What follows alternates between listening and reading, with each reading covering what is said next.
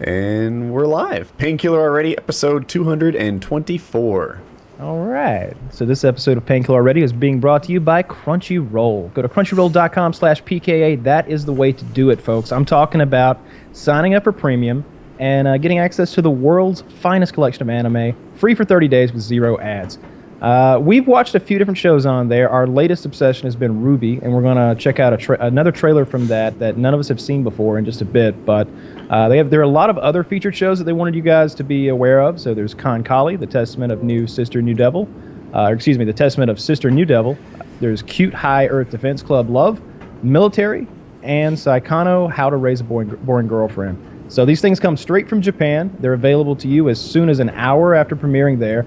And it's all professionally subtitled, so it's really the one-stop shop for anime on the internet.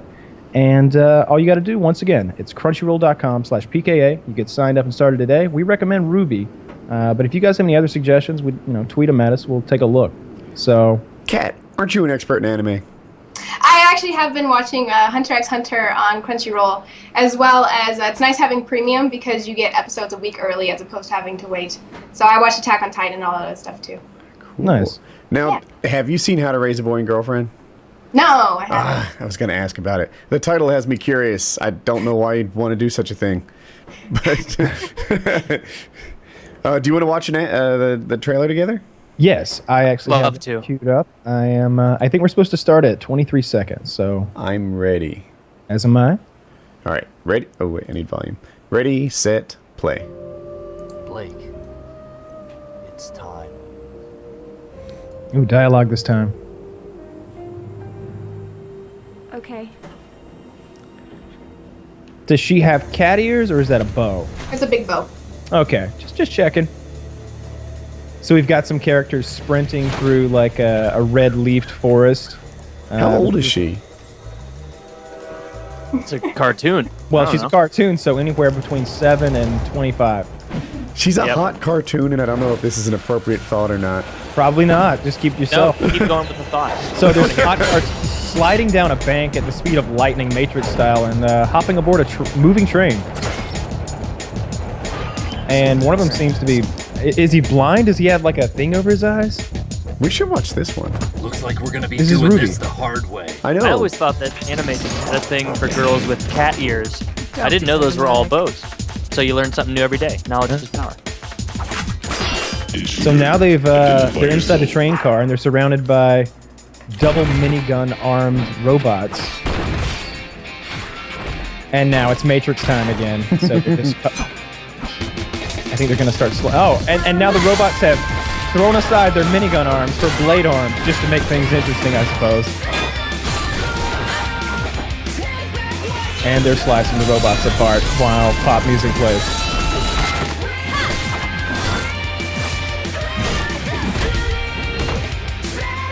I'm feeling it. Yeah. I'd like to know more about why these robots are evil. Let's do this. You need a backstory. Are you pro-robot? I might be pro-robot. You know, for all I know this hot ninja girl is like the villain in the whole story, and these robots just want peace. You're coming off a little bit as a cyber lover there. No, these robots are sentinels created by the Just to punish her. That's not true, Woody. That's why you just looked to the side for facts. I don't know. But I'm like, by the Just? How does he So know they're so much? continuing their like Matrix-esque spinning around faster than the speed of light and slicing things apart fight until they're in maybe like a boss fight. They've entered a new train car. To the next car. I'll set the charges. What about the crew members? Break here? What about them? Or are you going to keep Yes. watching? Your call. Although here is some sort of an enormous tarantula robot or something. Okay, no, it's only got 2 legs. All right. No, I count 6 at least. Yeah, Maybe it's 4 a legs, daddy and long legs. arms, and then some sort of a double-mounted on top. Wait, I feel like neither Kyle nor Woody are qualified to commentate this. Oh, not at all. If If anyone else wants to... the Oh, fucking you anime. jumped right in, Taylor. We need to get out of here. No, I don't know what's happening. These were actually, there was 4 trailers showcasing the show before it came out, and the B, she's black, which stands for the B in Ruby. Each one of them is the initial. So there's 4 girls that it mainly showcases. That's good to know. You're telling me she's black? I'm not That's buying her it. name. Oh, okay. She's featured as the color black. I'm like, I don't see it. All right. You ready to pause? Yeah, sure. I'm And- thinking it. I think I see where this is going. Very cool. Crunchyroll, check them out. If you like anime, you got to get Crunchyroll. How much is it a month, Woody? Is it $6 a month, Kyle? Yes. Yeah, there you go. $6 a month. Cheaper than Netflix. Yes. Yeah. All So right. get it. And There give it us is. credit. So first Oh, oh. off, do you want to go ahead and introduce our guest to everyone? Let's do that. Kat, can you tell us about yourself? Yes, hi guys, I'm Kat Gunn, and I'm a competitive gamer pretty much my whole life. I've made well over $200,000 playing competitively, and recently I spend most of my time playing on Twitch, streaming all the latest that comes out. I specialize in FPS and fighting games, and I dabble in cosplay when, like, on spare time when I go to conventions and whatnot. But mainly, yeah, I just game all the time. There it is. So what Fair did enough. you do before you could make a living off gaming? That's pretty much all I did. I started when I was 15. I mean, I was gaming ever since I was little, like 2. I played against my siblings in Mario Kart and all sorts of stuff. And I worked at Gamestop, of course. That's where everyone has to work as a gamer. It's a requirement. Yeah, they suck though. Did you ever steal any games? No. I Did you never, get games early? I would get 4 hours a week. I could barely pay for my cat food. 4 hours a week. Yeah, they were really like, I was the You game call that advice- work? I don't know what you call that, but I had to. I talked to the boss, and he'd given me another place to work at. And then when I went to the other location, which is the east side of where I live, my car actually got vandalized and such. So it was a bad experience overall. And unfortunately, my district specifically, they weren't really into your knowledge of gaming. They more so cared about just your ability to sell and push the subscriptions down their throat and the Game Informer. And I was kind of, it's just really frustrating as a coworker to like have to constantly remind people of, when people are at the like buying a game and they're like, oh, this story again of like, oh, I have to sign up and do all that. So unfortunately my GameStop could care less. It could be used toilet paper. They'd still be like, just sell it and push it. So you won season 2 of the Ultimate Gamer on the Sci-Fi Channel. How did you get into that? How did you get on the show? Could we get a backstory for what that is? Because I haven't heard of it, and I need to. Yeah, it was 4 years ago, and the directors Michael and Derek now do a show called Face Off, which you may have seen, which is like special effects makeup on sci-fi. Yeah, so they actually stopped on the 2nd season of Ultimate Gamer and went off to do that show. So unfortunately, the show isn't around anymore, which is a bummer because it was 12 people living in a house. The one who won got $100,000 and an Alienware, a Samsung package, the whole gaming setup. And what you would do is a real life challenge versus a video game challenge. So for instance, we played Battlefield on the PC, and we would have to like play off against. We had 4v4 at that point, and the real life challenge was paintball, and we would have to go from 3 different locations while setting up this satellite thing, and we shooting like literally it was paintball like versus each other. We were shooting each other, and it was pretty awesome because you were trying to like blind the other people from putting in codes, and they would do that for each game. It would all feature a whole nother style of reality challenge, and then depending on your 2 scores, you would pick the best, would choose a person to go in against the worst, and whoever the last man standing wins. Can you tap your mic just to make sure the right mic's picking you up? Woody. Yeah, it's totally not it. What? That's not the mic you're using. It looks great though. It's very professional. Is it? Yeah, you sound awful. No, I'll sound. You sound awful. I think just you're fixed using this your yesterday, too. webcam mic right now. Yeah, I think it is. It's using my stupid Logitech. Well, while you work on that, speaking Watch of how paintball, there you go. our paintball event is. Oh, you already sound better. Yeah, I could tell just from Yeah. like the. Yeah, much better. See, So we. now it's awful and it's rude and it's awkward. But aren't you all glad I did this? Every show needs a Much better, joke. 100% better. So Comment about how much you appreciate Woody interrupting Kat. And me interjecting now that our paintball event is fast approaching. Go to pvbomb.com. The park is called PV Explosion. It's outside of Chicago, Illinois. We're going to be playing there April 11th and 12th. You need to pre-register especially if you want one of the nicer guns that are on one of the two of the higher packages that they have set up for us, because they have a limited number of the better guns. If you can figure, if you follow me. So you said it very clearly and easily. I'm with you, dude. Is the worst gun the Tippmann 98? I think so. I think it's okay. Well, then you people need to sign up now, because the first year we fucking did this, me and T-Mart got hosed, and Kyle had like 2 goddamn machine guns. Woody was hooked up with like matching stuff, and I had to wear Kitty's old jersey and use a Tippmann 98 it like said an idiot. Muppets on it. yeah, Muppet Mower. He was totally dressed in like girl clothes with a mechanical hopper. With a shit tier gun. No, it wasn't a mechanical hopper. I would shoot 3, gravity fed, and then everyone would know where I was. And I had to go. Meanwhile, I'm over there. So if you don't want that to happen, oh yeah, you need to go there, pre-register, and if you're bringing your own equipment and you're not concerned with that, you're like, I don't need a gun, I don't need a mask, fuck all that, but I want to come to your event, all you have to do is buy a case of paint. So the case of paint, and then when you get there, let them know that you're in our group. Otherwise, you're just going to go and play with a bunch of other random jackasses, and you're not going to have nearly as much fun. Yep. So make sure you go, pre-register, and I'm not sure if there's anything else. Oh, can we watch my 45-second paintball video? Because I cut out a few little clips of my scope setup that I'm going to use to film at the event, and I just wanted to show everybody, just give them an idea of what it's going to look like. Link it. All right, it'll take me like 5 seconds. All right. I like how Kyle's implying that playing against him with his assault rifle with the fucking paintballs with fins on the back that go 100% straight is more fun than just a bunch of random people with Tippmanns. You'll get a lot more kills in the random group, but all not right. many subs. It's true. So if you want the full effect of this video, I recommend 1080p and 60 frames per second. But I am queued up at 0, and I'm ready to play whenever. Ready, set, play. So those are regular paintballs, so they're not going all that straight. That target's fairly far away. This is 3-round burst. That's not 3-round burst, Yeah, is it's it? pulling fast. Oh, okay. Oh, then that's not fair to call it 3-round burst. These are first strike rounds. Yeah, they all go in the same hole. This is 20 yards away. These are regular paintballs. They're still fairly accurate. And this is fully automatic.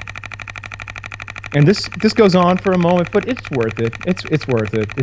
I got the scope set in, so the balls are actually going where the crosshairs are at about 25 yards. And I got some 45-degree sights on the left side of the gun, so they're kind of co-witnessing each other. So I can sight in with my iron sights and shoot fast. And I got mag-fed first strikes. I've got a 3D printed first strike magazine that holds 50 rounds that I'm going to have for the event. Kat, we're playing paintball together with fans and stuff next on the 11th and 12th, pbbomb.com. Kyle has assembled the most expensive paintball kit in the history of paintball. It's so douchey. It is so douchey. You want me to get it? You want me to get the gun? Sure, go Yes, ahead. get it. Beyond that, take your headset off. Now let's get started. All right. I'm just kidding. but beyond that, he's been like training for this. He's legit like lifting weights, hitting the elliptical. He's out running. He's drilling. He's doing like wind sprints. He has gotten so into this paintball thing that he's just going to wreck all his fans. That's his objective. He's hoping that they're like young and unskilled and he can just destroy them. I don't know why he's training so hard. It's like training really hard for a fencing match when you know you're going to get to use a Glock 19. Like, there's no point. There's no point. He's going to dominate even if he gains 60 pounds between now and then. It doesn't matter. Yeah, and I have done no training whatsoever. I got into paintball. It's a huge competitive scene for that. It's pretty awesome. I actually had a spider, and my dad was one of those people that kind of got laughed at because he would put on like a whole armor juggernaut suit to like, I don't want to be affected by these paintballs. And I'm like, dude, that makes you kind of look like a pussy. But that's true. But there's like no happy medium in paintball. Like you either go out there with the padded chest thing where everybody's like, what a dick. Or you go out there in like a wife beater and short shorts from the 80s and everybody's like, wow, what are you trying to prove? Just Yeah. wear something normal. There's no winning, Okay, so especially not against that. And you're Jesus so Christ, vulnerable Kyle. to neck shots and shots that still like suck no matter what. Oh, yeah. You have. So this is the DAM. DAM stands for Die Assault Matrix. It's if you're familiar with the DM series of Die rifles, it's pretty much the same interiors with a couple of modifications. It goes from mag fed to hopper fed with a flip of a switch over How here. do you shoulder it? Oh, on the. All right, I Tank. see. I'm not going to run it like this at the event though. I've got a remote, so this bottle will be strapped to my back, and I'll have a regular M4 buttstock on it. So Naturally, right. And how do you look through the sight? So I'll show you over here. So if you see, Oh, all right. So you co-witness on the iron sight and let the other thing film. yeah, all this stuff on top is for everyone else's benefit. I don't get to use the scope or anything at all. I'm using iron sights on the side, but they both point at the exact same thing, and the GoPro is perfectly lined up, so it gets to see what the scope sees. So you're gonna do like a Call of Duty montage, 2012 style? Oh yeah, that's the goal. I'm gonna put one of those little replay HD cameras, like right here. They're really really tiny. They do 1080p and 60 frames, and it should give a really nice like first person viewpoint when I look down to do mag changes and stuff. I've got my Scorpion tail GoPro set up, so there's a GoPro in third person mode, like 3 feet behind me. Always following me around. If we find And- ourselves on opposite teams, I swear to God, I'm shooting the fuck out of your camera. That's all I'm doing. Come on. I'll be the blur. I'm ready to play, man. I've been pretty psyched up about this thing for weeks now. So, really looking forward to getting out there. It's We got our happening. flights today. Yeah, I was happy about that. It was like a point of stress for me. Lozon's writing me every day, like, when's the flight? When's that happening? And I feel like I'm slacking, but I'm not slacking. It's just... Yeah, I felt the same way, and I wasn't slacking, and I think Kitty felt the same way, but she wasn't slacking. It was just well, I hate to say it, but the feels was they waited until now, but that's when they wanted to purchase it. It's just, Yeah, right. yeah, I don't want to like throw them Well on the bus phrased. or anything, Not but that they were slacking, they just waited till now. they waited till now. I'm sure they didn't see it as slacking. I'm sure they were just like, yeah, that's when we buy plane tickets. But to us, we were like, we're getting one of them plane tickets coming. Mm-hmm. Now, I'm sorry, I feel like we ran all over Cat, but I have one more little tidbit to add, and that is, so I'm flying in, Woody's flying in, and Chiz is coming as well, and we told Chiz, they were going to get Chiz's flight as well. They were going to fly Chiz in, and Chiz is like, fuck all that. What am I, a peasant? A peasant? You think I'm going to get an aeroplane? What am I, a Wright brother? I'm taking a fucking choo-choo, motherfucker. He's taking a train from like San Diego to San Francisco. Chicago, Illinois. No, San he's Fran- not. okay. He's not doing that again, is he? He took a No, he bus, took a last, bus time, and he's like, I don't like bus people. So, Oh, hey, Wait, so he thank you. won't get on a plane? Is he afraid of flying? No, he's got a passport. He's flown. He's flown out of the country before. Then what the fuck? Who would get on a train to Dude, go across the country? He was going to take the bus again, and I shamed him into the train. So I don't know how that even happened. I don't understand his motivation. He's frozen right there, but I didn't know you could still take trains that far. I didn't know. It's called the Zephyr. Is everyone okay? Am I still frozen? No, it only That's lasted why I a do second. this. imitating Kyle. Yeah, I'm trying to prove that I'm no Come longer on, cat. frozen. Yeah, there it is. So, Quality entertainment. All right. Especially for So an he's taking audio-based. this Zephyr in, which is this train that goes from San Francisco to Chicago, and it has like 45 stops along the way, maybe more. I don't know. He's got a layover in like Colorado for like 3 hours or something like that. And I told him, I was like, this is how it's going to go, dude. On my end, I'm going to get to the airport around noon. I'm going to have myself a cocktail, maybe have some French fries or something, because at long last my diet will be over. Then I'm going to board the plane, be a little bit tipsy. 2 hours later, I'm going to touch down in Chicago, and we're going to go eat some delicious food with Woody. You, at this point, will be somewhere on the end of one of the longest, most gross journeys that anyone has made. In an awful since- cornfield. And are there really layovers on a train, or is it just intermittent hobo meetups? Like you just go across the country. I imagine every stop, there's a bunch of flaming barrels with guys with like fingerless gloves warming their hands. over those big cans. Yeah, Yeah. like in Home Alone. When I hear train, I picture like you having your own stateroom, sort of a bunk bed situation, kind of like maybe if you were going on a cruise. But that's not what it's like at all. It is like a bus. You will have a chair, and it will suck, and you won't shower for days, and it's yeah. I can't imagine why he's doing that, but Chiz will be sleep. making like a 2 or 3 day journey to get in, and I'm gonna make a 2-hour flight. But yeah, 2 hours 11 minutes. 2 Welcome to hours and modern 11 technology. minutes, yeah, don't you love that? Yeah, it's great. Then you could be angry if it's like, 2:19. Liars. But he's going to be on the train for days. For days. That blows. Yeah. So at some point, Chiz will get there, and you can come play paintball with the 3 of us. So make it happen. Go click that link and pre-register. I really do like these events. Like I like them for a couple reasons. I like playing paintball. I love paintball.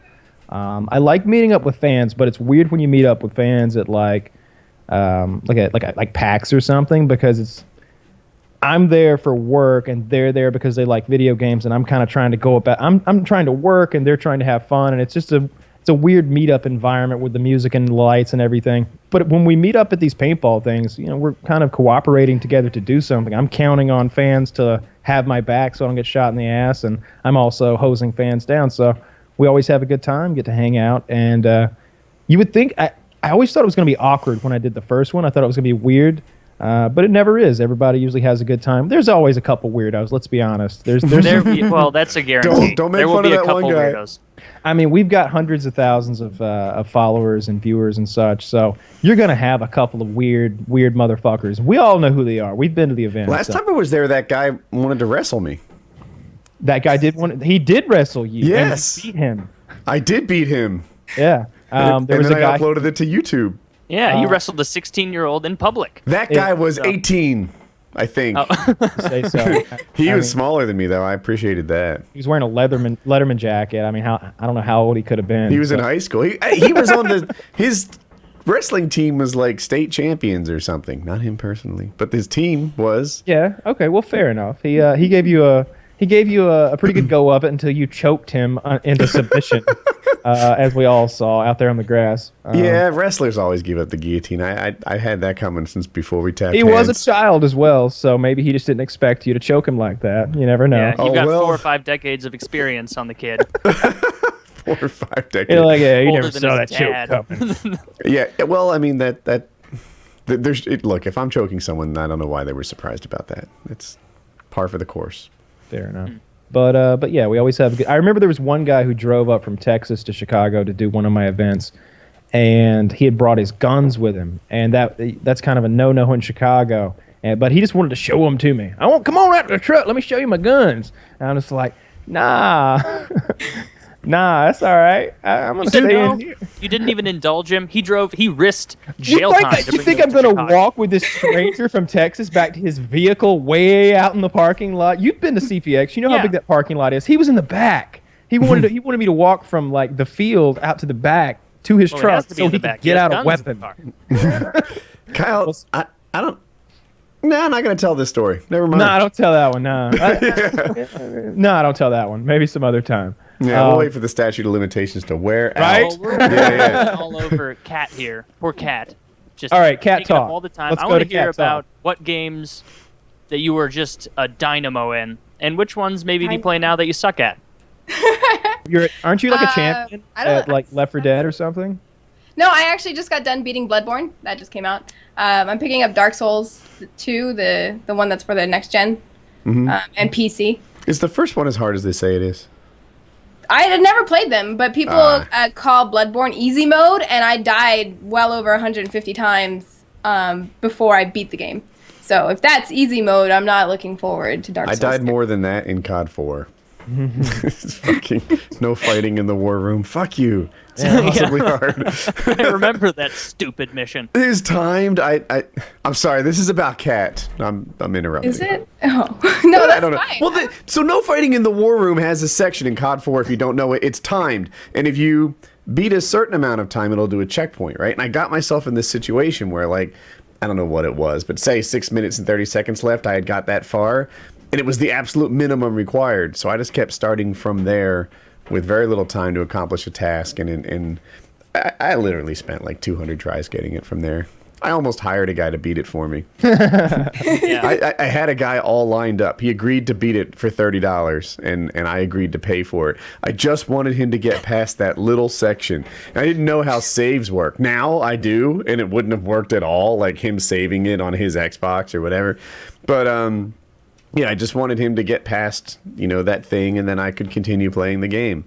And the only reason it didn't happen is I couldn't get a hold of him. Like, he was never available at the right time, and I beat it on my own before I was able to set it up. So, yeah. So, Anyway. Kat, are you all about consoles, PC, everything? I just got a Newegg just made me a PC. They built me a really badass PC. So I've been trying to, I play H1Z1, which has been a lot of fun because you get to kind of run in. I like H1Z1 because it's that environment where you can find other streamers, which I've noticed doesn't happen a lot in other games. In H1Z1, you can play Battle Royale, which allows you to kind of run into other people. And it's all about interacting and deciding whether you're going to kill someone or join up with them. And for me, it's a lot of abuse of fuck you, cunt. And I'm like, what? So H1Z1's a lot of fun for the social interaction. The game itself is really kind of bare bones. So does the other than abuse that, wear on you at all? Because you do a lot of Twitch streaming, the abuse. Everyone knows that Twitch comments can often be just a cesspool of awfulness. Yeah, I just got a message from another streamer, a female, who was asking for tips about that, about haters and how to deal with the kind of people that are in Twitch, because there are some people that really hate on you, and there's some people that really like you too. So there's kind of both. Girls sides get their they own can brand deal of with. hate too. Yeah, they can. But I feel like it's I really just my skin has gotten so thick for this kind of stuff. I have so much armor on that it's very hard for them. I have really good moderators. I actually have them all in a chat, and I talk to them about what's going on, what to promote, and also I have mod meetings about if there's anything to, if you're confused about what needs to be timed out or what needs to be banned. But other than that, it's just I've gotten so used to it. There's nothing that surprises me anymore. What bothers me is I've been streaming. I do every Monday. I stream with my dad, and he's a huge nerd. His gamer score is 214,000 on Xbox. He plays too much. Holy I know smokes. he's bad. He played the Hannah Montana He's game just to legit. get the points out of it. It was I'm like, Dad, you're embarrassing me. But no, All of a he's- sudden you're 12 again. Go on. I know, right? But he had a comic card store when I was younger, and that's what got me into the whole nerd realm.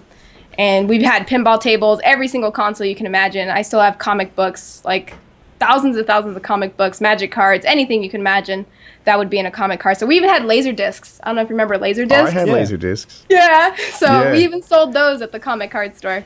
And when he streams with me, that's when I get the whole new realm of comments too, where they're like, "Is that your boyfriend?" and things like. And my dad's 60; he's turning 60. I'm not And it's judging. just- yeah, some of the comments though are just seriously, guys, that's so bad. Yeah. I was about to ask, which. So your armor is thick. I get that, right? And I'm getting thicker every year. I've been on YouTube since 2009 or something. But there are still things they can say that do penetrate the armor, and it's usually not the most vile stuff. My subs have heard this before, but when they threaten to rape my wife and daughter and stuff, I'm like, whatever. That's so boring. But every so often they'll be like, the color correction on this is awful, and I'm like, oh, really? You think? I tried so hard. What is it that gets you?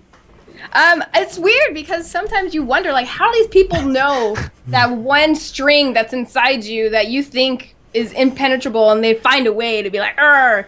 But yeah, they do find things that even I'll feel after winning the Ultimate Gamer Show, you get a lot of fans from that, and then I had somebody message me a good it's essay sized about, hey, I followed you, I respect you, but I've noticed that you've been showing a lot of boobs and a lot of cleavage, and I just think you're selling yourself out, and you're a sellout. And I'm like, so I go to my dad, who luckily knows everything about this kind of stuff, and I'm like, boob expert. I'm just wondering, am I a sellout? Is that something that's, because that's probably the biggest problem I have is the over-exaggerated comments about boobs. Woody and has cleavage. been whoring out his hairline for years now. He flashes it, he flaunts it, he shows it off. He doesn't care. It's all about the views. Yeah, Yeah, I everybody's. think that's the direct attack for girls is to immediately go for the fact that they're used more for selling things based on their image. And when people see the whole boob thing, they tend to instantly use that as your way of being legitimate. And, you know, a lot of the ways of me just brushing that off is knowing that I have accumulated, you know, accolades from playing video games for so many years. So, but it still gets to me because I'm just like, oh, what do I do? Do I like look like a freaking nun and cover myself up and pretend like I'm not showing anything? I just learned to get over it and be like, you know, behind their keyboards, they can say anything with no consequence. And that's the worst part. I think there's some sort of happy medium, like maybe a habit and the boobs. Just is that what that thing is called? I actually use What is my that hand thing? now. I'm it's just a- like, a- okay, they may be there, but now No. you guys ain't gonna see it. Shucks, what is it? What is it called that a nun wears on her head? A hat. I'm not Catholic. I thought it No, was I called. think no. Just start do a few sessions of your live stream where you do dress in like a full body gimp suit with nothing showing, and see if that. Well, no, that's a bad idea. Don't do it with a gimp suit. No. Do it with like dress like a nun.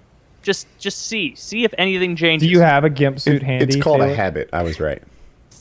No, I do like I stream in sweaters and all different things. It's like no matter what, they're still abusive. I mean, it's why I have the eyes, so it's like eye contact's no problem. I let them have whatever they want to have. Is that a minion shirt? Yeah, a it's a minion minion. from. Yeah. Oh, that's neat. Despicable Me? Yeah.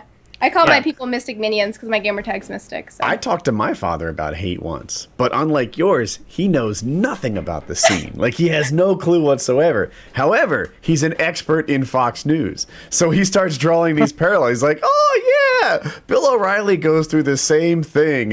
And I mentioned to him that, so I did a charity drive, right? I did a charity drive in which I donated 100% of the money raised to charity. And I got all this hate for it. And it's like, motherfucker, how you hate on that?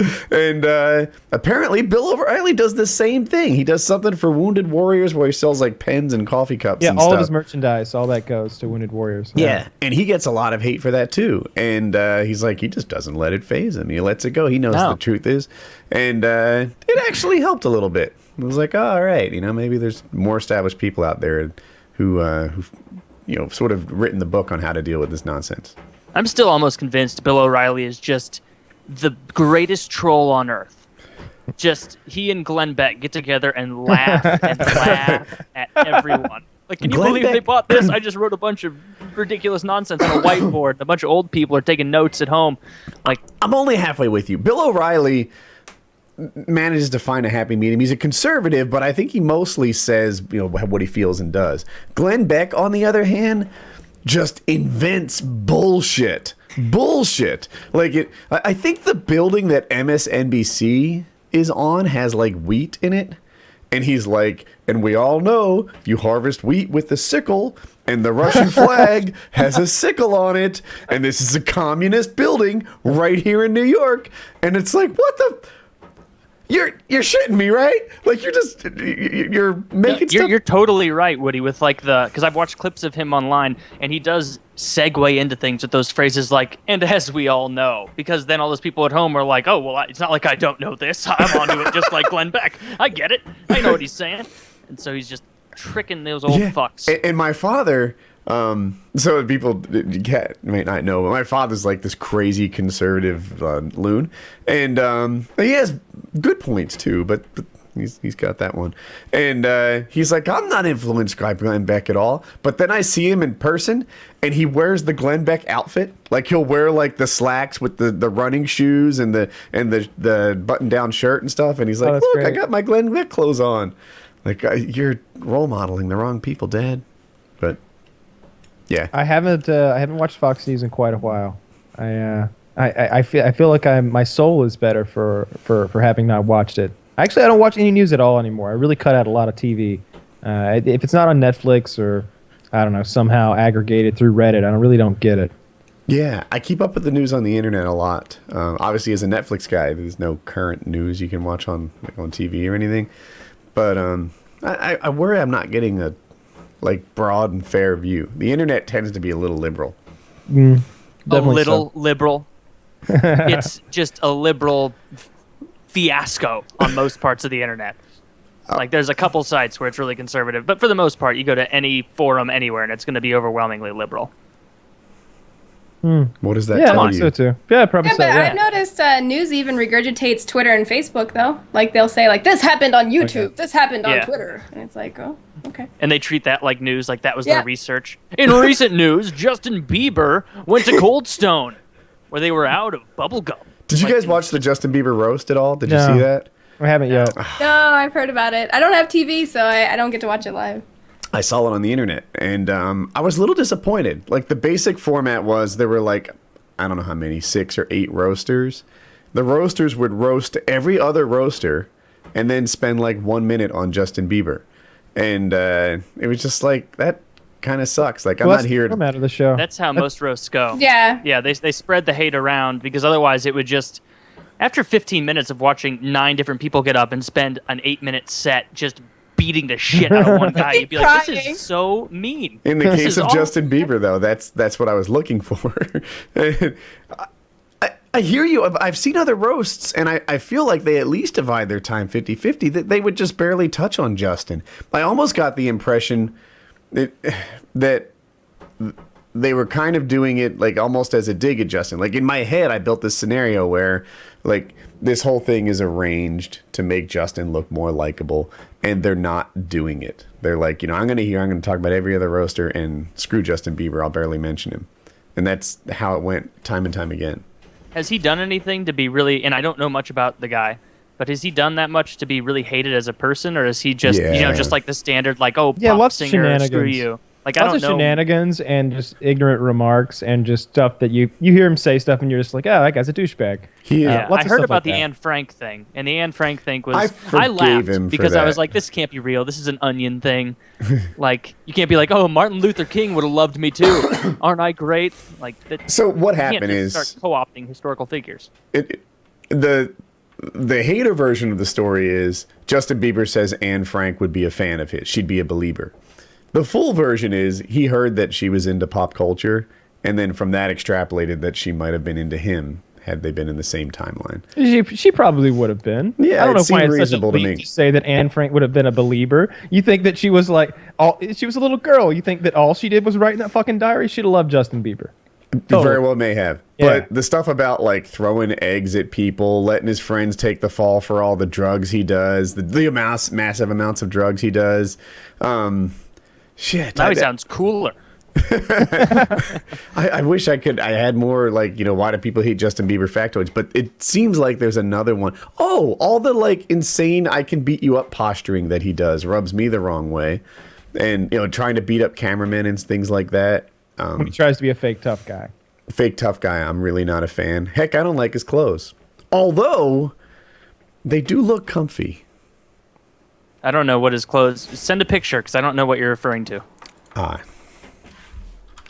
Are we going to Justin Bieber wardrobe choices now? Is that the next topic? This. Absolutely. Hang on tight, boys and girls. Hold on. I can't wait to send you Justin Bieber outfits.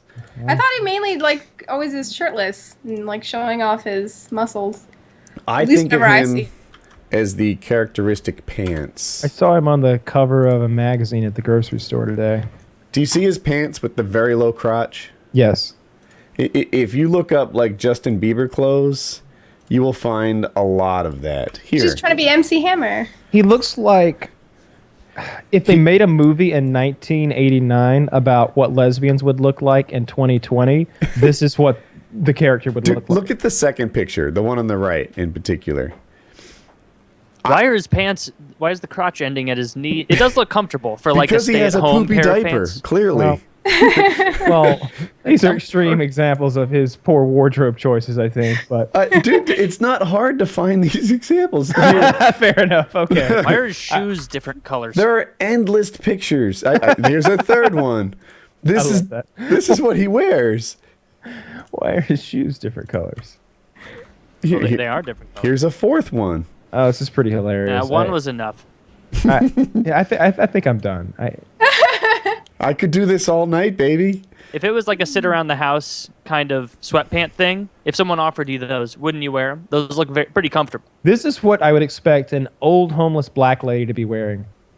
An old homeless black lady. You think she can afford Bieber pants? Yes. This is what I've seen. Remember that black lady we saw pooping on that building in L.A. that time, Woody? You weren't outside though. Never mind. I don't think I saw the poopy She lady. was wearing these same pants. That's all that matters. Was she? Yeah, she was loud. Dude, And- I have a topic lined up about pants. Thank God. Oh, All right, so check these out. This is CNN. Shit, I'm not trendy enough. Lululemon. Lululemon. Yeah. Lululemon smash new hit. Pants with manhood in mind. Right? So Lululemon has finally designed pants specifically designed for men who feel constrained in the crotch. Those of us with the the cervic pounders. The ABC anti-ball crushing pants are made with extra space to give you and the family jewels room to breathe. You guys are all looking like this is crazy. This is the outstanding. picture hasn't loaded yet, but that's a good idea. Just make pants more comfortable. What's wrong with that? It's a freaking great idea.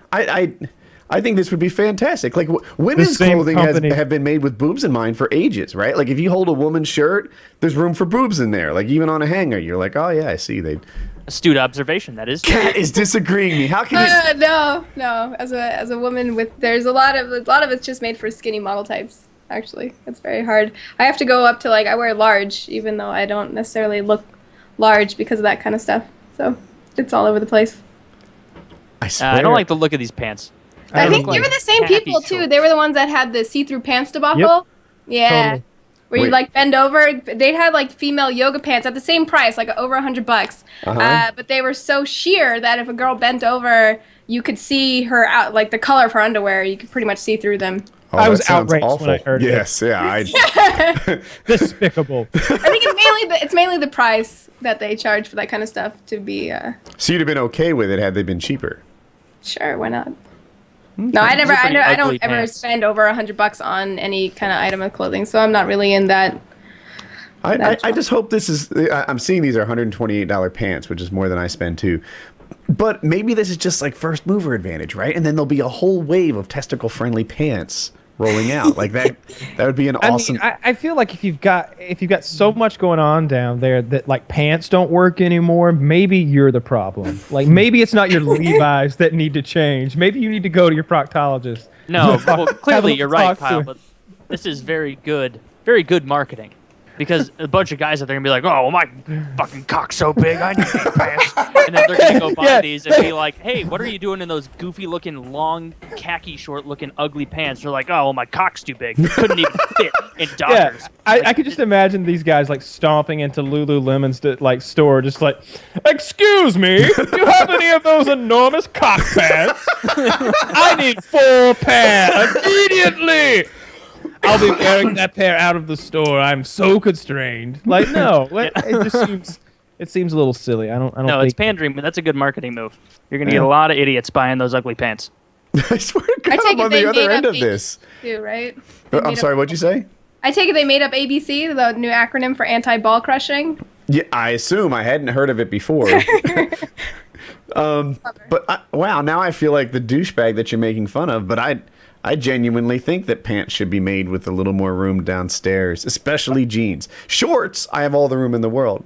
But I agree with you. But they should be made that way. It shouldn't be the apex of their marketing, where it's forget about the ugly color and how it has 6 shitty pockets on it that are gonna tear right off. You got a big cock, and we know it, right?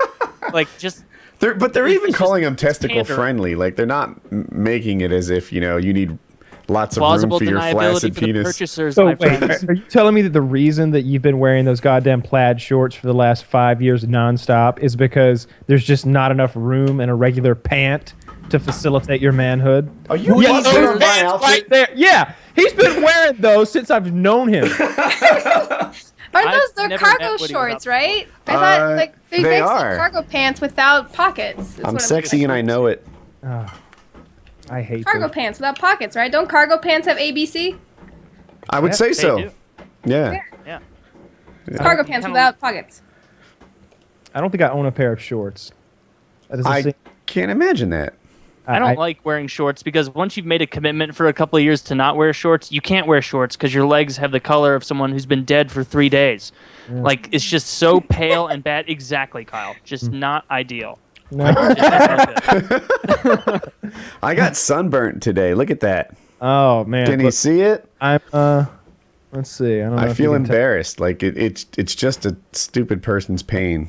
There you Nice, go. Kyle. Kyle, you got some guns there. Looking all right.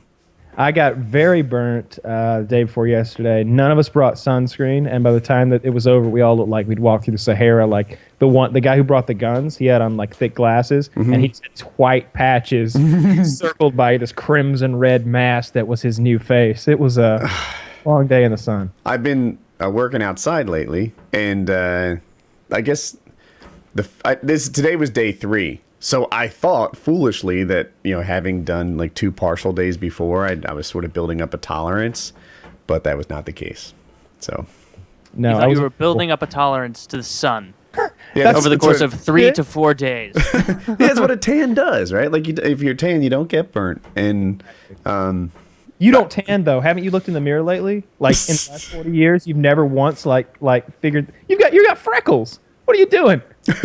I don't tan well. That's true. But I thought, I am capable of it. It just doesn't happen in 2 days. I forgot. I'm gonna have to go do something about like this crazy farmer's tan I've got going on because the back of my neck is like scorched. It's kind of hard to tell on camera because of the lights, but my face is all burnt, my nose is burnt, and like from there down is burnt. So I'm gonna have to even out so I don't look ridiculous. You gonna work with your shirt off?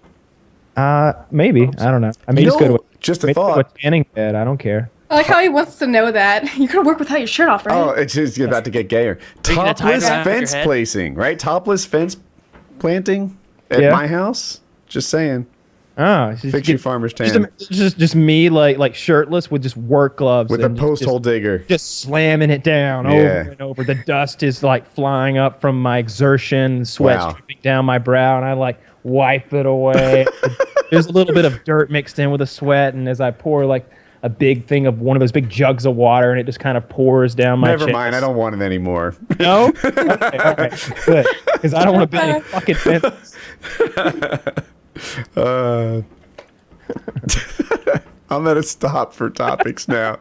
All right, so where do we go from here? Kat, it's your turn to pick a topic. Go. I was gonna end that last one. I actually do get make fun of like on stream, especially with the monitors being white and stuff. I do look fairly white, and even my dad's now calling me pasty because I'm a gamer. I just don't get out. I just I stay up. I usually stream till like 3 or 4 in the morning too, so my schedule is completely nocturnal. So yeah, kind of sucks not getting out. Yeah, you've definitely got a vitamin D deficiency. Yeah. Yeah. So I think we all do. That's what. Not me anymore. I'm burnt like an idiot. How does that work? Vitamin Like D supplements. really? Is No. that because I don't think that's a thing. I just hold a flashlight up against myself for a while at night. it is a thing? Kitty actually has vitamin D supplements. Maybe I should take some of that. Kitty. Kitty. Kitty. Is her Yeah, name Kit- Catherine? It's not. Her birth certificate says Kitty. She's British. Really? It's actually Kitty. Kitty. Nice. Yeah. What was I gonna say? Now we know. I could talk about some of the videos I filmed this week. We had some crazy stuff happen. Trying to think what else I did this week. I bring House Talk. I don't think PKA has heard about my subcontractor's prison record yet. Oh yeah, let's talk about Jamal. You were still going on Jamal? That guy's out of control. Yeah, so people on the subreddit know this already, but I looked up him on the Better Business Bureau. I just started doing like a background check because he put that lien against my house. And for people who don't know what that is, briefly, they file a lien against the money you owe the general contractor, right? So now that I'm notified of it, I can't pay the general contractor. He's sort of like said $6,000 worth of that it's marked off as his. And if I do foolishly play the GC, then I could pay Jamal again, right? So pay for the same work twice. So I started looking into this guy, like, who is he, whatever. I looked up his Better Business Bureau rating. It's an F. Like, he has 5 or more complaints that he's never replied to and such. Pretty much everyone he works with dings him, and he's an F. He's been out of prison for 2 years and 3 months now. He has 8 felonies, 6 of which are for selling drugs, and 2 of which are for violent assault with serious injuries on different dates, right? Like he's beating people up and hurting them. Yeah. It wasn't like, it was like one bad night or something. No, twice he's gotten felony convictions for this. This is the guy that the GC gave the password to my house to. So change the password. And so that's a thing. But overall, it's coming along. Like I think there's maybe just 2 more weeks left on this thing. And You're talking about your door password for like... It's for the garage door, actually. So there's like a little keypad there. And with the garage door, you can get into the house, and that's that. So we had to change it. I guess that's it. They messed up the upstairs floor that had like laminate on it, and that laminate was discontinued. So they started like ripping it out of other rooms and putting it, like as a supply. And we put real hardwood in the room that it came out of, but that's nearly done. And yeah, I don't know. I'm just like, I built them a punch list, and I think maybe 2 weeks. And tomorrow they have a cleaning lady coming. I'm kind of psyched for that because it's a wreck, and it's just coming together. I haven't really felt a positive vibe about it ever until just recently. Things are getting close. They're putting like plates back on the switches and receptacles and things like that. It is finally in the home stretch. How did Jamal win you over to initially hire him? What did he convince you with? Did he threaten Where'd you? you find these guys? So Yeah. I hired the general contractor, and I hadn't met Jamal, and neither had the GC, but the general contractor went to like a local supply house and said, "These are the tasks we need to do. Can you refer us to somebody?" And they're like, "Oh yeah, Jamal's good." And since then, the supply house stopped working with him, and of course, my general contractor's suing him, and it's a wreck. But yeah, I hired the wrong GC, I guess, and he hired the wrong subs. So that's how that went down. So lesson here to look that up first, right? Look it up. True. The better business. So what happened was we started getting recommendations from people that we knew, like for general contractors. One was from the decorator. Another one was from our real estate agent. And we had known the real estate agent for a year. We had known the decorator for like 2 weeks. And their quotes were within $1,000 of each other. So we went with the one that the real estate agent recommended. Because we knew him longer and we trusted him. And, I guess he'd been in the area for so long. We thought he'd know the scoop. But it didn't turn out like that. So he said it'd be done in 2 weeks. He started in mid-January. He's supposed to be done January 31st.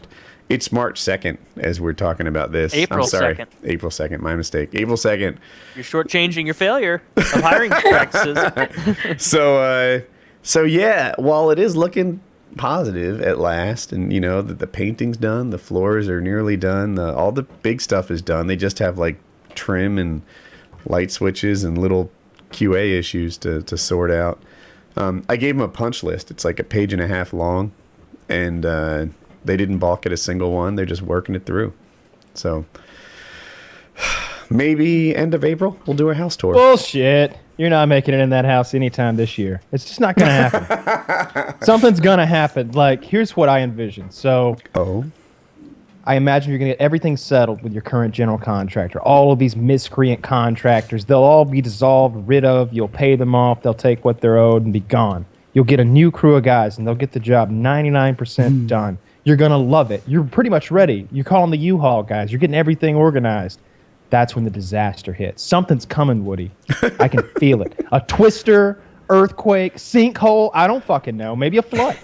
Something's coming. I don't feel jinxed. It seems like you've been jinxed every step of the way. Well, and I know how now. it feels like that whole story I told you today about going out to film and fucking it up 4 times in a row. That I just feel like sometimes the cards are stacked against you. The odds are just not gonna play out in your favor, and you're just doomed. I hear you. I think at some point perseverance pulls through and you get it done and it turns out okay. I mean, maybe put the house on the market and then just be rid of it. Just be rid of it. It could be like a poltergeist house. What if you move in and there's poltergeist? How ridiculous is that going to be? That would be so badass. I would love that. Yeah, I wish I knew what else to say. We're finally closing in. I've got to sort out the shop. I'm just sort of taking a moment to breathe. I want the house to be done. I want to pay my taxes, count the money, and then see what the budget is for the shop. Count the money. That sounds like that's a fun job, right? Counting money? Yeah. No. I remember like growing up, my dad would keep a good amount of cash on hand. Mm-hmm. He would oftentimes cash like big checks just so he'd have enough a lot of cash on hand, and there'd be $35,000 or $40,000 like cash laying there. around. Yeah, Right. and like he would keep it locked up in the vault and everything, and it was pretty. Honestly, it's just he and I that have the safe combination, so it wasn't that big of a deal. But I just remember being a little kid, being like 8, and like I'd be home alone, and I'd get like $50,000 in cash, just throw it up in the air, make it rain, and like roll in it and Gave an stuff. 8-year-old the combination to a safe with $50,000 in it. And a few weapons. I don't know about maybe 50. How else am I going to get to my guns? I got to know the It's true. combination. It's a sound Yeah. point. You should be more Think impressed this that an through, Taylor. 8-year-old could operate one of those spinny combination locks. Think about that, and remembering the combination. Yeah, 3 numbers. Wow. Okay, well, there's the left-right pattern as well. There were kids 2 in high school directions and You have 3 to numbers. pass it on the second go There through. were I remember there were 3 kids in high school that were so fucking dumb they had to get like special locks. They couldn't figure out the combination, and the teachers just Oh. gave up.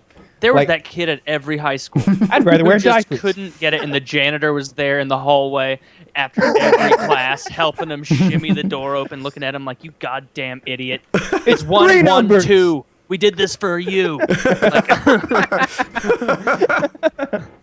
I would always leave my locker unlocked anyway, but because like who's gonna fuck with the locker? Except for me, I was literally the motherfucker who like when I'm like the only one walking down the hall, I'm like jimmying them all, like open, locked, At open. my high school, jackpot! if you didn't spin the lock, it didn't relock. Like you had to give it that twist. Yeah, exactly. Yeah, that's how ours were. So I would look for ones that people hadn't done that to. Go in there and mess with their shit. I wasn't a thief. I was more of a No, prankster. of So course like, not. so I just fucked with their I shit. wasn't so a they know thief. I somebody was a had been there. vandal. There you go. Yeah. More of a prankster. I like it that way. So Well, of course you do, you vandal. whatever. I definitely was more of a prankster though, because that's what I always got in trouble for. It was always pranks. It was never anything like malicious or like I was never trying to hurt anybody. It was always just hijinks and shenanigans. I got You in never trouble saw for like an being late. especially good-looking lunch and took that ever. You never saw, oh, this guy's mom made him something pretty dope today, and I don't have shit. Oh God, no, I would never. No. First of all, there was some sort of a stigma I felt when I was in high school for like bringing your own lunch. Like when you're in elementary school, it's cool because you've got something mom made. But when you're in high school, it's like, I don't want mom's food. I'll eat what the cool kids eat. And like the only people who brought their lunches were like really, really awkward kids and just I didn't. You wouldn't want to be that guy who breaks open that fucking Frigidaire little mini cooler and starts getting out your puddings and shit. Like, My high school was totally different. Well, Oh, I yeah, it know was the it was. 20s. You had a metal pail that you were carrying. So Uphill in most the snow people both ways. most people bought lunch, right? That was the thing. However, the athletes would bring their lunch, right? They're the ones who had like protein and a rice or something like that. Like they would have carefully planned out meals. And if you did that but weren't an athlete, you were like a wannabe. Like it's worse. So either Yeah. know your role or, I guess it's know your role in either case. So it wasn't until I became like, I was a swimmer, and if Kat doesn't know, it wasn't until like my senior year when I started like bringing my own lunch and being cool. So That's yeah. what made you cool. I've always Look at me, wanted- I eat lean protein and brown rice. Anyone jealous? Do you remember every once in a while in like middle school, it wasn't grade school because it didn't fucking matter, but in middle school and high school, when you would see a friend who brought their own lunch and they took the napkin out, and it was no mere napkin. There was a note scribbled on from their mom, and you would snatch it away and read it to everyone. Oh, how Did terrible. you ever have that? You never noticed anyone with a little note written on there? Maybe it's I've just 2 or noticed 3 it. instances. Yeah. I noticed it, but I would never steal a kid's note. That's from his mama. I know I was a dick, but And you'd read It it was for fun. the others' amusement. yes. He like holding it up above a Yeah. short kid, just like, Just Dear pushing Jimmy, I love you so much. I put some prunes in there, so maybe you'll be able to poop tomorrow. He was like, That I'm like, rash taken care of. I Doc saw this- meanwhile, appointment Jimmy's on cutting Tuesday. himself back at home. Yeah. He did that I shit saw this to on him. Reddit. So the teacher tells people that if they pass notes, they're going to get in trouble. And he's going to read the note aloud. So the kid scribbles out his note, whatever, and then kind of obviously passes it to class. And he holds it up and reads it. And it's like, never going to give you up, never going to let you down, never going to run around and Teacher got Rickrolled. You got Rickrolled. Well played. I had a little Rickrolled the day before yesterday. Did you see my April Fool's video? I got Rickrolled by it. I was like, I recognized, of course, it was an April Fool's video, but I was like, I want to see where this links to. What did he has going on? Can we watch it? It's only like a minute long, and I promise I won't file any copyright strikes against you. Link it. All right, let's see here. Let me put my coffee down. I liked Woody's April Fool's Day tweet of getting Joe Rogan on the I podcast. love that.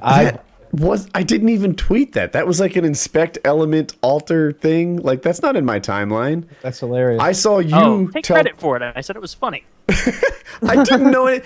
I got your text message to Chiz about how we landed Joe Rogan, and I'm like, oh, I wonder what he did. Like, Chiz must have tweeted it. And then I saw that I tweeted it. I did not, but I liked it too. So what do we got here, Kyle? I am linking you right now. All right. Let's get this thing high quality. I'm queued up at 0. Is it my? Is everybody ready?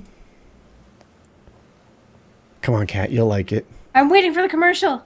Okay, let me know when you're ready. Okay. Yeah, don't you skip that Fast and Furious. ad. You watch that whole Don't fucking skip thing. You that buy ad. that guy's insurance. You watch it 10 times, he'll make a penny. Fast and Furious and chicks fighting. It's awesome. Oh, that's a high CPM. All right, it's good to go. All right, ready, set, play.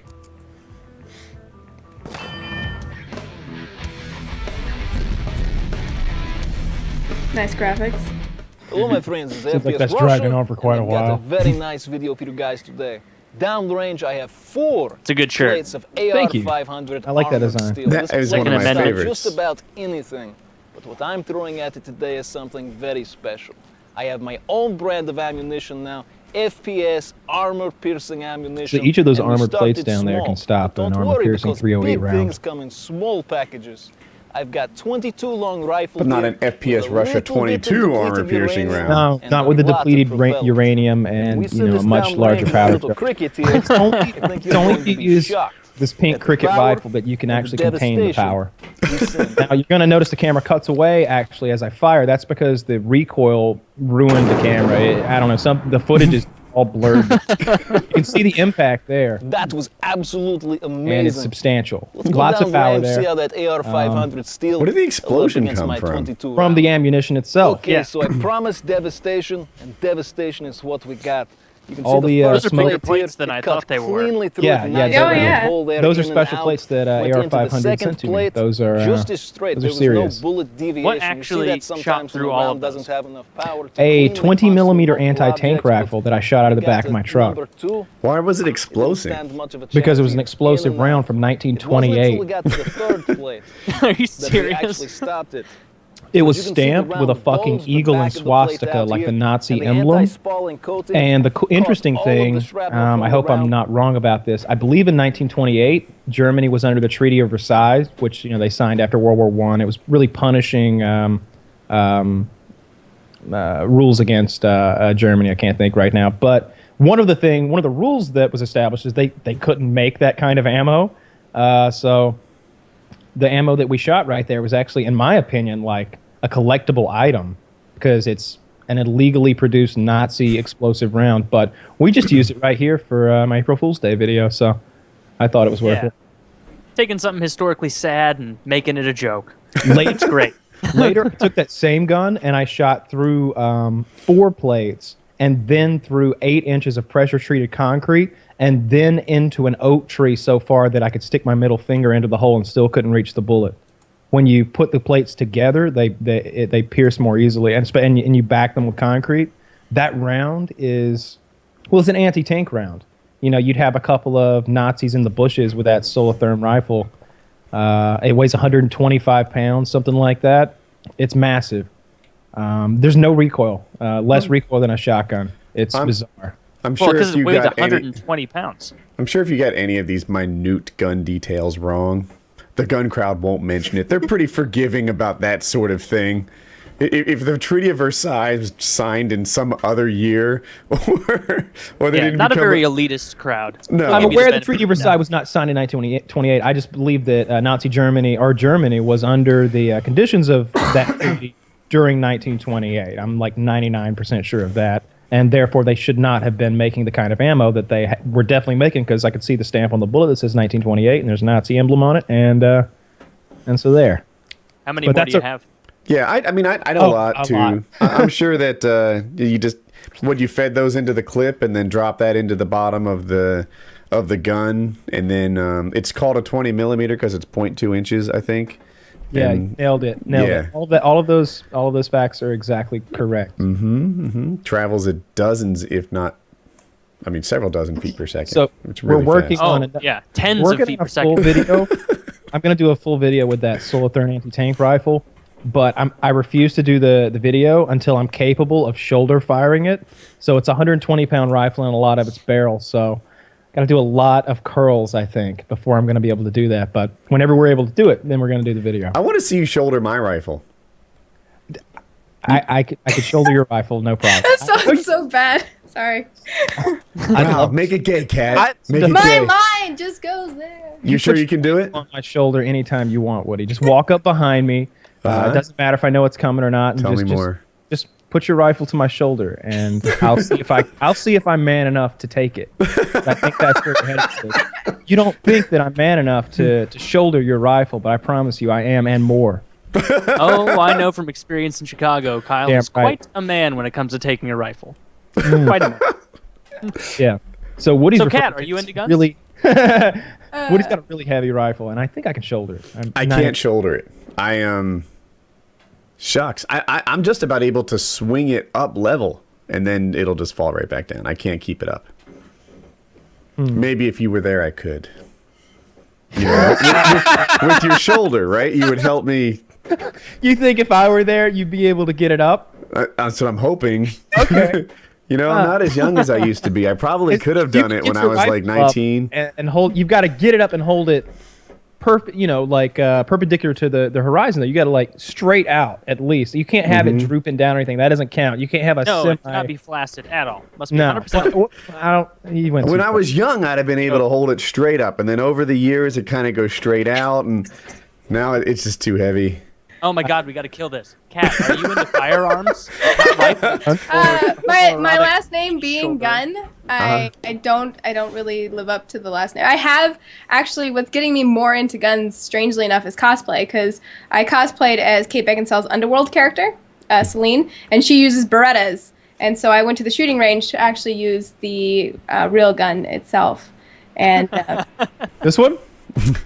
is that, I don't know if it's actually that one, because there were gun people that came in and said, oh, there's this extension and it has this to it, and so there is a lot of specifics, and she changes guns halfway through the movie, but it's nice having gun people out there because they are really on top of their shit. Wait, And that's not nice. That's the worst part about having gun people out there. They are so on top of their shit. Heaven forbid you have like a 92F instead of a Beretta 92, Oh, whatever yeah. the flip it is. Oh, the way I was holding the gun in the picture, I just got so much shit for that. It actually made me take the photo down because I was like, okay, I'm gonna go back and retake that photo correctly. You had Did your you not finger on have the proper trigger discipline? Is that the scoop? No, the guy. Oh my god, this shooting range. It was just specifically one guy. I was. I'm intimidated by guns. You know, I'm still getting comfortable with them. But this guy, he doesn't even like help. He's kind of like just lazy, like some sort of stoner dude or something, just sitting there like, yeah, just That's go what you over want. there. You know. That And he sounds like didn't an really ideal help. safety officer. Carry on.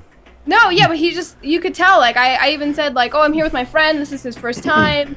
And he just didn't really care. He's just like, go over there, go to that thing. And we had to stop him at least 4 to 5 times, asking him questions to make sure that it was the proper way of doing things. And yeah, they just were not very good at assisting, which I was going to get on like Yelp where we found them and kind of get on there and say like, yeah, they need to be more on top of that because it's not good for a newbie to not have assistance in that kind of situation. But It's gonna be dangerous. That sounds like a very, very friendly, dissatisfied Yelp review. You know, we should be more on top of this. I like how you didn't go to just immediate anger and frustration. My range would have been all over you, and not in a helpful way. They publicly embarrass you for any like minute violation you might make. I hate that. I hate those gun snobs who come over and they like don't like the way you're holding your thumb when you're putting a round into the magazine. They'll say something about stupid shit. Like, you want to be putting your thumb on the side so you're not numbing it up for the grip, and it's like you're making shit up, you ass. I think it's better to feel embarrassed and learn like you'll never do it again, as opposed to just like having this guy that doesn't give a shit and he's just like going off and doing his own thing. There has to be a happy medium in there somewhere. Because the problem is they'll be so nitpicky, and sometimes gun guys will sort of revel in the fact that I have something over this guy. This is my area of expertise, and this guy knows nothing about it. He might know how to do all that fancy doctoring or what, but I know how to operate this coat here. So you get that guy, and he just really wants to talk down to you and be an asshole. Like when I show people how to use a gun for the first time, I don't give them a bunch of bullshit that they don't need to know. I just give them the basics and make sure they're not going to hurt anybody or do anything dangerous, and let them have some fun. And then once they've had a little fun, then maybe they'll want to learn the difference between a clip and a magazine and stuff like that. And if they are too nitpicky over certain little things that don't matter, when they still haven't mentioned like keeping your finger off the trigger till you're down range and ready to fire, you're just going to start to think like, okay, this can't be as serious as they're saying if they're telling me to, lay the gun down differently while it's still pointed down range. Just stupid shit. And you just start to rationalize it in your head like, this isn't as dangerous as everyone says. And that's how you make mistakes.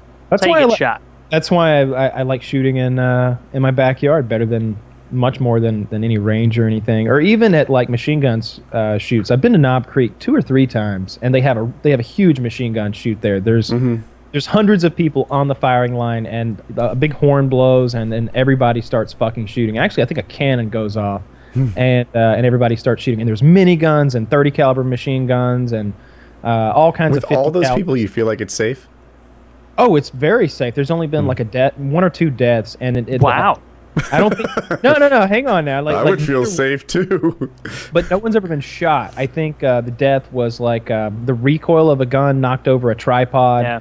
And then a brain aneurysm, right? Yeah, I think it hit right a girl. On the spot. You gotta imagine it's really heavy. Was there a hole? I don't know if there was a hole. What's wrong with you? He's like brain aneurysm right on the spot. You're like, I think he's talking about getting shot in the head. No, a machine gun fell over, and the tripod that it was sitting on, the leg of it, and it's a big leg, big metal, heavy thing, hit a girl in the head, and she died. I think that's the only death I really know of from there. But anyway, it's even with all that, it's safe. It's and that's. I forgot where I was going with this. Yeah. Real safe unless you're one of those 2 Nazis. people. Oh, I was just going to say I would prefer to shoot at my place than to ever shoot at that thing again, because it's just not that much fun. It's just not. You can't do what you really want to do. It's a lot more fun when you're on your own personal property, away from the prying eyes of someone who's going to think that what you did isn't exactly the way they want it done, and you can have a lot more fun. If you enjoy shooting, you should shoot with tracers. It wasn't until I shot with tracers that I understood what the bullets did after they hit stuff. And there's kind of a... I guess if you shoot at a range enough, after the bullet hits its target, the bullet's just kind of gone. Like, it's hitting a big bunch of rubber mulch or whatever it is. But when you shoot with tracers against a tree and such, like, you really see where they're going afterwards. And it's eye-opening. And then you become safer. They go places. Like, they're like rubber balls. Sometimes they'll just make a right turn and go off that way, and sometimes they'll just skip straight up and just, go into the air until they just dwindle out of fire. They do weird stuff. That's what I was doing all week. I was shooting 22 tracers at golf balls. It was probably 3 years ago or something. We went over to Wings of Redemption's house. And Wings and his girlfriend were shooting at a tree, and Kyle and I weren't like behind that tree, but we were behind the tree and off to the side. And Kyle's like, this is dangerous. Like, he shouldn't be shooting with us downrange like this. And I was in my head, like, I guess I like academically like understood how it could get to us. And then later that day we brought out the incendiary rounds, and it was like, whoa, now I fully understand the danger we were in. Like, I don't know where we were shooting either. So just a little backstory for this. We went to Wings of Redemption's house. Was this New Year's or was this a different time? Do we want to catch Kat up on who Wings of Redemption is, in case she's not familiar? Kat, do you know who Wings of Redemption is? Oh, cat. Oh, Kat. Oh, cat. Cat. I thought all three of us should say it. Where do you begin? I've just been stuck in the gaming world. I just do gaming things. He's a gamer. Wings So, of Redemption is a where do you gamer. begin? He is. I feel like I should know. He has something like 500,000-ish subscribers on YouTube. He's kind of OG. Like, I want to say that his channel started in like 2008-ish, 7-ish. He's largely COD. known for COD, but he plays other games too. He's into Fallout. He's into Dragon's Age. He likes Dark Souls. I don't know if he likes the new one. Battlefield. So mostly a shooter guy. He's good at video games. He's got a ridiculous sort of personality that I feel transfers really well to YouTube, and he's got a crazy like home life and family life, and there's always lots of drama going off, and it's like a crazy, bizarre situation that he lives in. So he's very entertaining to us. So we went to Wing's house for, was it New Year's when we Yes. did the shooting, or was it a different time? It was New Year's Eve. Yeah, we went there for New Year's up near Myrtle Beach in Conway, South Carolina, and I brought a truckload of guns. I don't know how many I brought, like 10 or 15 guns, and a lot of ammo too, and some tannerite, I think. And I don't know. I don't know if we shot before or after. We shot a little bit, like on New Year's Eve, like you shot some explosives. But Yeah. it was New Year's Day that we Okay. hauled everything out. So he said, "I've got the perfect place to shoot. I got a place. And so he takes us out on, I don't know where we were. We were on public land or Some something. swamp or something. Yeah, out in the middle of nowhere, like on this dirt road, and it ended at a swamp, and there the swamp was, and we started shooting, and it was a bizarre situation. His whole family was there. Bastard Brooke was there, God rest his soul. Gangster Grandma was there. But his mother was there. I felt like a fish in a bowl or something. Like the Wings of Redemption squad was there to see in my head, we're normal people, right? And they're the I want to describe them as extreme country, We were like deliverance. We were like Martians who were new to that, who just had landed, and they were just coming to see what the fuck was up. And it was they were all kind of standing off the side watching us as we shot guns and filmed and stuff. They like huddled together to watch the things that we did. Yeah, because we were outsiders. And yeah, go on, Kyle. I don't know. That was a fun day. We shot a bunch of different stuff, and but yeah, Wings was shooting that tree, and I felt for sure that at any minute he could just kill one of us. I just imagined one of those 7.62 by 54 millimeter tracers darting off of a tree or that plasma he was trying to hit, and just taking my jugular out downrange. So Yeah. Would That have was, ruined your channel. yeah, right. Yeah. And there weren't even any cameras rolling for that either. That was That's an an interesting oversight. day. Shooting with Wings of Redemption. I don't think we shot when he was here. We were too busy filming with cows and doing Jeremy pulls. Have you guys spoken to him recently? I haven't in a couple weeks. Yeah, me too. It's been a couple of weeks since I last talked to him. But Just doing the weekly check-in. I don't know how he's Vicariously through doing. you I know that guys. he's streaming on Twitch a lot more than he had been. It seems like his focus. A lot of people have kind of shifted their focus from YouTube to Twitch. Because Some people quit YouTube and just do Twitch now. They had there's a girl I know, LL Ray. She has like a 200,000 subs on YouTube, and she hasn't uploaded in 3 months because she's just all Twitch. that's where the money is. Yeah, Twitch has a model where basically people just donate straight to the streamer and they get 100% of the cash. Yep. Whereas YouTube is going the other way, and even if you find your own brand and integration deals, they're trying to get shut that down and take a piece of that, and it's hard when it gets split like that. We'll see.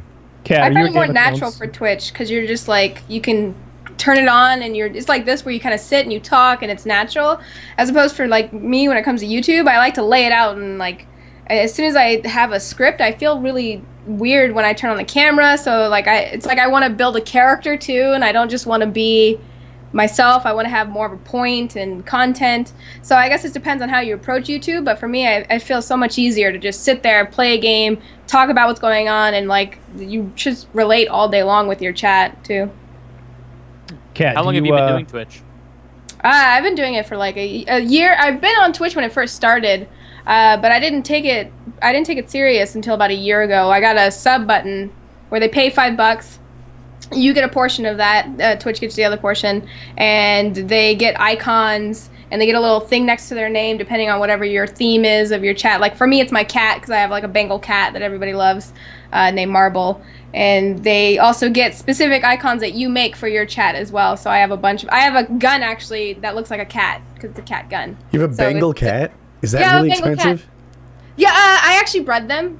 They go anywhere from $600 to $1,000 or $1,200 if you get. But there's ones that look like leopards, and then there's ones that are like striped and have like crazy stripe patterns. But it's actually, I don't know, that they call them Bengals for whatever reason. It's a breed that's been around since the 80s, and they call them lap leopards because they look like the main Bengal is like a mini lap leopard. But the one I have, she has like kind of just all sorts of crazy variations on her coat. And it was fun. It was a whole experience for me. I did 3 generations of breeding them. Why'd you stop breeding them? It was essentially selling them and getting them to a house that you would think cares as much as you do for the cat. I went to check up on some because they have to get neutered or spayed depending on where they go. Mm-hmm. And I went to check up on a guy cat that I'd sold, and he was just in the condition he was in was nothing that I would want a future cat to be in. The room was just like really smelly. It smelled like boy cat, and she had like a gajillion other animals too. She had 5 acres of like horses, chinchillas, ferrets, like anything you could think of. She owned it. Yeah, normal, sane person, right? I don't know how you even take care of that many animals. Like you'd literally have to spend your whole day feeding and caring and cleaning just for animals. So I think she had a squad of people just to do that as well. So after that experience, I was just like, I can't trust the people that they go to, unfortunately. So I just did it for my own personal cat and kept one of them out of the breed. So. Do you know who John Jones cats, is? Those huge ones. No, that's ocelots. Those are ocelots. Those are the $22,000 dog height. That's leopard. what John Jones is. So I put a link in the description.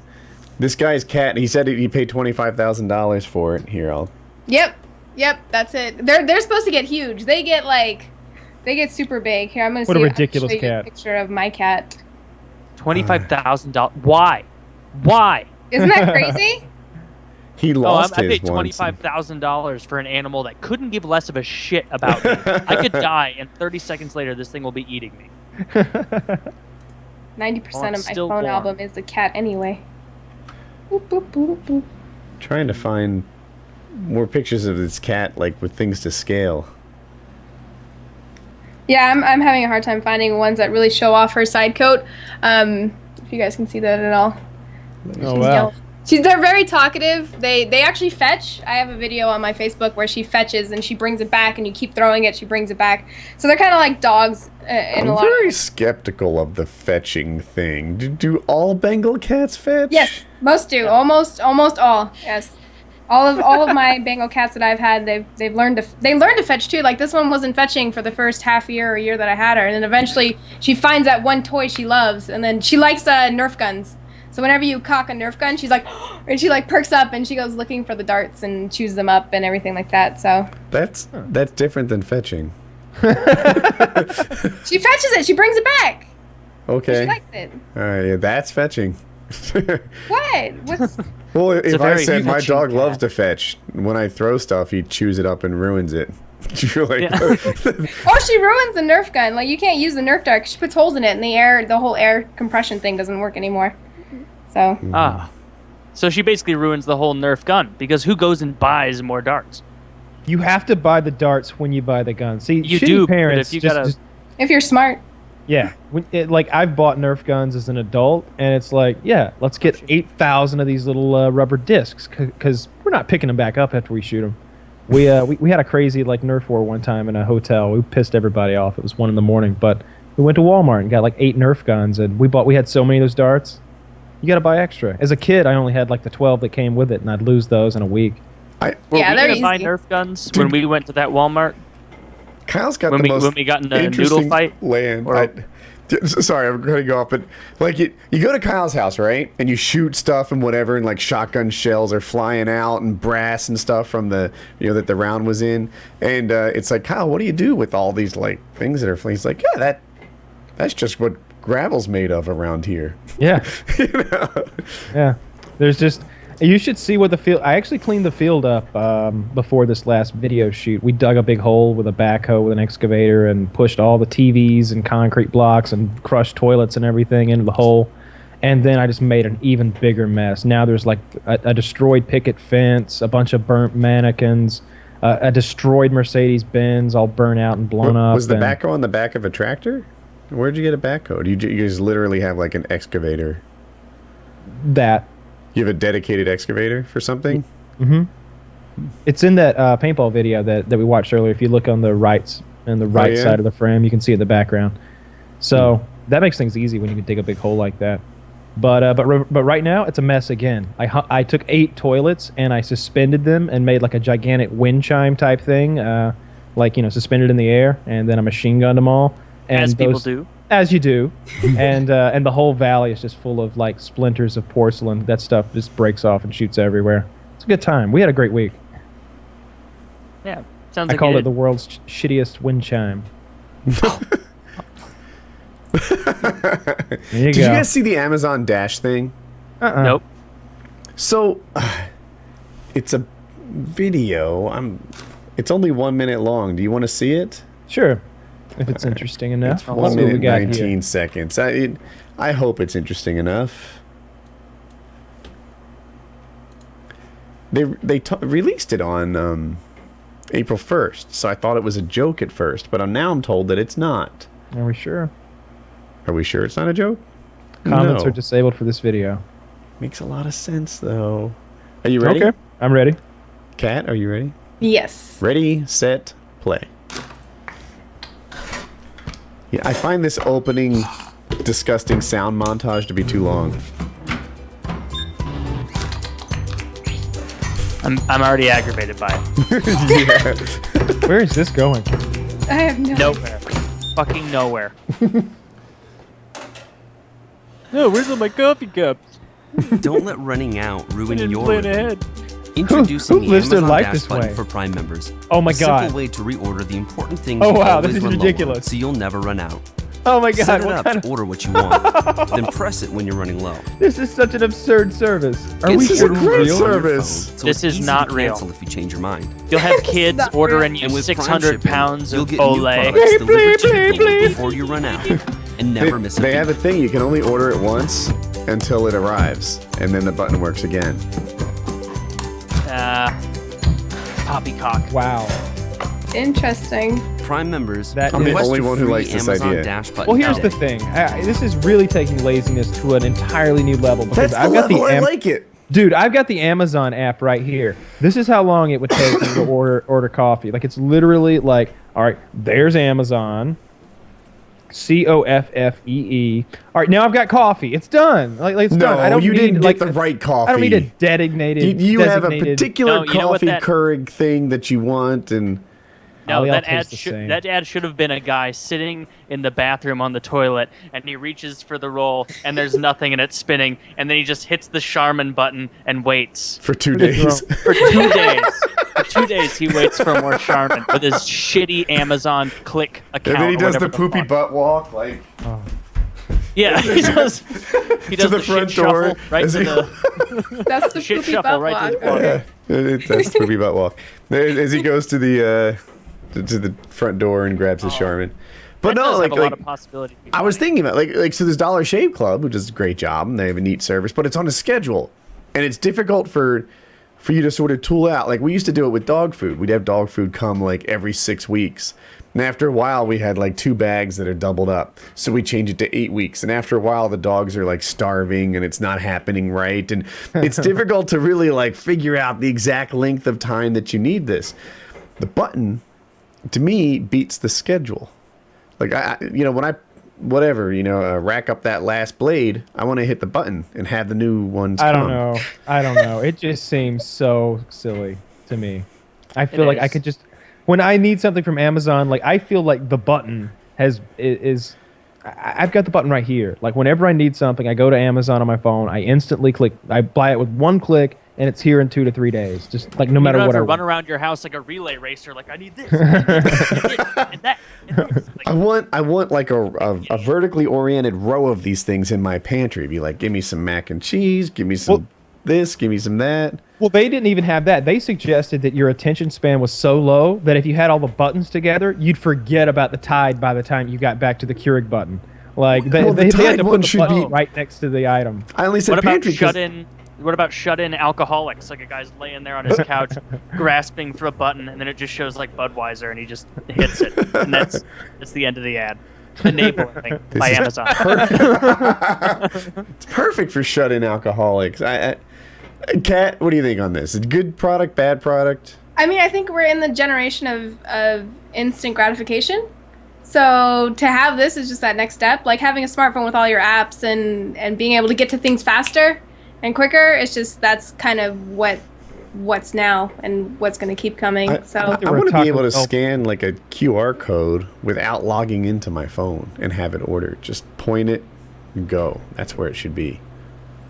Well, eventually, it's going to take a step of like chips in your brain that are going to be able to read and get to I that. want one of those chips as soon as possible. I'm first in line for one of those brain chips. Really? I want a memory Yeah. chip. You want to be the new adopter of that kind of. I want 100 strategy. terabytes up here. I want to be able to add and remove information. Dude. There was a show called Black Mirror, and it's an English I show. know that show. Oh, it's a It was great so show. good. That And was it's an like amazing basically- Yeah, show. it's like Twilight episodes, but they had 3 episodes and only 2 seasons, so 6 episodes total, and they're about an hour long. And one of them, it's amazing. It's all about them having a chip that sees everything they see. So let's say like you come home, and you're like, "Hey, honey," I was like, "Yeah, see what I did today." And they literally review, and it pops up just like a Chrome would, and you see it on the TV, and it goes through everything they did that day. And then the whole episode's about like a couple and whether they're cheating, and the guy's jealous, but he's like kind of, just getting all these ideas in his head. The and- opening scene had a job interview. So the guy, he yeah, had a job interview, and then the guy, like the acting in that episode was so amazing. Yeah. Because they would watch it and you'd really zone in on the subtleties. The Yeah. guy would be like, "Hey, this is really great. I can't wait to see you again." And then they just like keep playing that, like, "Hey, you did really great. I Because can't wait to see that." he didn't do well, right? He only got an okay. He was like, "Okay, well, thanks for coming in." So that's why he kept reviewing it. He's like, "What did I do wrong?" So he kept looking through his own point of view to be like, "What did I say something?" And then he reviews it with his girl to be like, "What did I say? What do you think of this?" Yeah, and it was neat because they got to sort of like obsess over that. And I kept zoning in on the acting because the acting was so perfect because they were obsessing over every little like eye crinkle and pause to Yep. get the full meaning from it. And like it takes an extra, like the next level acting to really like get that kind of scrutiny. And Yeah. then of course the overall plot, like she said, was about a husband who guy thought the getting wife was jealous. unfaithful. Yeah.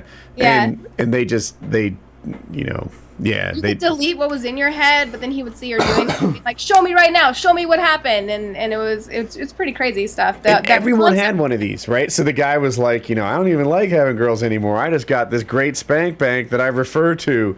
And then he's like, "Oh, wait a minute, with that guy and my wife, where this, like 2 years ago, he's doing that." I heard the memories of that, and Yeah. and then each episode had something really cool. Somebody said a famous person said they were gonna take that and do a whole movie just based on that concept, like make it a full blown movie. So it's a really But cool. that was already an hour-long episode, so they were going to add 30 minutes more Well, to you could it add all and then sorts call of it their own. stories, like make it real. Way I'm with Tales. America. Dude, They would show the TV's actual embarrassing parts, TV's better like all than the movies porn now. you were looking at and all that. TV beats movies. I just finished. Oh, hang on. I don't know about that. That might change this year. I think movies will beat TV in 2015. I think They're got saying Twitch beats TV. you've got so many cool movies coming out this year. And you got Star Wars comes out. And We're doing you've got, opinion, not like metrics. and you've got Age of Ultron coming out as well, and Ant-Man, which might be Marvel's first flop. There's a lot of cool movies coming out this year. Marvel's first flop. This is part of your argument. Yeah, if I'm being honest, I think it might be. What happens on TV now? There's so much more time, right? Like the character development that happens over a Game of Thrones or a Better Call Saul or a Breaking Bad just crushes what can happen in an hour and a half in a movie. Now movies are the short form, underdeveloped, quick hits. And something like Better Call Saul, I just finished watching episode 9. I won't spoil it, but the entire first season is almost devoted to helping you get to know the players, and not a ton like happens, you just get to really know these guys. And even me, who really likes things to move quickly, has enjoyed this season. You're not caught up on Better Call Saul, are you? I haven't watched a single episode. I think it's going to be good. And I will say this, the production quality on it matches Breaking Bad. Like, it's outstanding. I'm about to get my dad hooked on Game of Thrones. I took season 1 and put it on a thumb drive, and I'm going to take it over there. I managed to find an HD version, a really good version, and I'm going to go put it on his 4K TV. We got him the other day. Kyle and I were just comparing. We're both making it through. We think that we can finish book 3 in time. Totally. Yeah. It's right now it's the 2nd, so I've got 9 days, something like that, until the 11. actual event starts, or until the 12th. It's 11. It's 10 days. So 10 days. You're right. I am 33 hours, 13 minutes, and 16 seconds into book number 3 with 47 hours and 32 minutes. That's how long the the book length is. of the book. Yeah. So I'm 20 hours in, 20 hours 9 minutes. And I have 27 and a half hours to go. I think I can do it. It's a lot. I made a lot of progress in the last week. I probably did, well, shucks, I mean, almost 18 hours or something. I forget. I'm not sure. But you caught up to me a bit. A little bit, yeah. And you've been, I thought I was going to catch up to you a lot, but you did not slack while I was. I did. I listened to a lot. I listened a lot, and somehow you caught up to me as well, because I've been driving back and forth constantly trying to film that fucking video. Let me just rant about this for 1 second. So I'm filming this paintball video yesterday. I started filming it. I was supposed to film it the day before yesterday, but we ran out of sunlight. So I start yesterday filming it myself with a tripod. Setting up my own mics and everything. My Iraq veteran guys, they had a funeral to go to, so I didn't have anybody to help me film. So I'm doing this thing by myself. I get the whole thing done. I get back inside to edit, and I realize I didn't hit record on the last scene of the video, so the whole thing's ruined. So I got to go back and do the shooting part again. So today, get everything set up, go out there, film this thing again, and it's actually better the second time around. And it's kind of complicated to film because I've got my Why tripod. Is it better? You just hit your lines better? Hit my lines better, and I had better targets to shoot at. Okay. So it went smoother, and I've got the GoPro camera, and I've got the my tripod camera, and I got audio running from a lab mic. So I film the video, takes 2 or 3 hours, get back home, start editing again, and realize that something was wrong with my microphone, and the audio's just fucked. So I drive all the way back there again. It's like a 20-minute drive each time. Film the whole video again. It takes another 2 or 3 hours. Get back home, and the audio is still fucked up. So tomorrow, I have to start for like the 4th day in a row or something like that. And now I'm out of compressed air, so I've got to drive 45 minutes to get compressed air, then 45 minutes back, then start filming. So it's. How am I ever going to keep up with you in this book? It's a fucking nightmare. Yeah. With all that driving, like you can't keep up because it's just been a day of fuck ups and driving mostly. So. When I use it, you're using the Panasonic camera that you have? Yes. Can it has 2 mic sources, I assume? Yes. I usually record with the shotgun and the lav at the same time. And if you can use the lav, that's great, because it's usually better. If not, then even the shotgun track, you just mute it, but it helps you line it up. I don't know. Whatever. It's nice to have a backup like that. Yeah, I had them both set to the lav.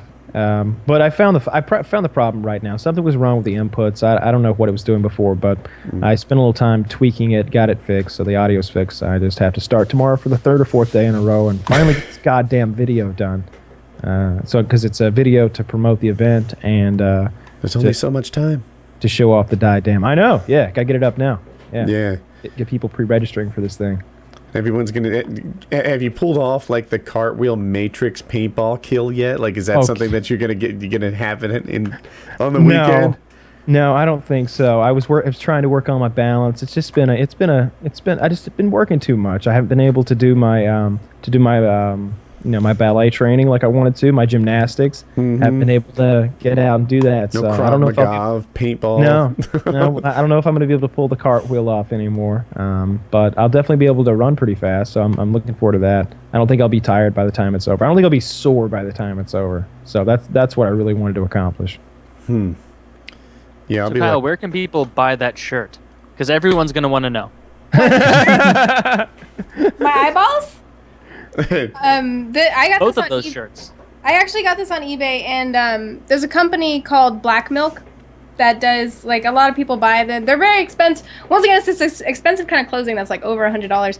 But I'm in the printing. I own a printing company where we do wide format printing, sublimation dye, banners, business cards. Our biggest thing is car wraps. And so I know that when it comes to the material of making this clothing, it's just sublimation dye on a nice silk. So I actually found it on eBay for like $8 as opposed to buying it from Black Milk. So sorry, Black Milk. I'm sorry. This actually came, if you can believe it or not, from fucking Walmart. This is all Chinese labor here. If you look carefully on the back, you can see tiny children's handprints because that's how they get the dye in. They just rub it in over there. So are those genuine tears. children's tears under Cookie Monster's yeah, eyes? yeah, that's how you get this sort of organic look to the dye coating. It's nothing organic about it. That's child tears and pain. Just rubbing it right in. Nice. Well, there Yeah, is something organic about it if it's child tears, but we'll move past it. Well, depends how you feed the children. You've got to. But yeah, they brought this back from Walmart today, and I like it. I got my Well, it looks anger. great. Yeah, I It don't know looks if more I don't know if I fitted feel than you would- frugal or feel bad for doing that, but I found it. You just type in printed clothing on eBay and you get everything you've seen on these other websites just for $8 or $10. So No, it's a solid. Is that a full shirt or just a no, it's just a crop top half of a Goes with, shirt? like, because it's all about the waist high skirts and stuff now. It's what's in. Oh, is it? Yeah. And if they ask about this Zelda LED light, that was made by me with the whole wide format printing thing. I print out a sticker, I turn it around, I put LED lights all outlining it, and then it's all battery operated. So good luck buying that. Sounds like a tremendous amount of work. I won't have one of those. It though. does. Kat, will do you not put watch that Game much of Thrones effort at into all? life. Do you watch Game of Thrones? Yeah. So you're God, are you let's all talk caught about up? Yeah, I haven't read the books, but yeah, I watch each episode as they come out. Dude, so I'm listening to book 3, and I never realized that Danny had a lesbian scene. Oh, Yeah, just yeah, one. That I Keep can recall. reading. Where was this in the shows? I was thinking the she same had a thing. lesbian scene in honestly. Did she have? I didn't remember it. Yeah, So they had the lesbian scene in the show? yeah, I remember because she was having sex with another woman. That's how you tell if it's a lesbian scene. I don't remember that scene from the show. I really don't. But I Oh, do good, I'm remember not that scene alone. from the I book. thought for sure I was retarded again. It was with her slave girl. I don't remember what her name was, but they were like both in the tub or something. Or They share were, a bed in the book. They share a bed. Yeah, when they were in Karth, I think maybe Koth. Koth. Is that where Carl Drogo is from? It is not. Okay, just checking. No, did I'll you never notice let all that the one people go. from That's the Karth funniest. were That's so one of the classy? funniest name mistakes you've ever made. And I love was that so one. proud. You're like, well, what was Daenerys' husband's name? And I'm like, oh, Carl Drogo. Drop the mic. and it's There's not. got to be a Game of Thrones like name game. Like I There would should love be. To, you know what it needs to be? It needs to be set up like Jeopardy is. Like the categories are like Northern families. I'll take Northern noble families for 300, and it's like this noble family is home to the Great John. And that would be a fun game to play. That would be a good game. Or we Yeah. could just do it off of memory and be like, all right, would he name the man with the long beard? all of them. Yeah, it's all. It's That's all of them. They've all got a beard.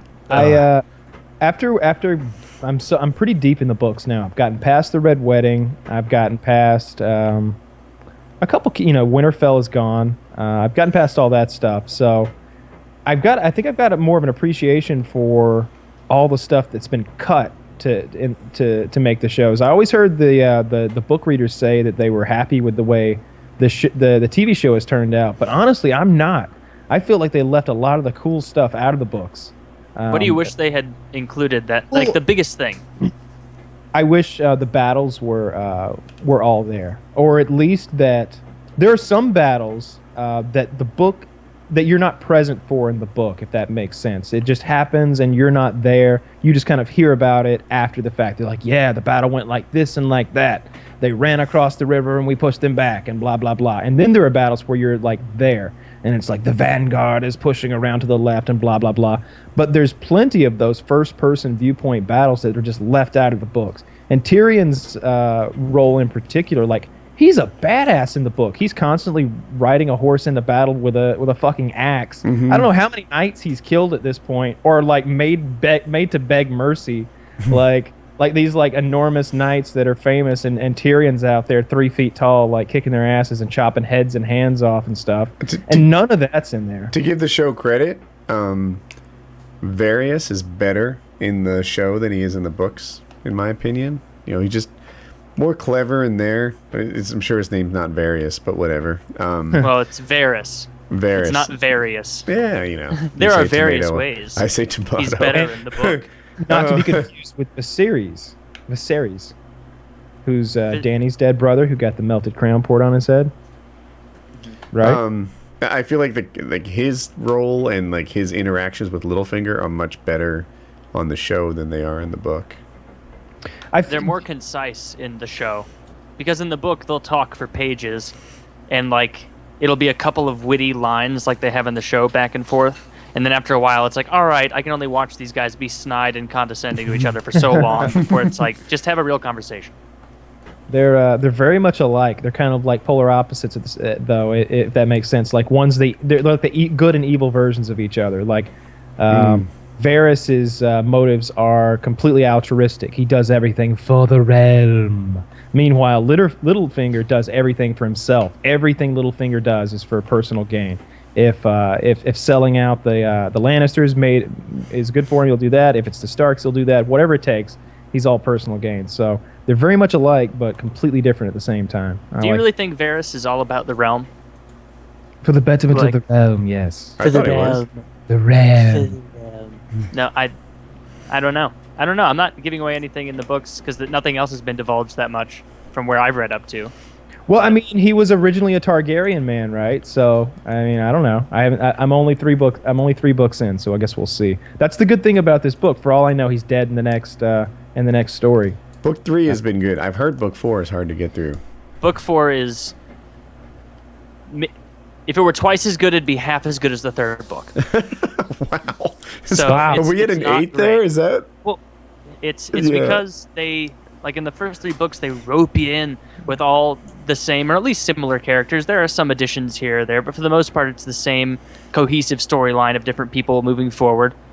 But in the 4th book, they add so many new people, you just have a hard time giving a fuck.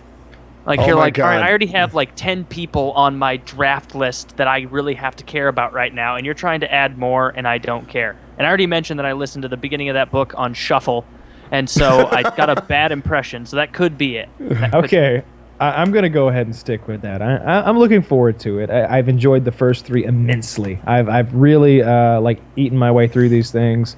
I listen to it for hours every day, and I never get tired of it. And the scene I'm at right now is actually something that was like, I guess it's kind of the Khaleesi has been attacked by someone, and I don't know how it's going to end, but it's because it's not in the show, so this is a brand new thing. So my enjoyment's been cool in stuff. inverted bell curve. It was high, it was low, and then with 3, I'm enjoying it again. See, I told you 3 is the best. 3 is the best book. Corn.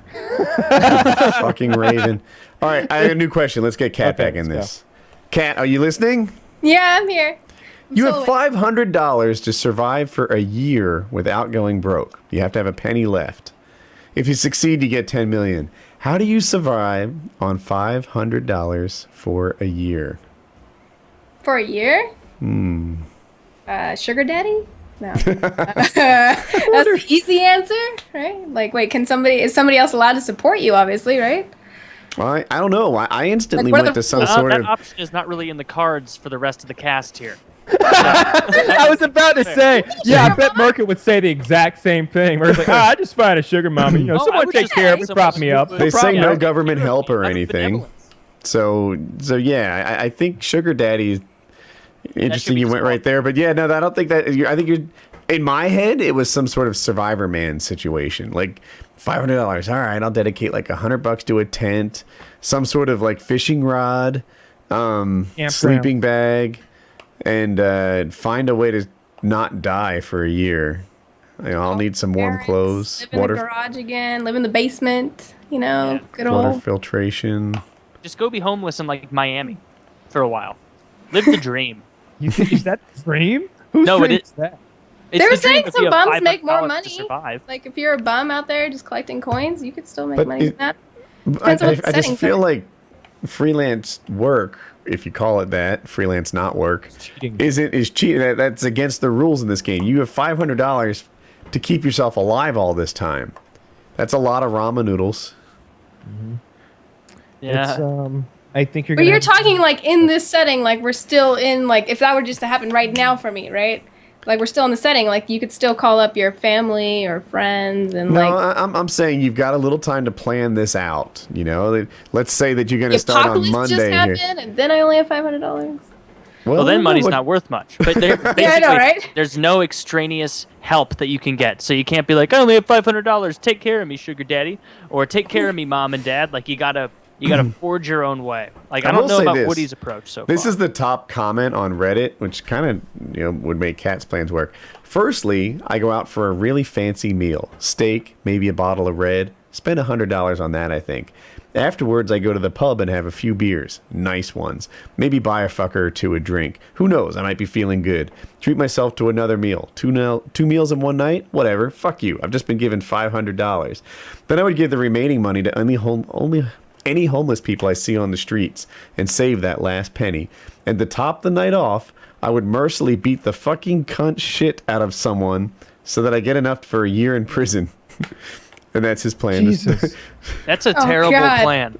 That's a terrible plan. It's awful bad words, but You want to go to jail? No. All right, so here's how you do it. I'll go on. You want a tent. You want a year's lot price for a like a campground, like a camping spot to put your tent up in. There's already like a brazier there, to use Game of Thrones terminology. You know, something to cook off of. And so now all you need is a little bit of wood. And you can get, firewood shouldn't be too hard to come up That's with. free. And and your ramen noodles, and then go from there. I would start by buying literally like 500 or 600 packs of ramen noodles. You're gonna need at least that many. I'm thinking a tent, a sleeping bag, quality sleeping bag, and quality tent Yeah, probably yeah, keep you definitely warm and so. dry because you got to survive. A fishing rod, even though they don't really produce much food in my hands, but in theory, right, I could do something, and then it might be worth like whatever it costs, even like $100, if someone who was good at survival would help me. Like, Woody, we're gonna, this is how you catch a fish. This is how you find a bug in the ground. You'd think finding a bug in the ground would be super easy, right? I tried that when we were in Uari. They're elusive. It just Yeah, all wildlife was elusive. It was like they knew that there was a storm coming, and like all the animals had fled that area, like it was a disaster zone. dude. All the worms come to the surface when it rains. They all went down deep below when for That's not this. true. No. The They come to frogs the came surface. to It the wasn't raining surface. yet. Yeah, it wasn't raining we yet. saw some frogs on the way out. On the way out, Yeah, I it, like- vomited twice on the way out, just walking down the road. So I wasn't too appetized by those. No. That There's was no such a good fucking answer to this. disaster. But you guys are like going by the approach that you have to go into a fucking Dick's Sporting Goods and spend all 500 at once. Like you No, can, you could save spread it. this out.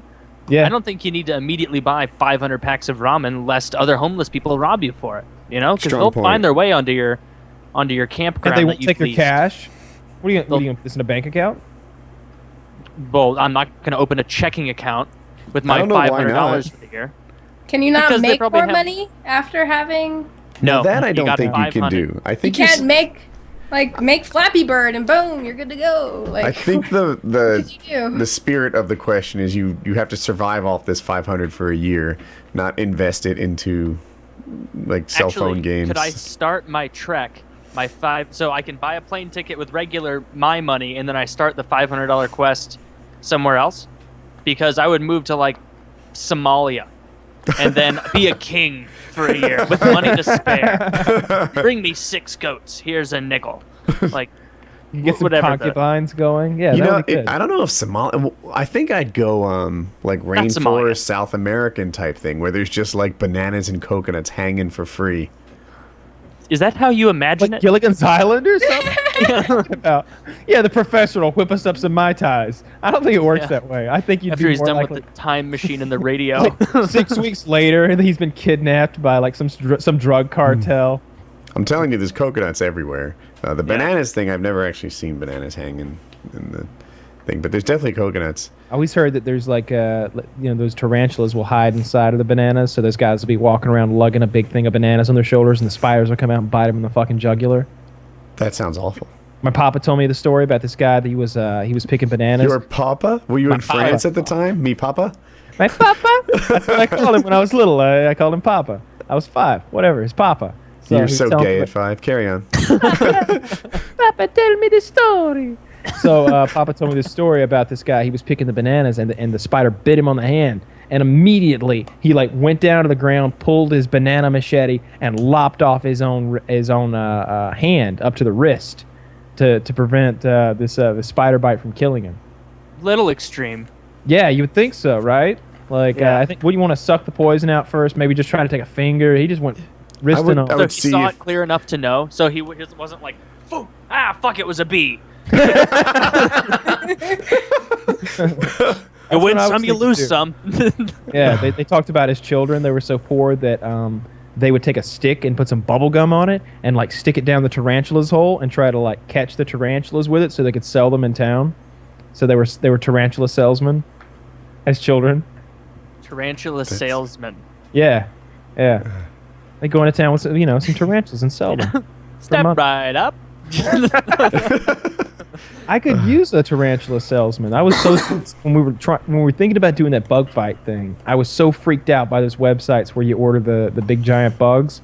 I just imagine the package that must show up in, and the thought that maybe like there's packages everywhere just full of those horrible bugs floating around with my regular mail, and the possibility that like a sand scorpion or one of those sand spiders or whatever the fuck they are could like weasel its way into my next UPS package. On the plus side, you can get an Amazon Plus button for when you need more tarantulas. So, Kat, your Twitch channel's booming. You're making some money. What's your plan into adulthood with this thing? You gonna buy a house free and clear, and then just lower your expenses for life? You rocking your 401k? What are you doing with your? Oh man, I Influx of invest my success. money into the strangest things. That's why I said like co-owning a printing thing is probably the smartest investment with that. Another Is it thing I making did. money? The printing thing? Oh, it's insane. We got a building off the freeway, so we have very good advertisements. And the biggest thing is car wraps, because they're very expensive to take care of cars. And like we do color changes for Toyota. We have clients too around here that are like Toyota and stuff that help pay off the bills. How long does a car wrap last? Forever. You gotta take it off with a heat gun. It's pretty. I mean, you could scratch it and stuff, but it's at least 5 years good before you even have to care. I mean, it depends on the installers and the quality. There's so many different types of applications when it comes to the wrap itself. But like even speaking of Bieber, he did a chrome change on his car for like 10 G's, and he changed the whole car chrome. So what's nice about car wraps is you can essentially make it anything, whether it's like an illusion type graphic that's like peeling off the side of the paint or just a whole color change. But we did like a matte sheen black color change for Toyota. And so having clients like that really help. But when I won the $100,000 like 4 years ago, I invested it into a massive RC track for remote control 10th scale cars. And I made like 150 foot by 80 foot big. Bought a bobcat, because of course I can't move the dirt myself. Right. So I bought a bobcat to not the round, but like the earth movers. I'm well familiar with the bobcat. Oh, not Yeah. the feline. All right. No, not the feline. No, they don't really do well when it comes to dirt. So yeah, I dug.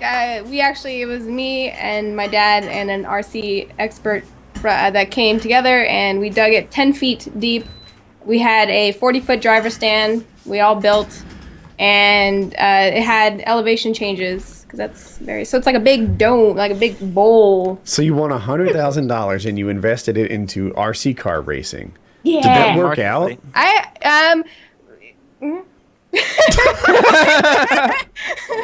that the answer? It was a lot of fun. It was for fun. Like that's what I'm saying. Like when it comes to me investing, This is why I'm very fortunate to have gaming. Was there kind any of return on this RC track?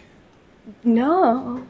No. Okay. I mean, like, depends on what you want in return. If you're looking if you're looking for money, no. But there was Do you a still hell amount maintain of the fun. track? No, it's definitely got a few weeds on it, but it would only take a day. You just take a day, you could go out there, and Yeah, because with the over Bobcat. winter, it gets. I live here in the high desert. We're about 3,000 feet above sea level, so we get high winds. I'm still in Southern California, so we do get the nice weather, but we do get like 30 to 40 mile an hour winds, which has gotten me also into stunt kites. So I'm like very much a hobby enthusiast, and I'm all over the place when it comes to that. So do you have a lot of stunt kite investments as well? Yeah, there's like I have like $120 kite that's like. I What used does to a have. stunt kite entail? What kind of stunts do these kites do? They're actually they do have competitions for stunt kites as well, but My brother was a competitive stunt kite flyer. It's true. He's told the story 1,000 times. That's not true. I've never told the story before, I don't think. But yeah. Right guy. He used to work at a store called Air Circus, and they got him into stunt kite flying, and he would compete and do his thing. And I was little, and you could the kites pulled so hard, you'd go behind them like you were on skis. And like I was on Ocean City, the beach, and there were jetties, and the jetties would like no human could jump over these jetties, but while you're holding a stunt kite, you could, and you just like it was cool. Oh, are They have these stunt foils and all kites sorts like of things for that kind of stuff. you're doing something? So like you're holding on to it. Yeah. Like and doing something. I was picturing guys like going out there with like headbands for no reason and like knee pads and then just like doing a kite. Like, what is a stunt kite? I need to Google this. Do you want to do this, Kat, or you want me to go? Yeah, here, I'm going to actually link you guys to a photo of my track that I was just talking about. All We right. did host races there. Like, we did have a bunch of people, local people that would come around. As you can see, there's about, like, I don't know, maybe 7 guys standing there with, like, first to third place plaques and printing out the lap times. We had transponders that go on the cars to give you lap times. This track is amazing. I wish somebody would invest in shit I like. Yeah, that looks like Mario Kart level fun. Oh, looks they great. do have that. Like, I always wanted to find a way. Same thing with paintballing. I'm like, okay, gaming and doing my hobby. Like, I always try to find ways of bringing them together. So, like, when it came to paintballing, I'm like, somebody needs to recreate maps from, like, Call of Duty. So you can run around on the same maps and play paintball. And the same thing with, like, RC. The best thing you can come up with for Mario Kart and RC is you put a needle on the front of your car, and you have balloons on the back of the other cars, and you have to go and try and pop the other people's balloons. But the only Mario Kart I could find within that. I'm gonna look up stunt So kites. with a stunt kite, you have 2 handles typically. You can't have a bar that goes back and forth, but mine always No, had like 2 hand grips, and you just sort of pull them like this and this. I'm not getting on camera, right? And and it would make the kite turn left and right. And with that, you could start doing a bunch of loops, or to fly over the sky. Here's a link for that. All right, let's see. What These we got. kites, like even the guy, this kite that he's using, they're upwards of like anywhere between 100, and you can get ones that are like 500. They get expensive for the material, fiberglass, all that stuff. They get big too. Yeah. Oh so- yeah, they get huge. So just looking at this one, that one's really, really agile. There are other ones that they have like no frame. They almost look like parachutes, and there's different kinds. But yeah, They have 11-foot wingspan. I mean, there's some pretty big ones out there. Mm-hmm. That looks cool. Yeah, I've got a stunt kite upstairs. Oh, really? Do you really? Do you get high winds where you live? I bought it at the beach. I don't fly it all the time. Or Yeah. anything. I get winds actually where I'm moving to, but not here. There's not enough space. You mentioned paintball fields like Call of Duty maps. I sent you a link there. The place that we're actually going to play paintball has recreated Nuketown. Yeah. Yeah, so it's exactly how it would be in the game. That's so cool. That's so cool. Yeah. Exactly. Still terrible spawns. And there's still going to be a lot of spawn camping. Oh yeah, it's such a huge investment to do that kind of stuff too. Playing or building a field like that. Just building a field like that. I mean, I live yeah, sure. out here in the desert. We got all sorts of acreage that you could do that stuff on, but you'd be spending well over like 50 to 100 grand just trying to build something like that, and then to get people to come by and. I mean, then you'd have to have insurance on your property just for the dummies that like, I'm gonna fall off the second story of this house. Oh yeah, definitely so. That would happen. Yeah, it would. Because you can do it in game, so why not try it in real life? Yeah. I was looking into making myself a silencer for my paintball gun, And the more I dug into it, the more I came to realize it's pretty much fucking impossible. Because here's the problem. Apparently, paintball silencers are viewed by the ATF just like gun silencers. So they fall under all the same laws and provisions and stuff, which wouldn't stop me because I've got an SOT and everything. I can still make my own silencer. I would just make a 68 caliber one. But then on top of that, apparently it's in the insurance form, the liability insurance at paintball fields. Like, for some reason, a standard clause in there prevents the use of silencers on paintball guns on the field. So even if I made my own and went through that process, I still couldn't shoot with it at paintball fields. Well, that's a bummer. Yeah, I really wanted to do that because I've never seen a real one before because of, you got a $200 tax stamp and all that stuff. So, Kat, have you turned your fame into any investments that do work?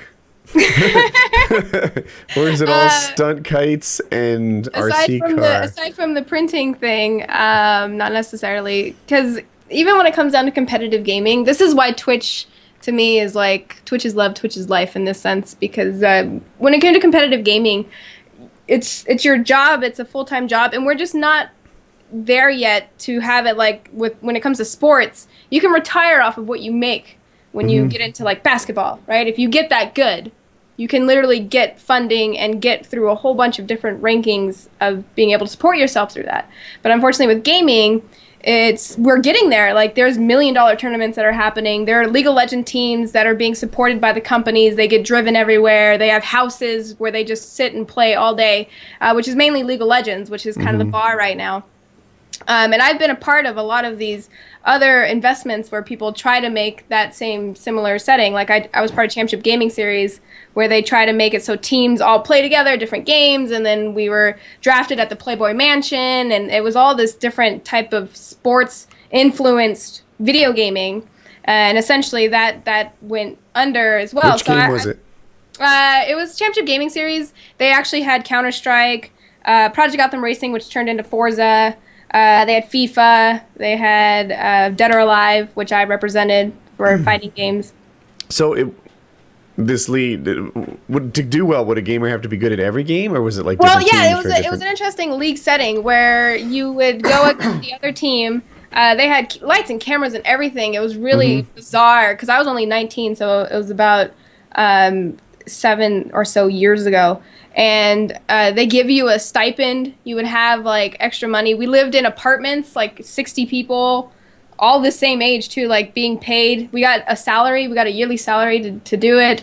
And it was the two teams that would go off against each other. And depending on how well the Counter-Strike team did, if they bombed, then you would have to make up those points. So like in Dead or Alive, for instance, we had 5 points total, like 1 round each.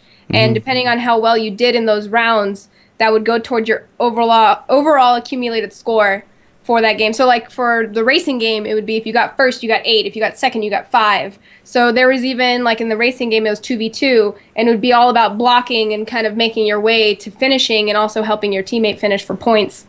Same thing in FIFA, it all counted towards it. Like Counter-Strike was the worst because if your team bombed, there was 18 points for the terrorist and counter-terrorist setting they have in Counter-Strike. So yeah, some of the time you would just feel totally demoralized when your Counter-Strike team bombed, but then other times you'd just be like, I don't even have to get 5 points, I'm fine. So why do you think Counter-Strike is so much more popular competitively than COD? Because I think, I'm not sure on this, that COD is still a more popular game, but the competitive environment for CSGO is way bigger, I think. I have a theory that the problem with console shooters, or just shooters in general, is that they change too frequently in the overall game. So like Call of Duty, first of all, the companies have changed. Like it used to be Infinity Ward, now it's Treyarch. And then a lot of the companies behind them sometimes drop it or split up, and there's all different people working on it. There's 3 now, so it's Infinity Ward, Treyarch, and Sledgehammer, and they just every third year, they go again. Yep, pretty much. And so not only do you divide the community once that's happened, because now you have people because for me, I don't personally care for Advanced Warfare. I think it's changed way too much. The whole game, the whole dashing setting and everything like that. I preferred Call of Duty 4, Modern Warfare 1 and 2. I thought those were the best Call of Duties. I played those every day, all day. But that was Infinity Ward, and they're now known as Respawn, working for EA. So these companies themselves, they have to make a game that's worth $60 in selling. This is why I think League of Legends has the bar right now, because they're free to play. And they make so much money from character skins, from having different ways of making microtransactions, that they're not dealing with the same problems that a company like Call of Duty is dealing with. So Counter-Strike, they still have Dust 2 and maps that you've played years ago on 1.6 or whatever variation you've played. So I would hope that some of these, like even Halo's done the same thing. You play Halo 1, it's nothing like Halo 4 or ODST or any other shooter in that sense. So they just changed too much, and I think that divides the community. Gears of War did the same thing. Like it's Sledgehammer did the last one as well instead of Epic Games. So it divides. Yep. And they have to make a game too. I feel for them because they have to make a game that's worth $60. They have to change the maps. They have to add different, strategies. Otherwise, people bitch up a storm about how this is the same game. Why do I want to buy it? Yeah, it's interesting you say it changes too much because prior to this year, the complaint was always it was just reskinned, right? And that's not really true. Like the way that you pick your classes has changed pretty dramatically over the years. I don't know. The weapon balance has gotten better, and people I think are just remember the old games more fondly than they deserve to be. It's all rose-colored glasses for the most part. Absolutely. If you go back to Call of Duty, if they released Call of Duty 4 right now for the first time, and for some reason people weren't all like, these graphics suck, and they were just talking about the gameplay, everyone would throw a fucking shit fit about the M16 and the silenced MP5. Everyone would throw a Frag fit. times 3. Frag times 3. Oh, they used frag times 3. It's so gay. Like, everybody would freak out. Stopping power, right? Like Stopping power. The second tier, you would almost never run anything but stopping power, with the exception of maybe Juggernaut P90. And, every one of my classes had stopping power on it just about. And, that was just the thing. Yeah. So, In the good old days when the game was perfect in 2009, Call of Duty 4 for life, it was just perfectly balanced. There were no issues. We were just talking about rose-colored glasses. Yeah, it was 07. All time. I swear to God, that game needed 3 minor fixes, and it really was perfect in my opinion. I wish it had lived on the way Counter-Strike has. I wish they had done with COD 4 what they've done with Counter-Strike, and just over the years it's evolved and gotten better and changed. And I wish COD 4 had been the same thing. It's exactly kind of what I was saying. It's like just enhanced but not changed. But I think it's just the play method of whether it's free to play or whether it's the $60 and having to change it. So that cup is awesome. Thank you. How did you get it? I made it. You made a cup? Yeah. Is that a sticker on a cup, or is that a little screen printing thing? Yeah. It's permanent. I mean, you wrap cars, Kyle wraps cups. One in the same. Whatever. Yeah. Oh, I wanted to ask you about that. So how much does it cost to wrap a car? And I know you're going to say it depends on the car. So I've got a Camaro, for example. What would it cost to do that? Just a color change, basically? No, it's a big what if I cock on the roof? It depends. Like if you're going just for color change, it can be anywhere from $15 to $2,000. I think it'd be cool if it were like matte black.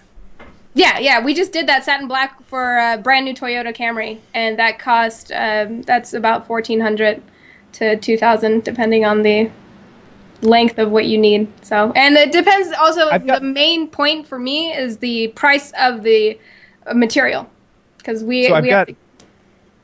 sorry, I didn't mean to interrupt. No, go ahead. I was just going to say I've got vehicle decisions to make in like the next year or so, because so there's 2 ways I could go about this. I'm thinking so last time around I wanted a new sports car, but it was actually between getting a new Camaro and building myself like a 69 Camaro from a kit car. And I let my dad sway me to the new one because he was like, you want a 2012 air conditioning system and a 2012 navigation and engine and et cetera, et cetera, et cetera. It's really nice, all the creature. He mentioned all the creature comforts, and I was like, yeah, you're absolutely right. So I got a new one. This next time around, I think what I would like to do, because my dad's been restoring a lot of cars lately. Now, are you thinking of swapping cars or adding one to the stable? So that's part of it. So here's what I'm thinking. I could get rid of my current Camaro. I could get rid of my current truck, which right now needs transmission work, and I just don't even want to do it because I feel like it's going to break again. That truck's such You a... just fix the transmission. I know. I've spent $5,000 just on the tranny. Have you considered hiring someone competent? Did you get my general contractor to work on your car? Maybe. Jamal's just beating on it with a hammer in the Here's garage. fast forward mode of what happened to my truck. I thought I was getting a great deal. I bought a car that had water damage, so it had a salvage title. I bought this 2008 four-door Chevrolet pickup truck, four-wheel drive. Is this silver truck? Silver, yeah. I bought it for $14,000 with 45,000 miles on it, and this was 2 or 3 years ago. So it was a very good deal. And he swayed me away from thinking there was any water damage because I took it and got it checked out by a dealership, and he had documentation of $7,500 worth of work he had done to fix any possible water damage, which included new wiring harness and a few other things. Mm-hmm. Apparently, the fluid came out of the transfer case. So the transfer case had no lubrication inside of it, and I drove to Chicago and back hauling a golf cart on the back the whole way without any fluid, and it ground itself apart and caused a huge issue. So I took it to Chevrolet dealership. They couldn't fix it. That cost me $1,500. Took it to a mechanic who has his own shop at his place. That cost me $2,000. I got a new transfer case put in and a used transmission with roughly the same mileage as the truck already had on it, which seemed like a fair deal. I didn't have a problem with a used transmission.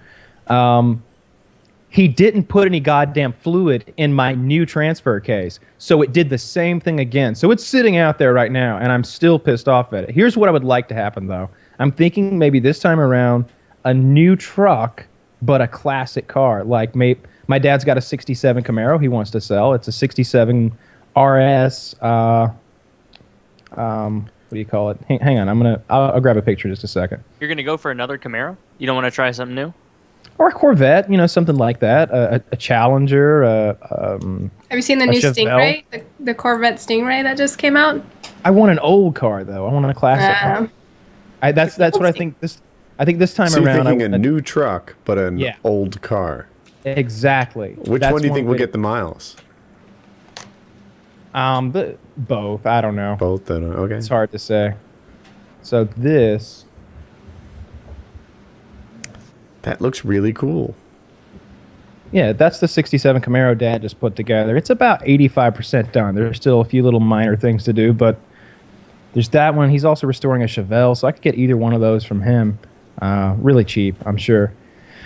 But I think I want a new truck. What does he do for a paint booth? He seals off one room of his shop completely and puts air filters on everything, and then he goes in an hour before he's going to paint.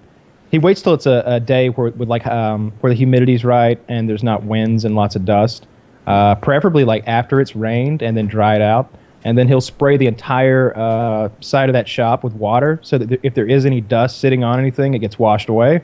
And then they paint in there. And he gets really good results. And the good thing about painting is it only matters if there's dirt or swirls or anything in the paint on the last coat, really, as long as you don't have some runs in the paint. It's that last coat of clear that really matters. So if a fly gets in it, you just sand everything down with some really low grit sandpaper and clear it again. Oh, another fly got in it. Start over again. And you can just keep doing that until you've got, 8, 10 layers of clear on there. It starts looking like candy then. Then you get the perfect coat and you're good. Yeah. That sounds cool. So, new truck, what would you get? I would definitely get it's hard to say. It would be Chevrolet or Ford, just because I like the way they look.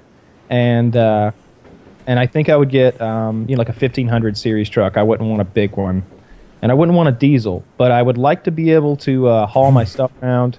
I definitely want to get four full-size adults in comfortably. And, I like creature comforts and big motors, so I'd want all that stuff too. So, it's like a $45,000 vehicle, I suppose, in the long run. But Chevrolet or Ford. I've been leaning towards a 2500 Dodge lately. If I had to pick right now. Wagon or something? What's it called? Power Wagon. Power Wagon. Yes, it makes your penis longer. I just imagine like 5 guys in a group being like, "Hey, you guys want to just pile in one car and go?" And like, yeah, well, what are we gonna go in? Woody being like, let's go in the motherfucking power wagon, boys. We're not supposed to go this way. This isn't a road. It is now. My current truck is so off-road capable that my driving style has evolved into just like bumping into shit. Like I don't give a fuck. Yeah. And if there's like the big drainage gullies and stuff and off-road, I just sort of go down and back up them. If there's when you park, there's like that little portable curb thing. I don't know what they're called. If I want to go forward over that, I do. What is it called? Like a curb stop or something like that. That works, in a parking lot.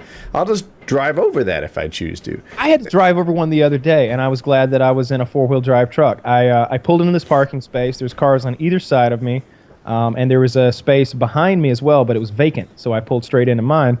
And then somebody pulled into that parking space that was behind me, and I was literally just blocked in. There was no way to turn. No matter how I cut the wheels, I couldn't get out without hitting his car. And it happened to be like a nice Camaro too, so I didn't know what to do. So I just put in four-wheel drive and drove over that, or out in the grass and made a loop. If you drive a car and you need to make a U-turn, you usually can. If you drive a truck, you'll hit the curb, and you don't want to be doing a K-turn on a road, where there's any traffic. So the right tire just sort of goes up the curb and back down. You can't do that with every there are street trucks now that have spoilers or running boards or things like that could cause trouble, and I don't want that.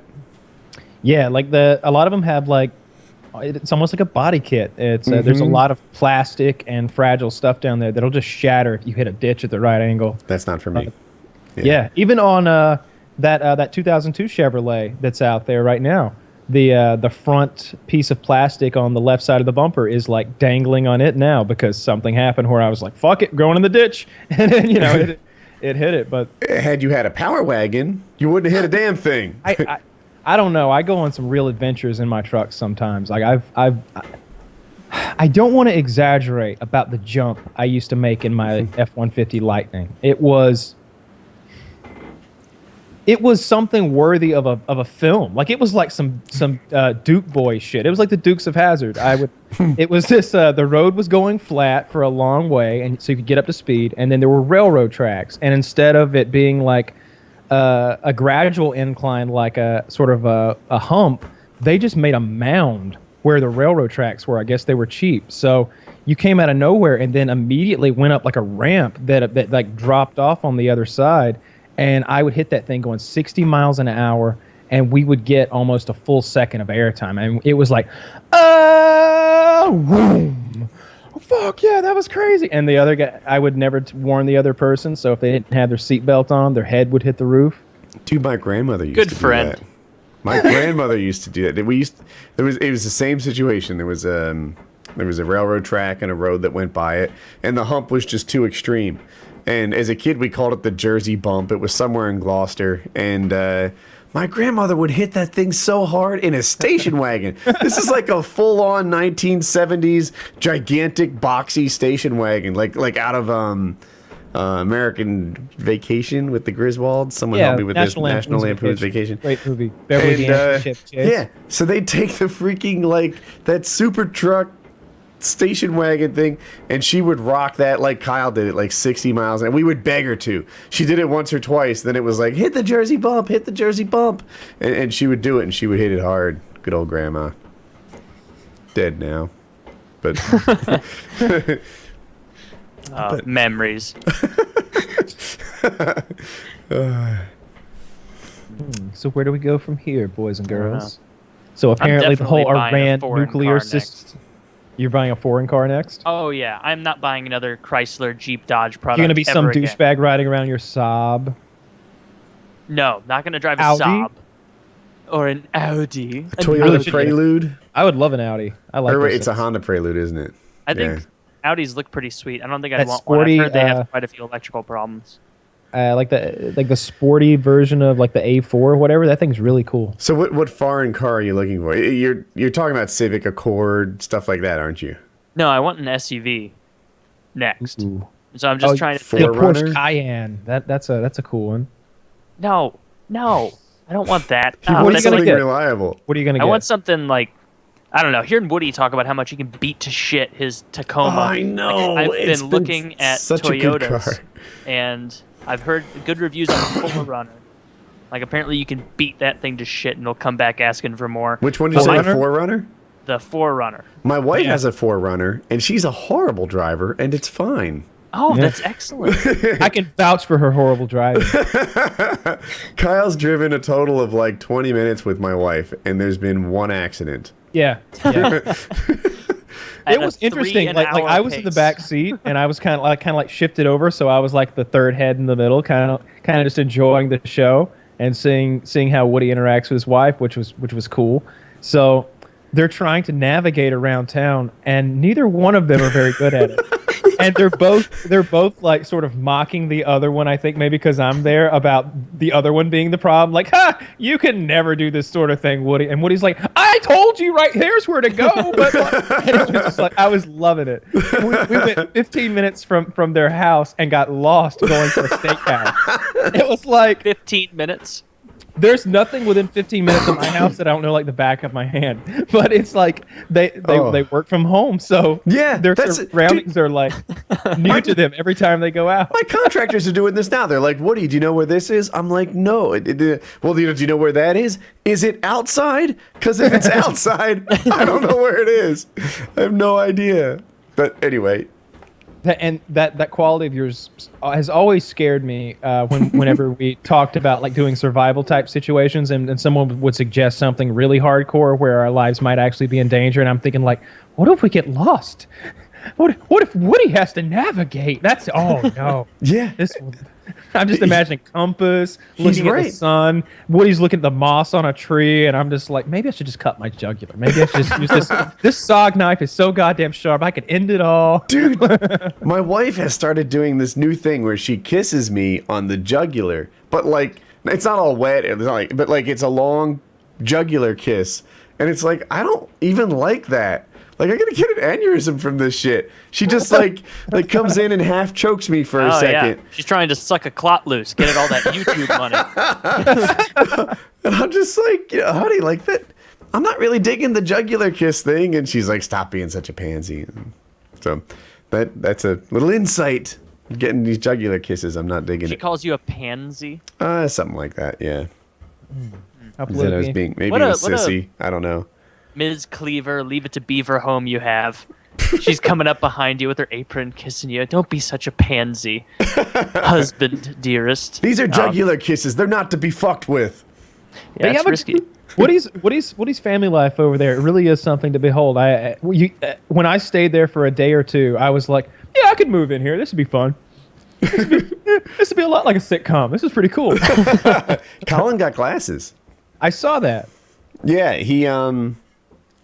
he's only going to wear them for 2 months. I have the same issue. So I have double vision. And at first I didn't realize that everyone's vision was this way, but I kind of have to focus to pull the two images into sync. Whereas I think other people maybe just do this naturally. I don't know. I've only ever been me.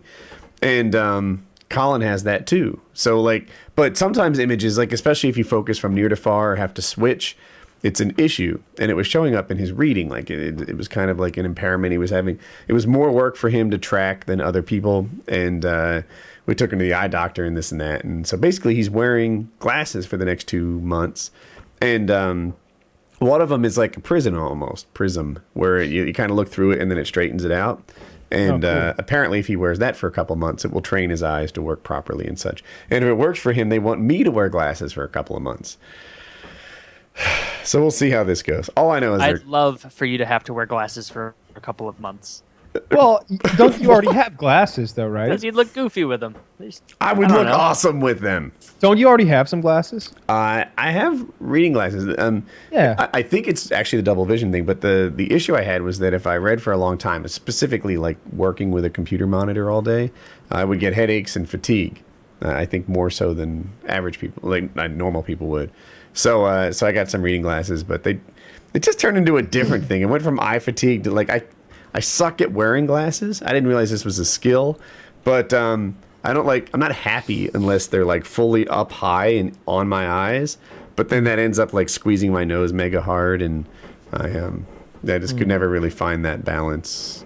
Where Oh, hey, remember when you were talking about your heart rate going to 250 beats per minute a while back? I was watching this documentary on Netflix about when the U.S. beat the Soviet hockey team, like the Miracle on Ice or whatever. And it's really good if you haven't seen it. But they talk about... it's like 30 for 30. Or no, they get a Russian guy, right? And he goes to the... They interview a bunch of Russian people. It's like almost from the Russian perspective, right? It is from the Russian perspective. Yeah. And they start off with like how the Russian hockey team formed and how this guy was the mastermind and how he he was plotting out how the Russians would play. He basically invented a new way of playing hockey. And how they were victorious and how they played the Canadians, and the Canadians were really dirty in their series and like slashed the Russians' best player, breaking his ankle. And but they were talking about the training, and this Russian guy's talking about when they had to train in the summer when there was no fucking ice to skate on. He's like, he would make us go to beach and we would take rocks and put them in the ocean, and then we would take them out of the ocean and pile them on the beach. And we would do it all again. And this is what we did. And I was just like, fuck, that sounds awful. And they were the talking fundamentals of hockey. Yeah. they were strength training. It showed them like with these boulders, like juggling, like just kind of lobbing them around to control the weight. Just weight training, basically. And he was, and one guy was like, it Rocky was incredible. IV style. Sometimes heart rates would go to 250 beats per minute. It was extreme. And I just kept waiting for him to be like, 1 in 4 died. Like, it was so extreme the way the Russians trained and played hockey and the way their whole team was set up. I actually haven't finished the whole thing. I'm looking forward to getting the part where they lose and hearing Where did these you see guys that? like. It's on Netflix. I saw it. It's excellent. Oh, I gotta watch this. Yeah, you might was- like it. What was I gonna say? I would definitely like that. Merker, maybe you can help me with my history here. Someone was telling me about it. The Russian team played every NHL team. Did that happen at one point, or did they just play? Because the documentary didn't say that. The Flyers is the one. The Russian team played the Flyers, and the Flyers were so dirty. So wait, and just started before like they you were go there. Wait. So they didn't play the Flyers first. They played a couple other NHL teams, and they beat every one of them, right? And then they finally get to Philadelphia against the Broad Street Bullies, and they had a completely different style of hockey. They were just beating fighting. It was just fighting. Yeah, and when you interview the Russians, like when the Russians talk about the fighting, they're like, "We didn't come there to fight. We came there to play hockey." And they keep showing these shitty ass Canadian hockey players like hitting them in the back of the head, like hard, like hitting them, slashing them in the head with sticks and stuff, like extreme fouls. And the Russians will. That just was take my it. team. They just turn the other cheek every time. Like they're like, "We can't play hockey." No, when they played the Flyers, the Philadelphia Flyers, I believe they actually just left the ice for a while because they were like, this isn't even hockey. We're not even playing. No one's trying to score.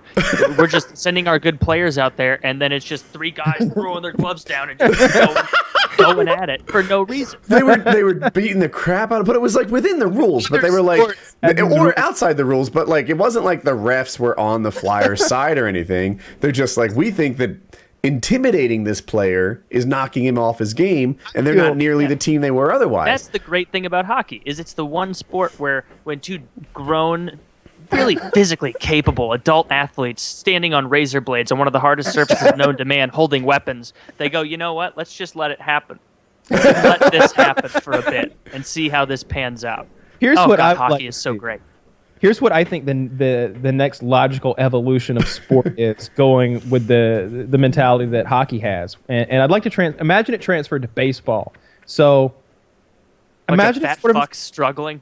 So some of your baseball players would always have to be on defense because here's the wild card. You'd have one man on your roster who was like a fucking assassin, and he'd try to sneak over to the enemy dugout. You got like a Yankee trying to like army crawling through the stands, making a circle around home plate, army crawling low so nobody sees him, trying to get in the Red Sox dugout. He gets in there, he's going nuts trying to break some ankles and stuff, and they clown him, they beat the fuck out of him and kind of throw him out the side. But you'd have incidents like that where the physicality just took a scary level. I'd like to see that where they were actually trying to hurt each other the whole game. And that's also the game where I've always said they should put aluminum bats into Major League Baseball. Just start knocking the fuck out of it. Do NHL level players get intimidated, Merca, you think?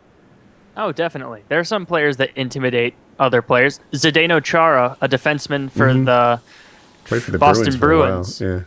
is over 7 feet tall with his skates on. And so he's a pretty imposing figure. And so they definitely get intimidated. Like, there's a bruiser on every team. Ryan Reeves is the bruiser for my team, the Blues. Like, But does just, it work? if something bad happens, Like, if you're Crosby, do you just start dumping the puck and not playing like you can? No, there's a video of how fights start in hockey, at least in the NHL, not with like Cordially. I don't know. It starts pretty cordially, like, and they're Canadian, so they got that accent, and they're just kind of talking to each other about it, and it's like two guys standing at the face-off, like, hey, you want to go? You want to go? All right, you want to go right now? You want to go now? All right, let's do it. And then they just like throw it down and start going, challenging each other. It's much more cordial than it was in like the national games where like it's countries fighting for honor. But yeah, they definitely get intimidated. There was a study that I read on the hockey Reddit that like marked aggression or like success tendencies as far as scoring shots on goal, puck possession, following fights. And following your team winning a fight, you had a marked improvement in the rest of the team with puck possession, with passing accuracy. No with shit, you just shooting. hurt one of their good players. Oh yeah. Well, no, it's usually no. It's It not turns like that. out if you knock Yeah. the goalie unconscious, you score much more easily. But it never happens like that. It's never like Ryan Reeves, a big brawler, going up against Sidney Crosby. Like the Penguins wouldn't let that happen. That Pittsburgh Penguins Not wouldn't only let their that, best but it's players against take hockey that. culture. Like typically, Yeah. players kind of find their match.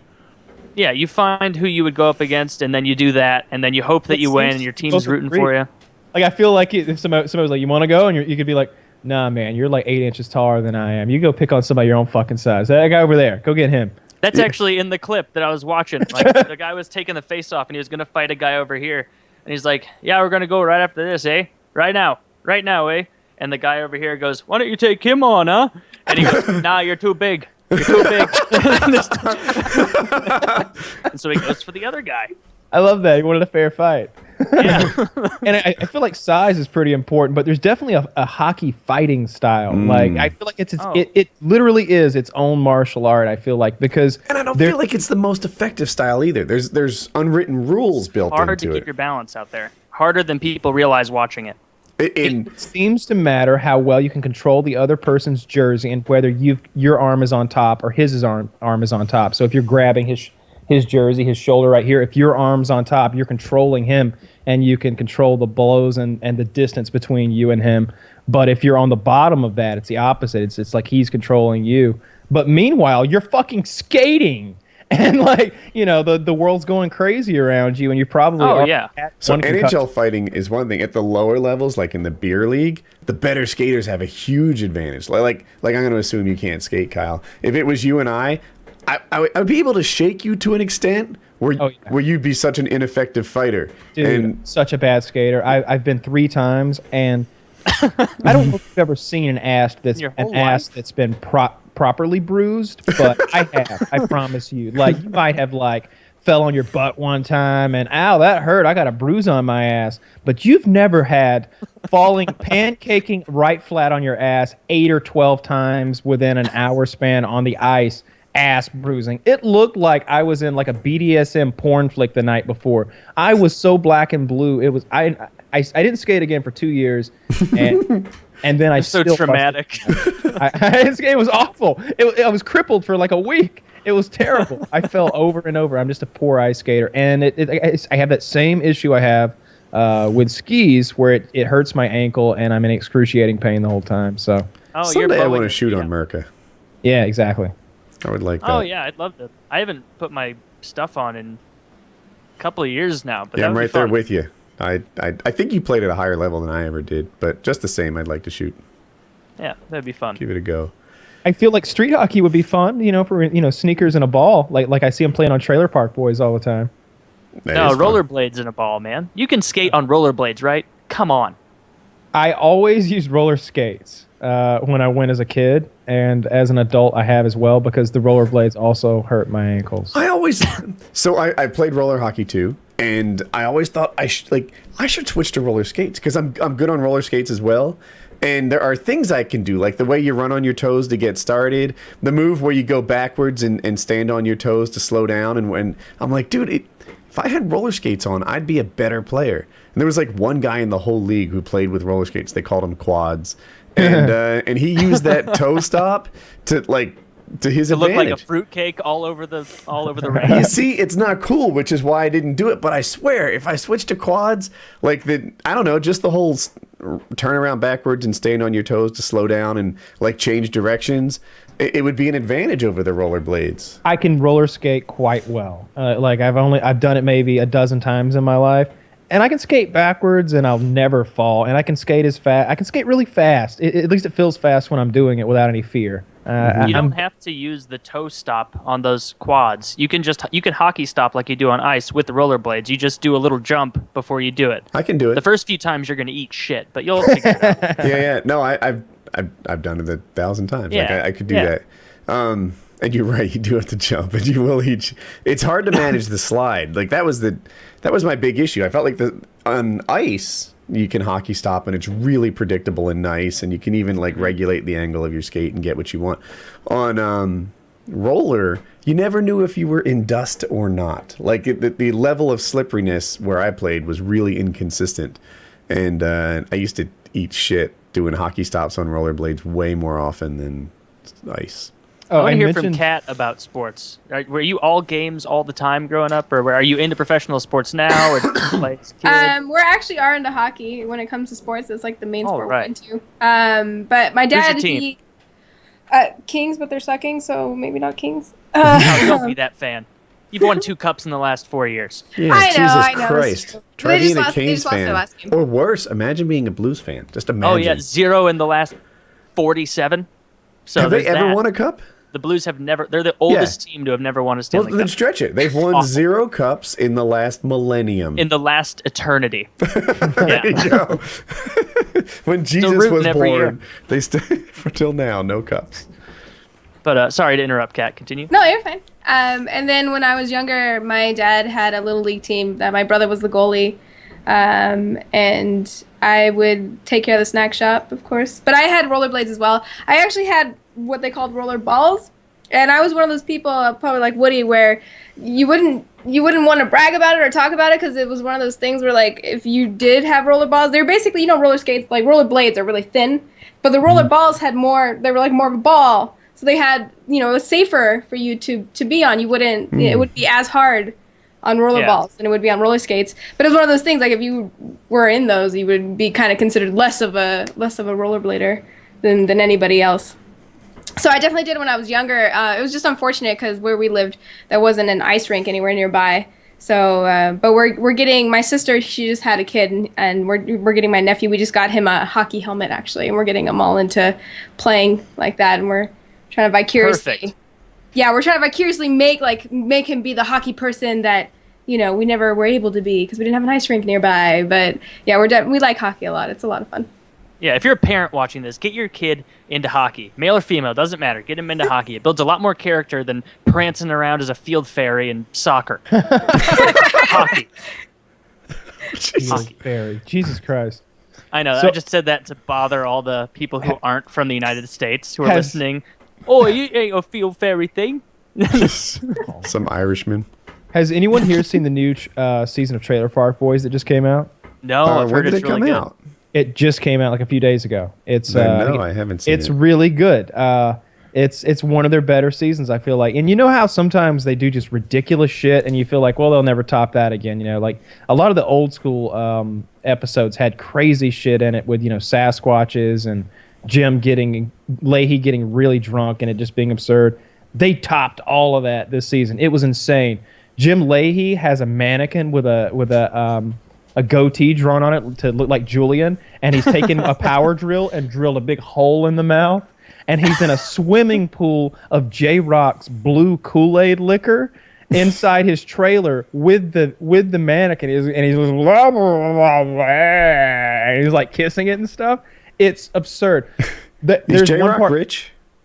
It doesn't appear. J-Rock has a new business in this one where he has a party van. You pay a cover charge to get on his bus. He's got a party bus, and you pay a cover charge to get on it. It's like smoke and liquor run and like Because whores. he hit it rich at the end of the 8th season, I think. Well, he must have blown through all that money because now he's rocking a party bus. Did he buy an RC track?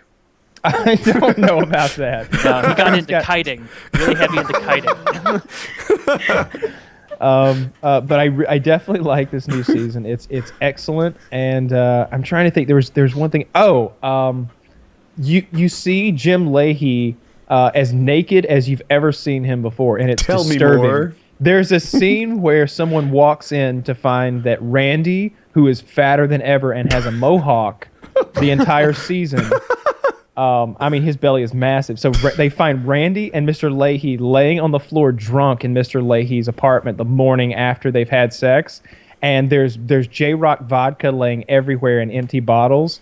And Jim Leahy is dressed up like a big game hunter. Randy's dressed up like a deer with like a nose and antlers and everything. And Jim has a big fake gun.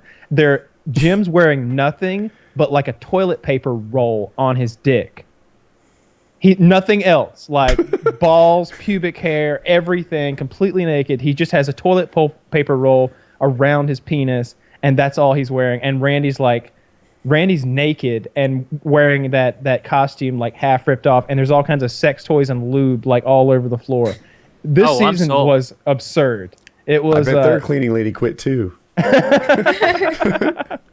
So yeah, if you haven't seen the new season of Trailer Park Boys, you should definitely check that out. It's really good. I went through 10 episodes in 2 nights, so Should check that out. I got to get all my other show watching in before Game of Thrones comes out on the 12th, because then it's going to be nothing but that. But speaking, have you guys watched Better Call Saul yet? Yes, I'm current. He has, but I have not. It's a great show. I don't want to say anything to spoil any part of it, but if you're listening, definitely watch that show. It's I will great. say it feels like it's a lot of character development. Yeah. I went 1 episode in and I just felt too slow for me. Like it just I don't know. I couldn't get into it. Then you might not like it because I typically too slow is a normal complaint for me on shows, but for Better Call Saul, somehow I'm liking it. The actor who plays Saul, he was cast as Michael Scott, and he lost the job to Steve Carell. And there's an episode later, like maybe season 8, 9, 10, somewhere in there of The Office, where it's sort of a bizarro office.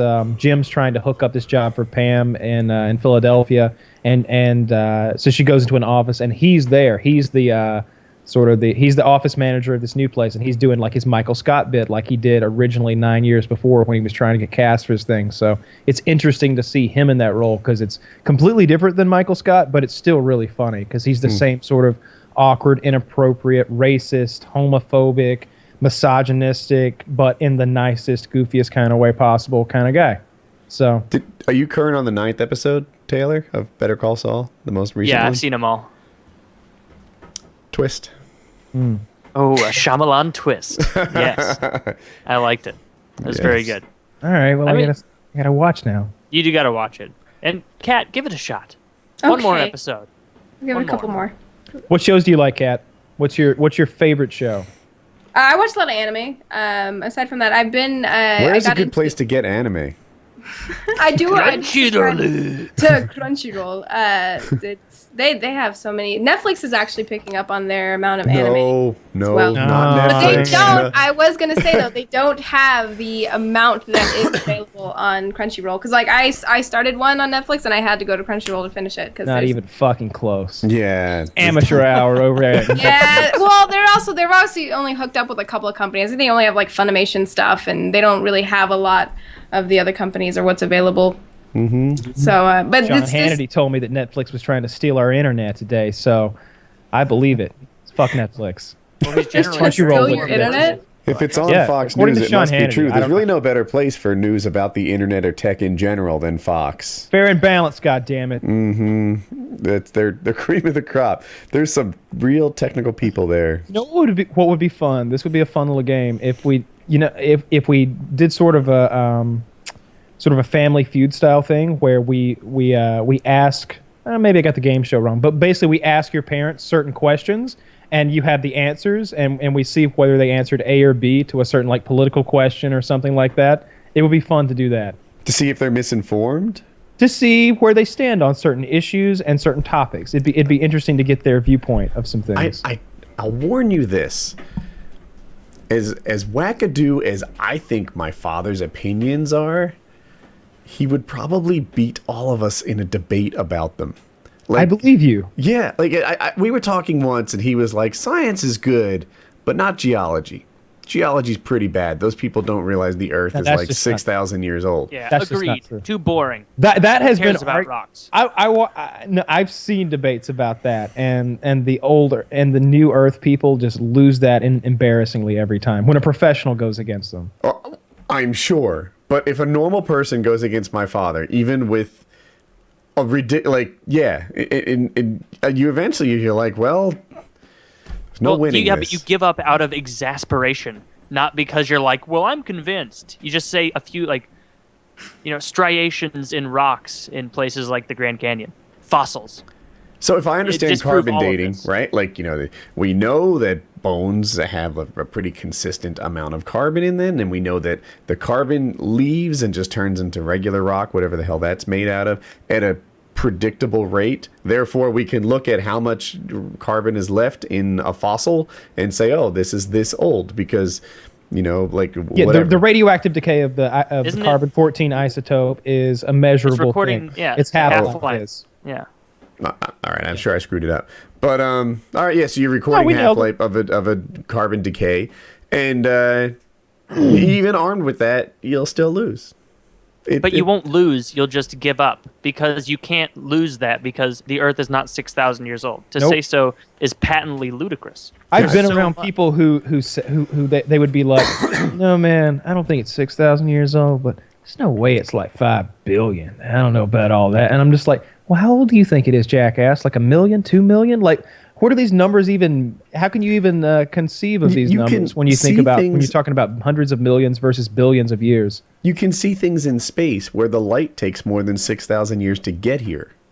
Yes. So that thing has to be older than 6,000 years because it's more than 6,000 light years from here, and still we couldn't see it otherwise. Yeah. Yeah.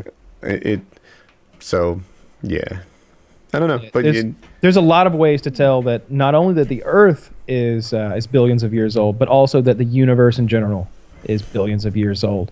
And anyone who argues differently, while I don't have the stats here to go through and explain to you, like someone else does. It's been taken care of. You're just wrong. You're just ignorant. So the economy under Bush Sr. did terrible, right? That if you remember, Clinton got in on it's the economy stupid, right? So the economy was lousy under Bush Sr., and then it was good under Clinton. That's okay. Then it was good under Clinton. And then after Clinton came Bush Jr., and it did really poorly again. And then Obama comes in, and it does well. And my father will sit there and argue that all these Democrat successes leading all the way back to like 1988, when Bush Sr. took in, till now, is all been a result of the Republicans setting them up for success as you're right before they left office. That's great. Yeah, it's like I saw a great video the other day, and for the life of me, I couldn't find it again. But it was Obama, sort of like answering a few of his critics. He was like, they said he went back and quoted Mitt Romney. He said Mitt Romney said he'd do this and that. As he's like, it's already. He said we'd have unemployment down to 6% in 2 years. He's like, well. It's been in 4 years. He's like, it's been 2 years and it's 5.5. He's like, I think that's pretty good. He beat Romney's promise. Yeah, and there were several examples like that where he was like, they said this, they said that, and this happened. They said this and that, but it's better now. And it was really it swayed me a lot. I was like, yeah, it is a lot better now. Yeah, you're right. It was scary fucking before he came into office. It was scary time. Unemployment's 5.5%. So now they have some like labor participation rate that they want to pick on or something like that. And it's like, God damn it, there's been a standard way to measure unemployment since like the 20s. And since you don't like the answer you're getting, you're changing the rules. I don't know about that now. Now I think there's probably a conservative side to that argument because I guarantee you that if there's a way for the liberals to count those numbers make those numbers look the way they want them to, then they're doing it to sway it a bit. So I I doubt it's 5.5%. I bet it's higher than that, but I don't think it's substantially higher than that. I think everybody's cheating and lying as much as they can, and you just got to consider that the margin of error with politicians. They have a 25% margin of error of bullshit when you listen to a politician, at least. That's for a good politician. That's a good way to look at it, actually. Like, in all seriousness, that's a good way to look at it. 25% bullshit allotment. Like, and that really is a good figure it's politician. coming. Like it for a real shitty politician, it's at least 60% bullshit margin of error. Like, at least more than half of what comes out of most of their mouths is a lie or misinformation or a half truth. Are you talking about Ted Cruz? Sure. Yeah. Isn't that guy fucking Canadian? How does that work? Is it him? It might be. Yeah, I don't know how that works exactly. I'm not. You're gonna have to get one of those. Explain it to me like I'm fives from Reddit on that one, because I have no fucking clue how. I keep hearing that he was born in Canada, which. But I think he had 2 American parents, and he's American. Okay, all I know is they really hassled Obama about that whole thing for, I don't know, 8 years. They did, but it doesn't make. I don't want this fucking beady-eyed Canadian sneaking in under the rug. That's all I'm saying. Dude, you act like he's Irish. Don't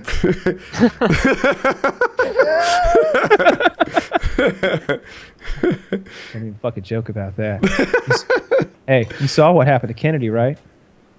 I did. Woody probably did. Age jokes. Oh man. Where do we go from here, boys and girl? I don't know. Do you want me to whip up a new topic? Let's see. I've got Jamal Jones's prison record. Oh God. Bookmarked here. We could always do terrible. that. It didn't sound like it was that bad. He sounded like he was just a really bad drug dealer, right? So it was 8 felony convictions, 6 of which were for drugs, 2 of which were for violent assault with serious injury. This is Woody's contractor, his carpenter. Yeah. I don't know. He went to prison for his second violent assault with serious injury. This is the guy that the general contractor gave Woody's security code to.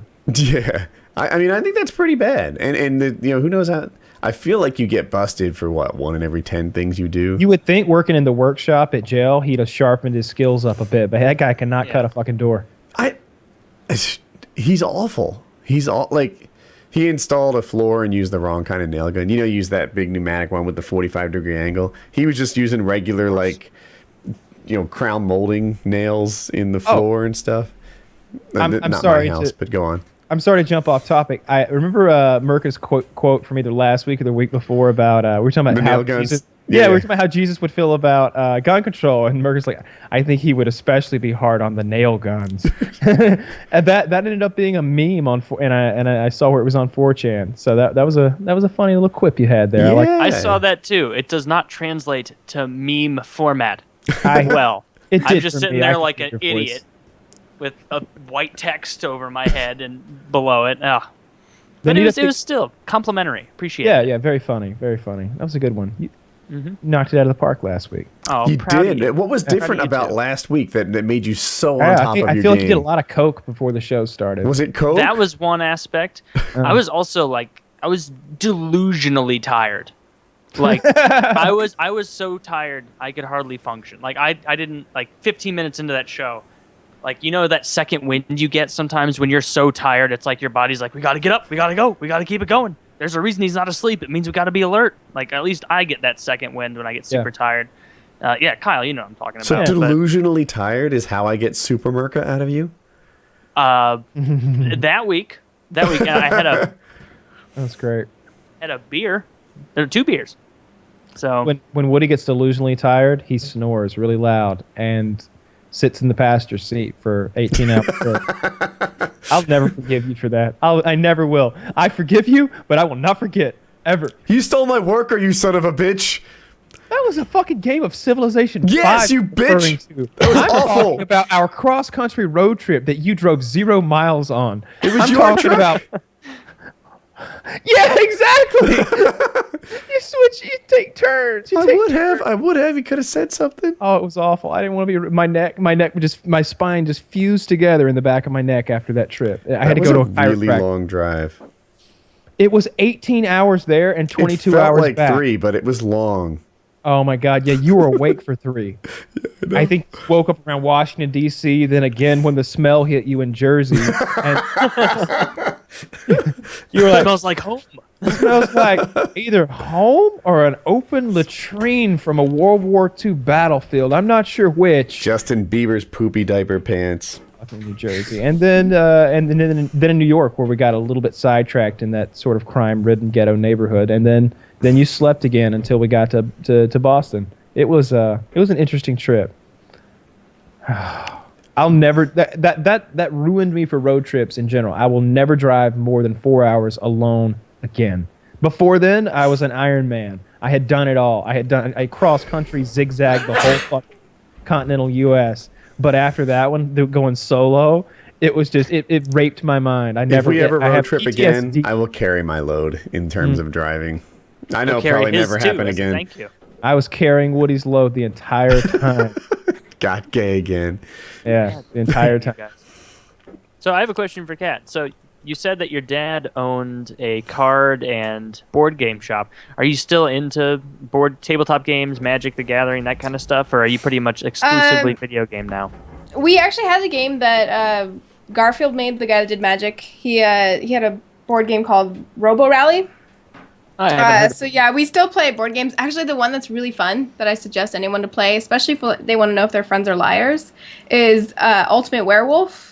It's the same as like Mafia, and there's a couple other game types just like it, where you all take on roles, and if you get you all turn your cards upside down, and if you get the werewolf, you don't want people to know you're a werewolf. You want everyone else, so they all point a finger at the end of it and say who they're going to shoot.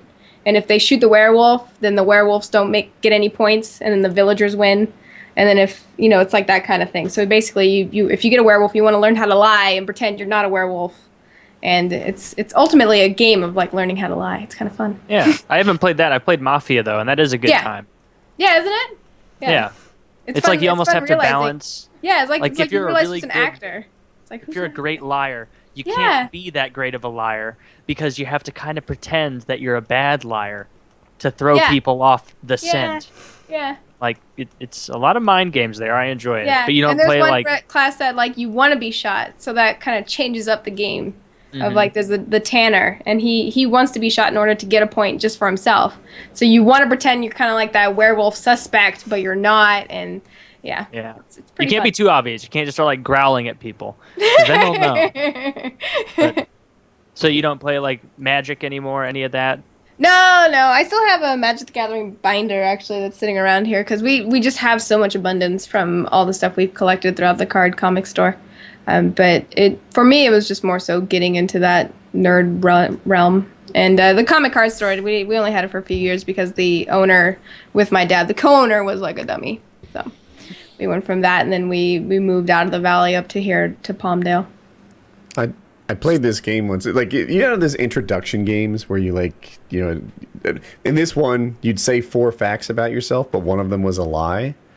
And typically you'd pick out like the most unbelievable one. And my boss was like, I once had a parachute fail on me. I forget what it was. Like, he climbed K2. He's the youngest of 3 brothers. And something else, like, he was 3rd place in the state wrestling championship. Well, only like 350 people have ever climbed K2, so well, that whatever it narrows was. it down. It turned out the youngest of 3 brothers was the lie. And you're like, how clever. The humble brag approach. Yeah. It's just name 3 exceptional things you've done and then 1 menial thing. Yeah. Like, and I shit 20 minutes ago. Guess. Yeah. Now, if I'm ever faced with that, that's totally how I'm doing it. I'm naming like some outrageous things and I've got a lot of subs. Yeah. I've got a great hairline. I'm 83 years old. Right? And my sister and I never fight, or something like that. That'll be the lie because I have no sister. I'm glad they didn't go Game of Thrones at all with the sister. I was like, that would have been bad. Oh, okay. I kind of thought a that's lie. why you said it as well. I don't know why. Although I also Because you've been listening to so many hours of Game of Thrones. So many you hours hear of about Game of siblings Thrones. and you just jump to incest. It's just natural after I that know. many hours you of that do. audiobook. Yeah.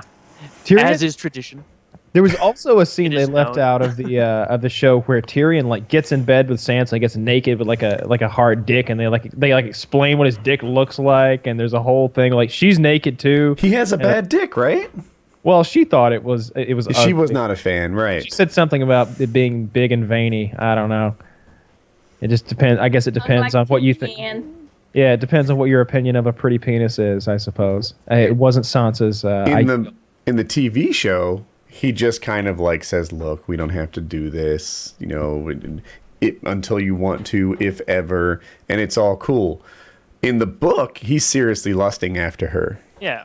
Well, yeah. And a lot more people would have tapped out of the show if there was just a 5-minute scene of the dwarf laying there naked with a heart on with an underage girl just holding up the sheets like, like just trying to get something to happen. But that would have been my favorite scene.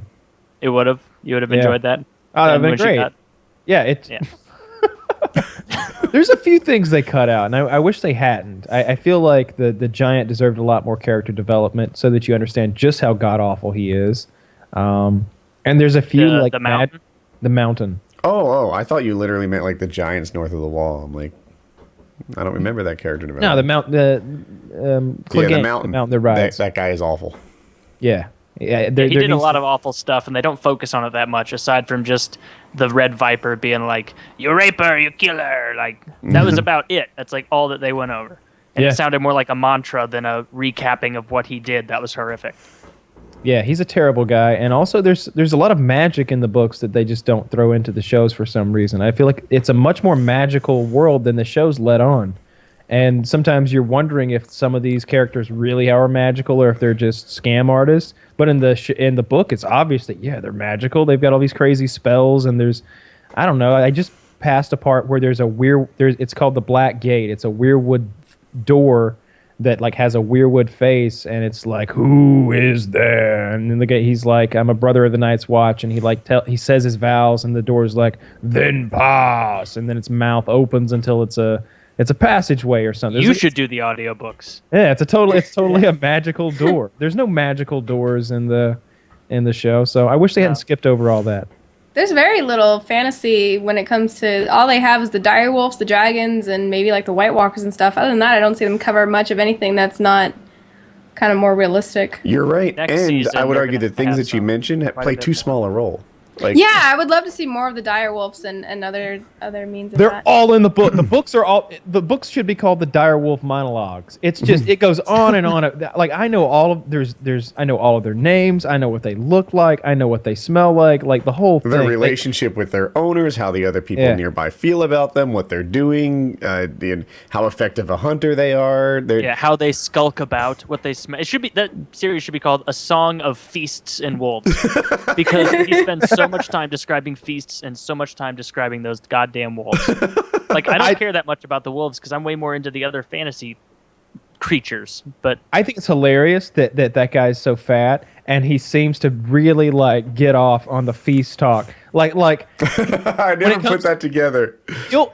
A sex scene will be like a paragraph where you hear about somebody's dick or a vagina or a boob here or there, and he explains like he talks about sex like he just has no interest in it. He just kind of like gets, and it's mostly the same shit. It's like, and he entered her and scene, and like that's it. Like she liked how he felt inside her. It's always something like that. It's pretty quick and it's over. But when the feast comes around, you know about the capons dripping with fat. You know about the horse meat sizzling as the spit boys turn it over the open fire and how the fat's sizzling off of it. You know about the juices that are running off characters' beards and mustaches. You know if the leek soup is hearty or not, whether there are bits of carrots in it. And if there is a bit of carrot, you might count yourself lucky because the soup at Heron House sucks. And he goes on and on about whether the feasts are great or wonderful, and all the meats and all the vegetables, the side items and the desserts, the pastries and the tarts, the puddings and the plums. On and on. If it's a white plum, or if it's too ripe, or if there are worms in it, you always know. Plenty of bread details as well. Oh, the There's like bread 3 and how they pages tear per it, feast. and if they, it's ridiculous. it's always a crusty bread end and some cheese, and he's just, and I imagine him like fucking. I imagine him actually doing like a speak to type, like himself, like saying this aloud for some program while he is eating it. He's like, Oh yeah. and That's why capons dripping with fat. He's just That's why killing it's taking it him as he's so doing- long to finish the fucking books. Is every Those are 3 his pages he meals starts a every new time. feast, and he's like, "Time to get some inspiration," and runs off to Costco and is going through aisles. A CPK pizza dripping with like. He loves food. It's so obvious, and it's definitely that guy definitely likes food more than he likes sex. Just based on undoubtedly. rights. Well, the way he looks, he doesn't have much option. Well, I suppose not. I really hope that guy doesn't fucking die before he finishes those books up, though. That's Now fun. let me ask you this: are you hoping Roy Dotrice lives or dies? I don't care. You don't care. Well, I mean, all right. So let me take that don't back. You should have Don't phrased give a it this fuck. way. You should have phrased it this No, way. I phrased it just like I wanted to. Do I care if Roy Dotrice narrates the next? I'll rephrase it if you want. Do you give a fuck if Roy Dotrice dies or not before the next book? Yeah, I suppose so. I hope Okay. he doesn't die, but I don't care if he does the next book or not, because I think that someone else could do probably a better and cooler job. And I think what would be really cool is if it were a performance, like I was telling you and Chiz the other day, like if you had the actual actors from the show voicing the characters when necessary. Maybe you would have Roy Dotrice giving the third person perspective and describing the environments and the feasts and such. And then when Sansa says something, the actress says it instead of him going, "Yes, sir, I like it here very much." Like, there's no need for him to do Sansa's accent anymore because Sansa's here. And, the same would be true for all the characters. I wish No. you reckon if the character is old. I wouldn't. I don't think I would like that. All right. If the character is old, I would like it. Roy Dotrice makes him horrible. He gets so slobbery and I whiny, kind of and like that. I think he's good with the old characters. I don't. Yeah. I find him hard to listen to. I'm not saying their voices don't sound old, but there are a couple things he does. If it's a sound effect, fast forward that shit. If it's a song, oh my god, it's awful. Oh, the horns you were talking about last week. Aru. It That's sounds 6 like times he is longer. about to die at the end of every horn. Like the last bit of breath is escaping his decrepit lungs, and then by some fate Poor he old guy. manages to inhale. Didn't But I he want to was hear in about what 94? he's 91. But I want to hear about No, no, Kat's no. favorite and least favorite characters and see, because she hasn't read the books at all, and so she doesn't have you don't have any real perspective on who's No. gonna die aside from who you've already seen. Who do you think is next in the chopping block, and who do you want to be next? Because this is a good Game of Thrones. I question. don't even know their names that well, so I'd be going based on looks. I feel it. No, that's good. Go ahead. Let's that see. one Where white did we? guy? I don't even know where it With the left beard? off. Like, where did it leave off So compared Arya to? has boarded a ship to. She's crossing the narrow sea. To The Essos, yeah. the Hound. So she can become an assassin. The Hound was left to die by the side of Right. a hill after Brienne fought him. Yep, Brienne and Podrick Payne are on their own. I guess they're heading toward the Eyrie. The Eyrie is currently under the control of Peter Baelish, and he's got Sansa there with him. Peter Baelish is Littlefinger. Yeah, Littlefinger. Yep. And the Aaron boy, John Aaron's son, is there. Littlefinger killed that Robin. mom who breastfeeds her kid awkwardly. Threw her Yeah, down. Lysa. Lysa Tully. Aaron. And threw her down that sky hole, whatever they called it. Moon hole. No, that's it. You got it right, Woody. The sky hole. The moon door, okay. Moon door. Majestic was the palace. I'll tell you what I with want the the best most. sky hole you ever seen. So it looks like the story's pretty rough right now. All of your favorite characters, for me anyway, are just in the dumps. Like all of my favorite characters are losing, or they're dead. Unless So- you like Littlefinger. unless you like Littlefinger, and I don't. He's not even a POV character in the books. So instead of rooting for anyone at this point, I guess I'm rooting for Jon Snow and Tyrion and the Khaleesi to a lesser extent. But who I want to pay is Walder Frey. I feel like I don't want anybody to tell me. I don't want any spoilers. But if they don't fucking do something so goddamn awful to Walder Frey. I don't know if I'm gonna be able to go on. And they keep hinting at it as well. Like you'll have some old some granny who knows a lot about like the the way the gods work. She's like she's telling the story of the Rat King or whatever. So I'm gonna butcher this story a bit, but I guess in ancient times, this cook killed the king's son and served it to the king in a pie. And the king ate it and asked for second helping, and then the gods punished the cook by turning him into a giant white rat that could only eat its own babies, but it would never be full. And he's like, they didn't curse him for killing the king's son. They didn't even curse him for feeding him his own son. They cursed him for dishonoring guest rights. The gods can't abide that. So I'm thinking like, well, Walder Frey just butchered the Starks, like throwing guests, who were guests under his roof. Like they've got to do something so awful to him to quench my vengeance, my thirst. I'm gonna for text vengeance. you out of nowhere later and ruin it. They'd better do something awful to him. How long is But the Kat, what fourth characters book? do you like? I know you don't know their names, but like, who are you really drawn to? Who's interesting? Who's not? I want to get a perspective of someone who has not even listened, touched, read any of the books. Let's see. Obviously, Just describe the characters, and we can pull the names out. Yeah, I know. Obviously, Yeah. the Queen of Dragons, right? She's like the badass that's gonna come over and take over all these people, and she's kind of off on her own little side story, which I like. Once it finally integrates into the main storyline, would be interesting to see when she's crossed the sea. I guess she's probably like over. I don't know even know the position, like geography of the map. I wish I do wish they would do more with the direwolves, because I like the kid that can't Bran. him, yeah, the one that his legs are all messed up and everything like that.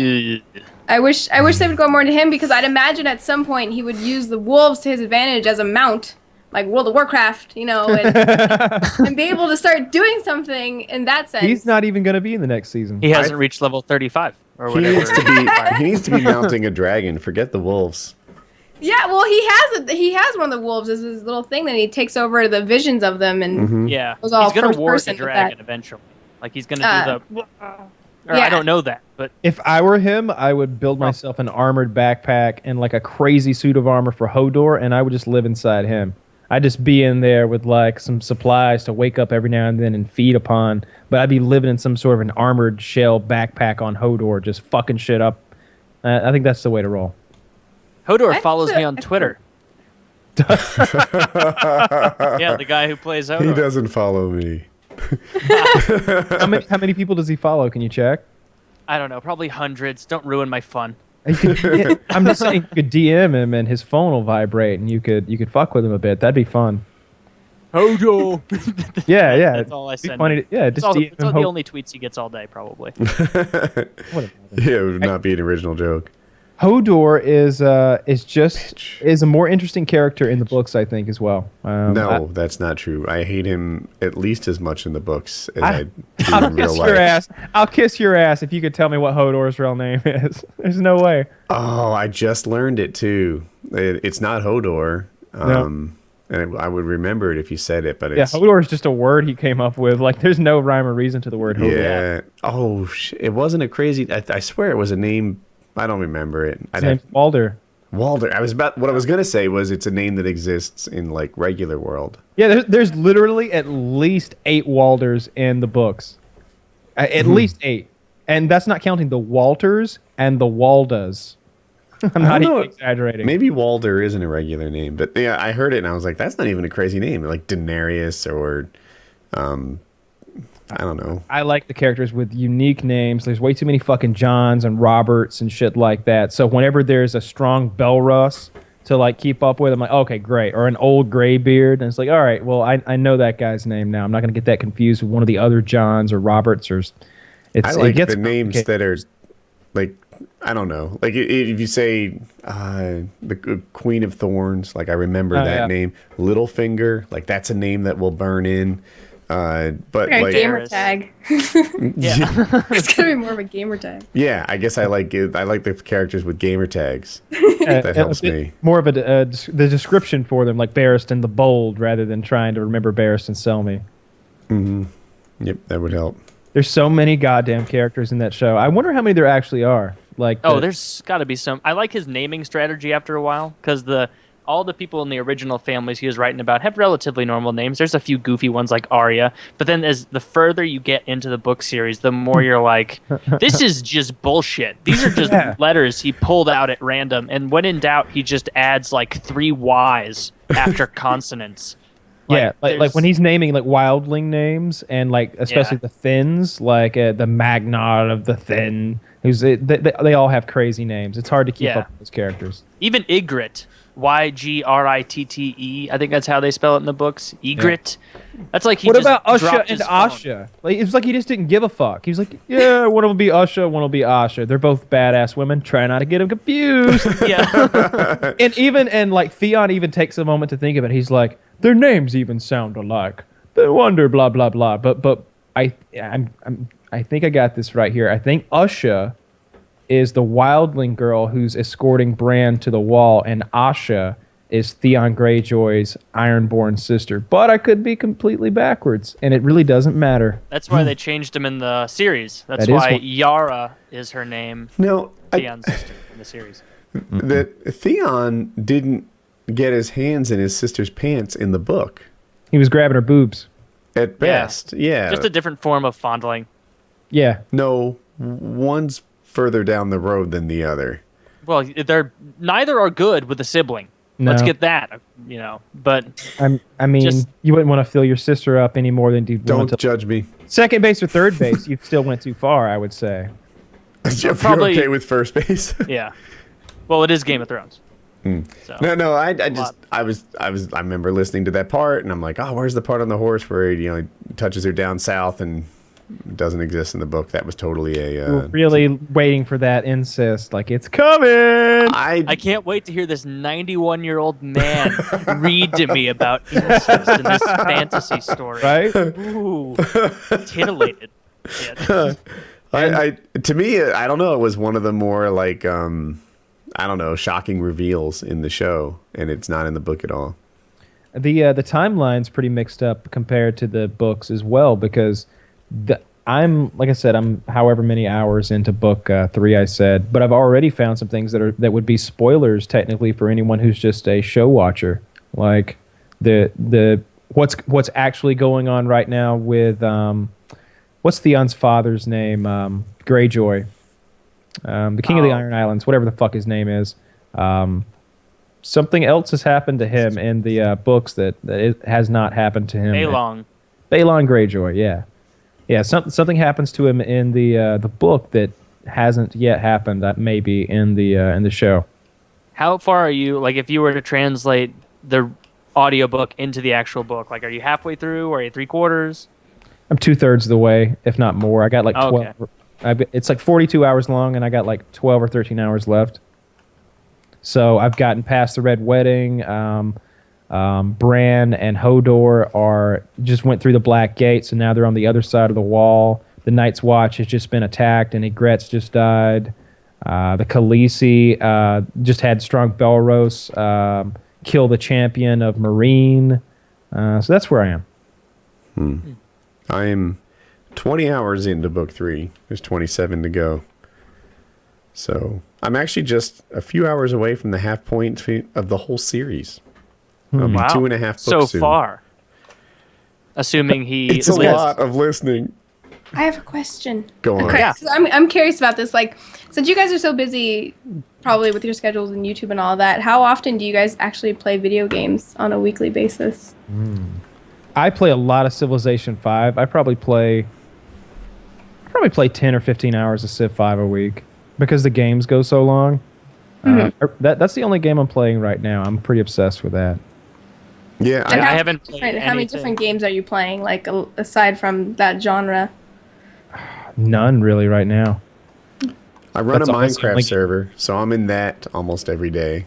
But it's not always playing. Sometimes it's like interacting with players and stuff like that, making sure things are going well. And then I played, 10 hours of Civ last week? Something like that. And we won. And we did win. But I don't game as much as I used to. If you go back 2 years, I probably gamed 15, 20 hours a week. I used to play 8 hours. playing. Mostly COD, but Call not of only Duty. COD. Mostly I COD. used to play. I used to play 8 hours of Call of Duty for a day every day until my skills Well, were that was the shocked and best strong one. like a Mohawk mean- warrior. That was the one worth playing. I got like 80 days of playtime on one account, but I think I had like 3. I don't know how many times I prestiged. Probably 30, something like that. Just dozens of accounts and like KD accounts and win-loss ratio accounts and game battles accounts, and I played Like that nuke game. accounts. Like this, I have so many nukes. Did you have like a bio that counted your nukes? I never counted the nukes. Oh, I I wasn't. fucking hated that. I forgot about Right? that till right now. Until right now, I forgot that it existed. But it was Right? like, Do you know how many nuke? and it put like 26, and it's like no one can tell. Here's I could what's make an funny, account that though. said nuke 7,358,491. Like nobody would know. I think a lot of people were honest about that, and I just remember Socrates kept count of his, and his number was outrageous. He had a couple hundred nukes because he could just. He was very good. That guy Him was out and- of control. Good. Him and JD Reed could drop a nuke, and I remember there was one night when we had Junkyard playing with us, and Junkyard was a notoriously poor player at Call of Duty. He wasn't very good at all. Every game. He was a negative KDR player, and so our goal was to get him to get his first nuke ever. So we were going to be like his support team, and we played like several games in a row, and he got an 8-kill streak one time, and then he lost it, and it kept going bad. And then we had room in our party, and my friend JD Reed, his gamer tag was Impulse. Impulse joins the game, and he's like, well, what are you guys doing? And I'm like, well, we're trying to help Junkyard get a nuke. He's trying to get a nuke. And I texted him. I'm like, you should drop a fucking nuke on him, man, as fast as you can and fuck with him. And he sends me back like a smiley face. He drops a nuke like 4 minutes into the game. Like he got a nuke faster than it was shockingly fast. And you know the thing went off. And we're just like, Junkyard's like, what happened? I was on a 4-kill streak. Yeah, I played with this guy Preus. He turned out to be a thief, but he was very good at Call of Duty. Yeah, he stole from me. P. But- Ray. What'd you say? P. Ray. I remember Yeah, P. Ray. yeah, I used to Patrick play with Ray. him a lot. He He's a good player. He was a very good player. We played against this team, and they were all running. This is Modern Warfare 2. They were all running noob tubes and that like China Lake like secondary noob Yeah, tube. the thumper. And I hated playing with them, like against them so much. We were like, dude, can you get a nuke? And he's like, yeah, sure, no problem. Like all you got to do is say it, and then like 90 seconds later, the buzzer's going off, and it was like against noob tubes, one-man army, or I guess it wouldn't be that, but yeah, it was outrageous. There's players that are like that, and it was always shocking because I could get a nuke if I wanted one. It might not be very pretty, but I could definitely get one. It wasn't a huge struggle. I'd get one within 3 or 4 games every time, unless there was just a nightmare of air support getting shot down or something like that. But there's players that can drop one at will that we played with back then, and it was always fun to watch. Modern Warfare was a game where like if you were a strong player, then it showed. You really dominated. And in future Call of Duties, like your 7 and 9 kill gun streaks just aren't rewarded the way they were back then. If you could get 7 to 9 kills in a row with your gun, then it was game fucking over for the other team. They were getting so much air support dropped on them, AC-130s and chopper gunners and Harriers and paved lows, and it was a nightmare. You couldn't deal with that. And sometimes if you're playing ground war domination, there's 3 of those guys on the other team, so it's coming in waves. It's fucking stacked. And so it was never like that again. So Modern Warfare 2 had its high points, but I still think COD 4 is the best. I think Black Ops 2 is the best. I know you do. It's not a popular opinion, but yeah, that game had great balance. It had great maps. Black Ops 2 was my favorite of all. I think some of the guys on the earlier ones have rose-colored glasses. I think Advanced COD 5 was Warfare great. may be good, but I haven't really played it. I had a great time playing World at War at times. I remember playing Search and Destroy in that game like early on with those, like the SVT-40 and the Gewehr and people sniping with the PTRSD in Springfield and stuff. That was fun. I liked COD. Zombies was the only redeemable part of that game to me. Yeah. I did not like World at War at all. I But like the Zombies was the sound. shit in every game. The sound every was game. bad. But we thought the sound was bad until they started making more Call of Duties. Yeah. It just got like I'd love to have COD 5 sound back. That's Well, what other games are you playing right now, Kat? I pretty competitive much ones. play anything that's new. Like I'm looking forward to Mortal Kombat X. It's coming out in like I don't know. It's coming out the 14th, so it's 2 days after Game of Thrones. It's so right around the corner here. And that one's probably pretty huge. They've been doing a lot with releasing information about Mortal Kombat X. Do you think it'll be big though? Like, I feel like fighting games haven't been big for a decade. Oh, I feel like if they're not Capcom, nobody cares. Like, if it's not Street Fighter or Marvel vs. Capcom, it kind of like it takes a lot more to kind of get that level of recognition, or like just tournaments in general. Like the amount of people that go to Capcom tournaments versus the other games. I think it's gonna be pretty big though. They're already doing an invitational, which kind of upset the community. I don't know how you guys would feel about something like this, but they basically invited 8 people a week before the game comes out, and they're giving $100,000 to the winner. They might be dividing the money up to the top people, but it kind of pissed off the community because it's an 8-man invitational. So essentially, there's no qualifiers. It's all just previous accolades or whatever you've proven up until this point when it comes to Mortal Kombat. Yeah, sometimes when those things are fame-based, like it's like, oh, but you're not recognizing the current cream of the crop. You know, the fame-based guys are often, I hate to say washed up, but, you know, past their prime. I think it just more so comes down to when you have qualifiers, it at least lets other people, like, they could have easily done the invitational to showcase the game at its higher potential of pro level play.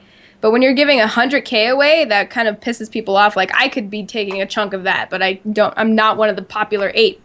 So if they were, even if to just give a small amount, like, you could divide that 5 times into 20K and do that many different tournaments. So it's, you know, we'll see what the company does when it comes to that. It's just that's more recent news of what's going on with Mortal Kombat. I have a question. With a fighting game like that, how much does lag come into play?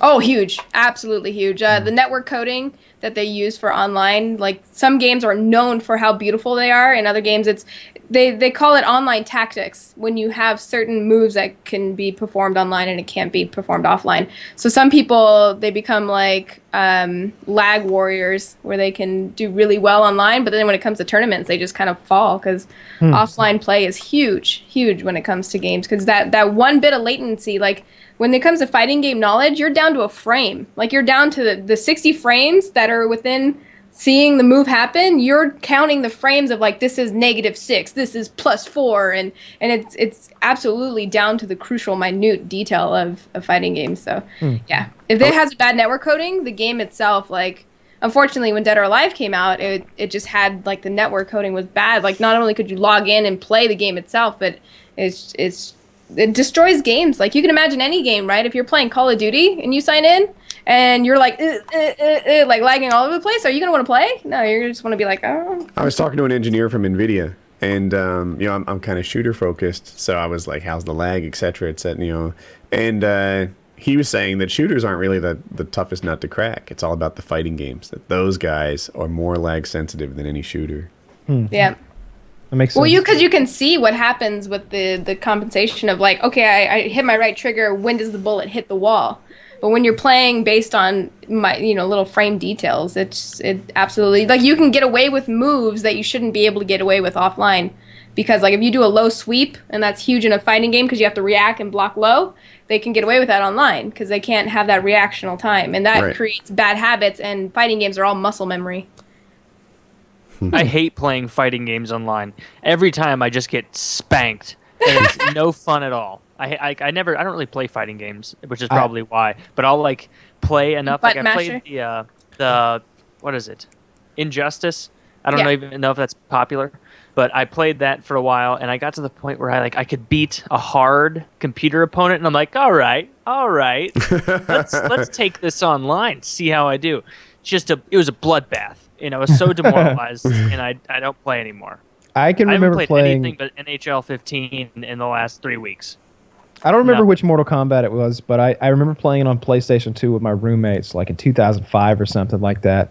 And I had a lot more video game experience than they did. I had played a ton of Grand Theft Auto and SOCOM and stuff like that, and a few fighting games here and there, Street Fighter and stuff. But they didn't seem to have very much experience at all. And the way we played, because there were 3 of us, is if you lost a controller. So I was sitting there on my 22nd game in a row, and my roommate is getting drunker and drunker, and he's getting pissed.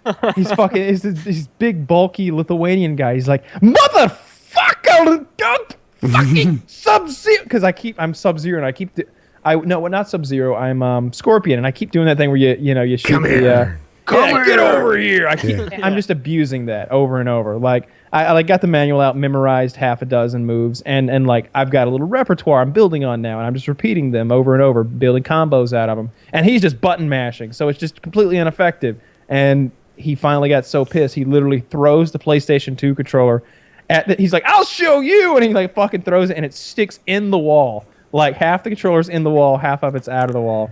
He finally mastered throwing a ninja star. He did, and he like, and we're like, dude, what the fuck? That's the wall. And he's like, you think that's bad? And he like does like a warm up and fucking punches right through the wall, right next to where the controller's sticking out. He's like, now that's a hole.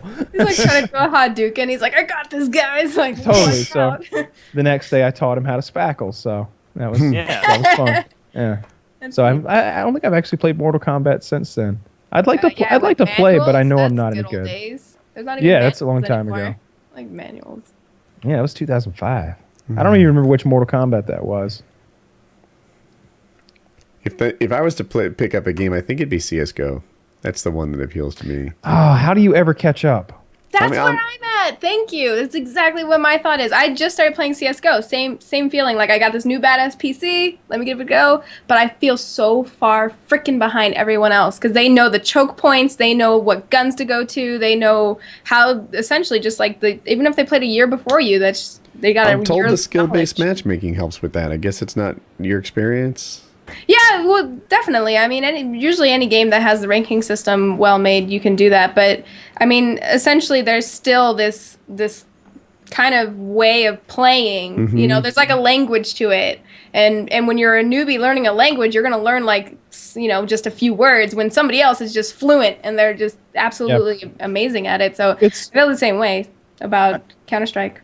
If it was there's games like that we've all played way too much of, like Call of Duty 4. Like I can just imagine if I had never stopped playing that game and then someone tried to pick it up now, like just the knowledge that I acquired over the time I have played is just. Kyle and I talked about it. We're both at a level in COD 4. I don't know if I still am. Where on any map you could have us look straight down, and we'd pretty much know where we are. Yes, exactly, no matter what. You know where not to throw just the spawn grenade. Not even spawn grenades, but you know exactly where to run on each map and where to throw. Throw the choke points. I know the timing. I know when you can and can't run places. I'm like, whoa, hold up, they're pre-firing. They're gonna hit that spot. Like lots of stuff like that. I know grenades that you have to look straight up in the air, aim it at a cloud to the left of that post, and toss it, and it'll come in through a skylight and blow up on the S&D plant spot on vacant. Like there's same thing with noob tubes. They would instantly go halfway and noob tube it right there just to get the spawn kills. On ridiculous. They'd catch them on the first flag. Bog and I was going gonna to say, what's the one with the is it like Runway or something? Has a river in the middle of it. This is Creek. No, this is that's Modern Warfare 2 I'm talking about. Creek sucked. It has 3 bridges that go across, and there's a river, and there's lots of buildings on it. Are you talking about Overgrown? Because that has 2 bridges. No, this is Modern Warfare 2. No. Oh, well, shucks. Modern Warfare 2. I want to say it's like Runway or something, but that doesn't. Oh, are we talking about Modern Warfare 2? Yes. Yes. Okay, I'm sorry. I thought... Rundown, maybe? Overpass? Or Underpass? Nope. One of those? No, Underpass is when it was just raining so much that it was obnoxious. Yeah. They had some of the best maps in that. It's Rundown. Oh, okay. Yeah, that also had spawn noob tubes that were just ridiculous. It was really tough because there was no protection on the A and C flags, so people would just bomb it from the start. But yeah, it would take 100 hours of playtime just to catch up with someone who's got that kind of experience, and that's if you got a guide. Like going there in there blind and just trying to memorize, but it would be hard to even learn because you'd be getting hit with stuff that you couldn't understand. You just randomly a nade hits you and kills you. You don't know where it was thrown from, who threw it, how to avoid it, none of that stuff. Like you don't know what guns are even good. I wouldn't know where to start with Counter-Strike. It's fun because it still gets that kind of competitive feeling of once you do get it, it feels very accomplishing and like, oh, I'm going somewhere. But I have the same intimidating feeling about it. Luckily, like with Twitch, you have all these pros and people who are even semi-casual at it still can help you and assist you in chat and tell you where to go. But it's very hard when you're playing on Twitch because they have an expectancy. Like if you have a certain amount of viewers, they have a way of like, oh, you should be a certain skill level already. And I'm constantly like, if I'm playing Counter-Strike, I'm defending myself. Like, this is only my second day, guys. Like, and then I'm saying that every like maybe half hour. I'm like, this is only my second day. Like trying to not feel like I'm like excusing my poor skill at the game. I think we should do another Fallout stream. I think that would be fun. I think we need to go back into the world of Fallout. Woody and I. Kyle Woody was gave me some streaming. bad advice. Gotta Woody try was streaming- H1Z1. Have you guys tried H1Z1? I haven't. It's popular though among streamers, especially. It's simple. It's simplified, new right? So you DayZ, don't have right? that intimidation of like not knowing, because there's only an AR, which is the main like full auto rifle, and then you have your pistols and a recurve bow. There was just 3 weapons, and obviously you want the AR or the shotgun. So there's like just a few weapons to choose from.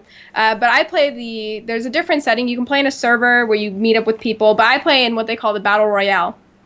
And you basically start with about anywhere from 100 to 200 people. You all get loaded in at the same time. You're in a box at first for 30 seconds where you hear the most disturbing things. People run it because it's like distance with mic. So like you can, as soon as you get close to someone within proximity like that, you know, you can hear them. But as soon as they're kind of away, their voice faints and then you don't hear them anymore. So everyone has a mic, and you hear some of the most disturbing things of like what people are saying in there. Like people come up to me, they're like, "Shut up, cunt," and I'm like, "I didn't do anything. Like, what are you yelling at me for?" But you would go around, and what makes it fun is the social game of it. So it's last man standing out of all that battle royale, and then eventually there's a safe zone out of this kind of pretty big map. And then you have to get your way into that safe zone. And eventually, toxic mist will float in and get you into that safe zone. Then the safe zone gets smaller and smaller until literally it's a dot of where you can walk within it within 30 seconds. And it's to force the fight.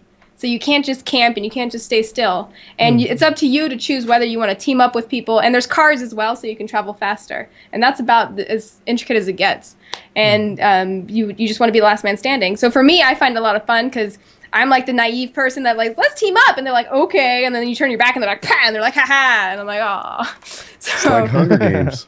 yeah, that's what a lot of people refer to. It's basically Hunger Games, and it's up to you to be Katniss and be like, let's be friends, guys, or you have the average douchebag. And hide in a tree for 2.5 hours. Yeah, you can do that. You can to get top 10 easily. But that's what I like about the Toxic Mist is that it tells you like you have 1 minute to get to the safe zone, and then you have to get there, and then the Toxic Mist eventually keeps falling in until eventually you. But as a streamer, you mean is it easy for you to get lots of help?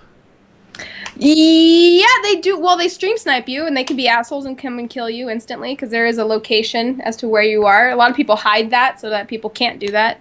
But yeah, I do get a lot of people that are like, oh, I'm watching your stream, and you know, it's just so much fun because so much random shit happens. Like just yesterday, I was playing it, and there's a third guy with us, and it's 2 of us, and we decided to team up. We pick up a third guy.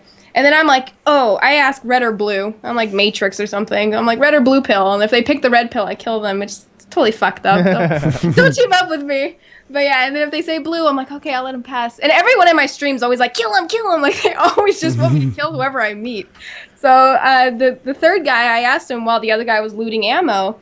And I'm like, red or blue? And he's like, red. And I'm like, so I'm like, right? And then I didn't say anything. I was just smiling, kind of like, yeah, you know, like a badass. And then the other guy runs out and he shotguns me. And he's like, oh, I thought he killed you. And I'm like, no, I killed him. And it's just like stupid shit like that happens. And I'm like, why the fuck did you kill me? I know. And he's like, oh, I thought that was you that got killed. It was so funny. Because you're supposed to pick the red one, right? Based on the movies, you're supposed to pick the red pill, not the blue pill. Yeah, I just if they pick red to me, that's death, so that you know they can go off into their own matrix of dying. Into their own matrix. In their own matrix.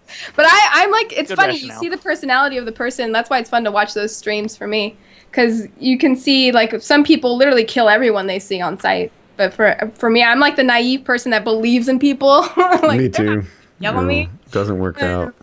I've been wanting to. It can, but it's definitely not usual. And it's fun to have that kind of female-male counterpart thingy. Like, I like to fuck with a lot of guys that I meet on there. Like, we have to make babies. This is a zombie apocalypse. Like, you RP, like, role play it.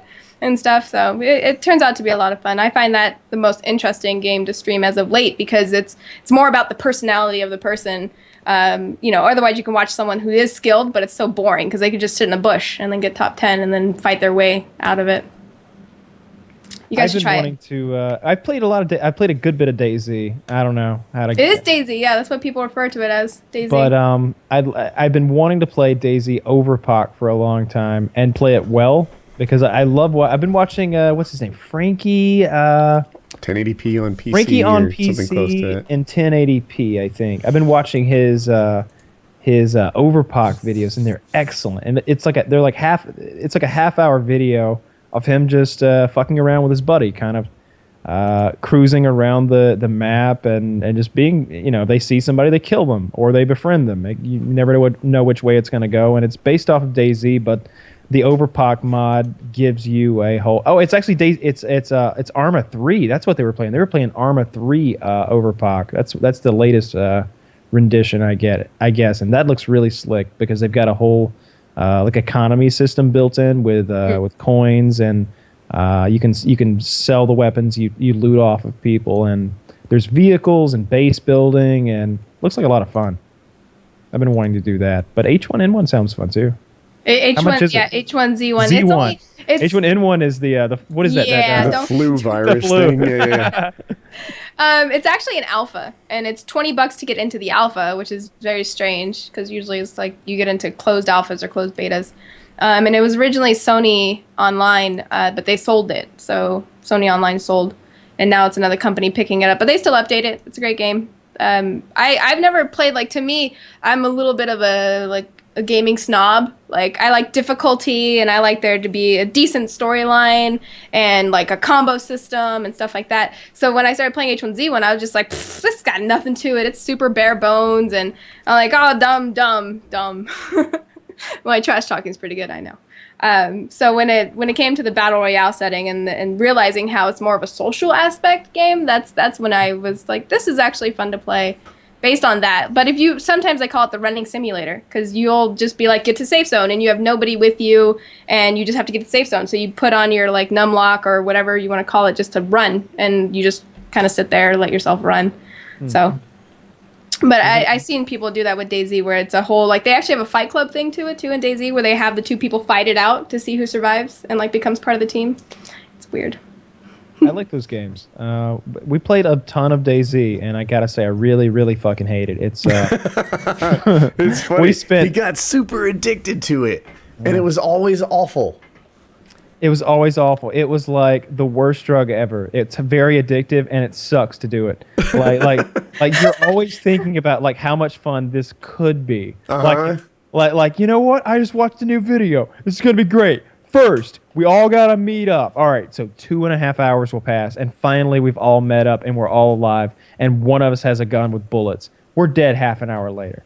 I want us to be first. If we could all spawn in together, and we could all just have a pistol, just so that we're not just babes to the wolves, or at least give us a compass and a map marker. But so many of those servers, you have no idea where you actually are. The way we would navigate, we would literally find the sun, and we would walk west until we got to the ocean, and then we'd walk north or south up and down the coast, depending on what color the leaves were, because they were one color in the north and another in the south, and try to meet each other on the railroad tracks. In between, so either zombies or some other douchebag would fucking kill you. It was a nightmare, and we spent hours and hours and hours playing this, and I never want to do it again. It pissed me off to no end. And it was so easy for a good player to massacre all three of us too. It happened. There was a situation where we couldn't. Woody, Chiz, and I couldn't decide whether or not we wanted to befriend this guy or betray him. And some of us betrayed, and some of us didn't. And we all got machine gunned to pieces. And he took all of our things. And I don't think I've really played too much since then. I had a guy rape me, right? He bound me up, and he wanted me to say sick and wrong things, and he was really fucked up, and handcuffed. He handcuffed me. I was so new to the game at the time. I was like, is there some reason you're doing this to me? Like I'm listening to this, just his side of it too. It was pretty funny. yeah, it was really fucked up. I'm a little traumatized just thinking back to it. And you know, he's like forcing me to like do shit, and I'm resisting it, and you know, eventually I just chose death, pretty much. Yeah. Because if they've got it's like real life. They've got a gun and handcuffs, and you're just out there. You might have a T-shirt if you're lucky. You might have a cool baseball cap or a motorcycle helmet, but that's not going to get you any fucking where. You need a shotgun and bullets that'll fit it. Yeah, and those are rare. if you don't know your way around, like I was just wandering, quite honestly, from city to city using a map off the internet, but I could only find my way by using actual real world.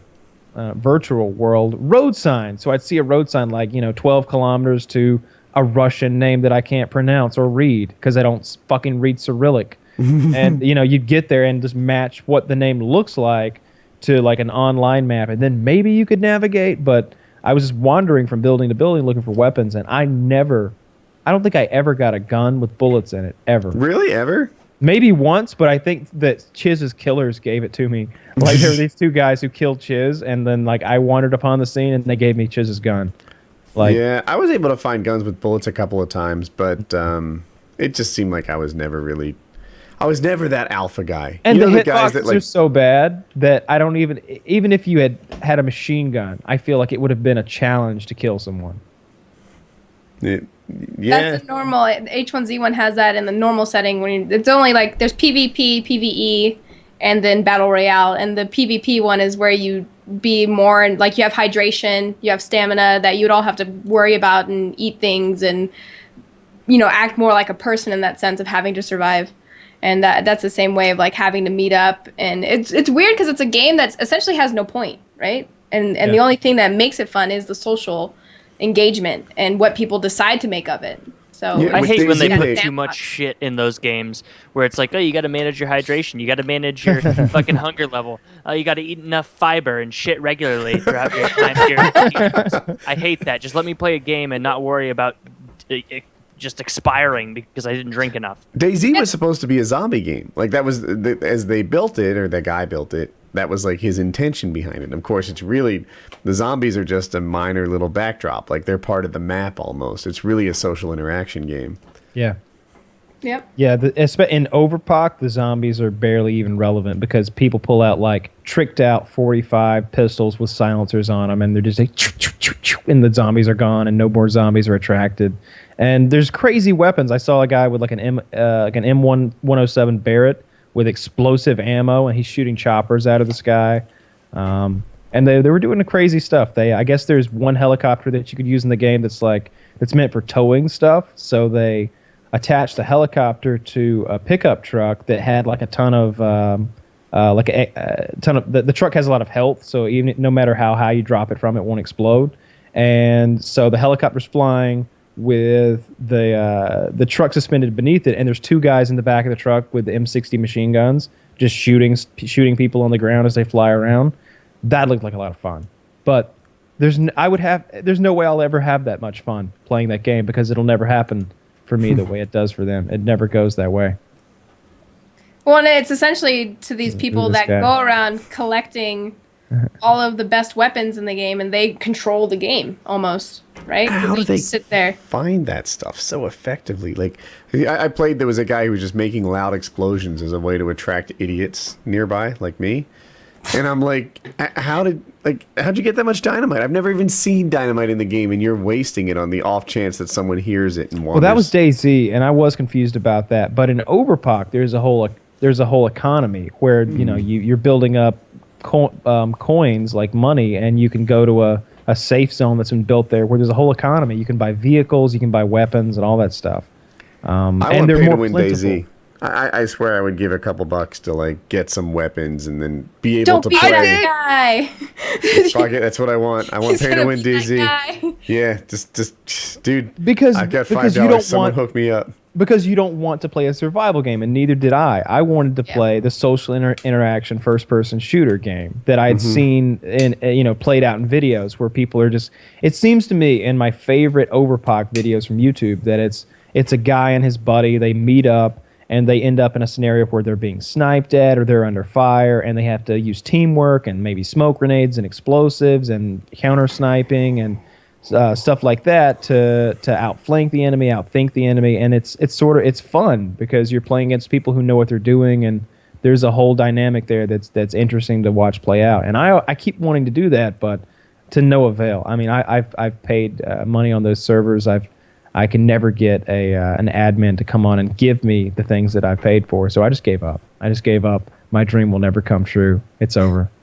I'll just continue. Oh, look at that! 4 hours in. Already? I didn't know All you right. have your 4-hour limit on the group call. That's interesting. Yeah, that's Yeah. what it is. Learn something new. Yeah. Do you want to Well, call it? all right. Yeah, I think so. Wild card. Crunchyroll.com/PKA, and be sure to check out our paintball event. All right. And check out Kat. Definitely. And Kat, thank you Absolutely. for coming. Links in Yeah. the description Read to her the Thank stuff. you guys. All right. That was fun. PKA 224.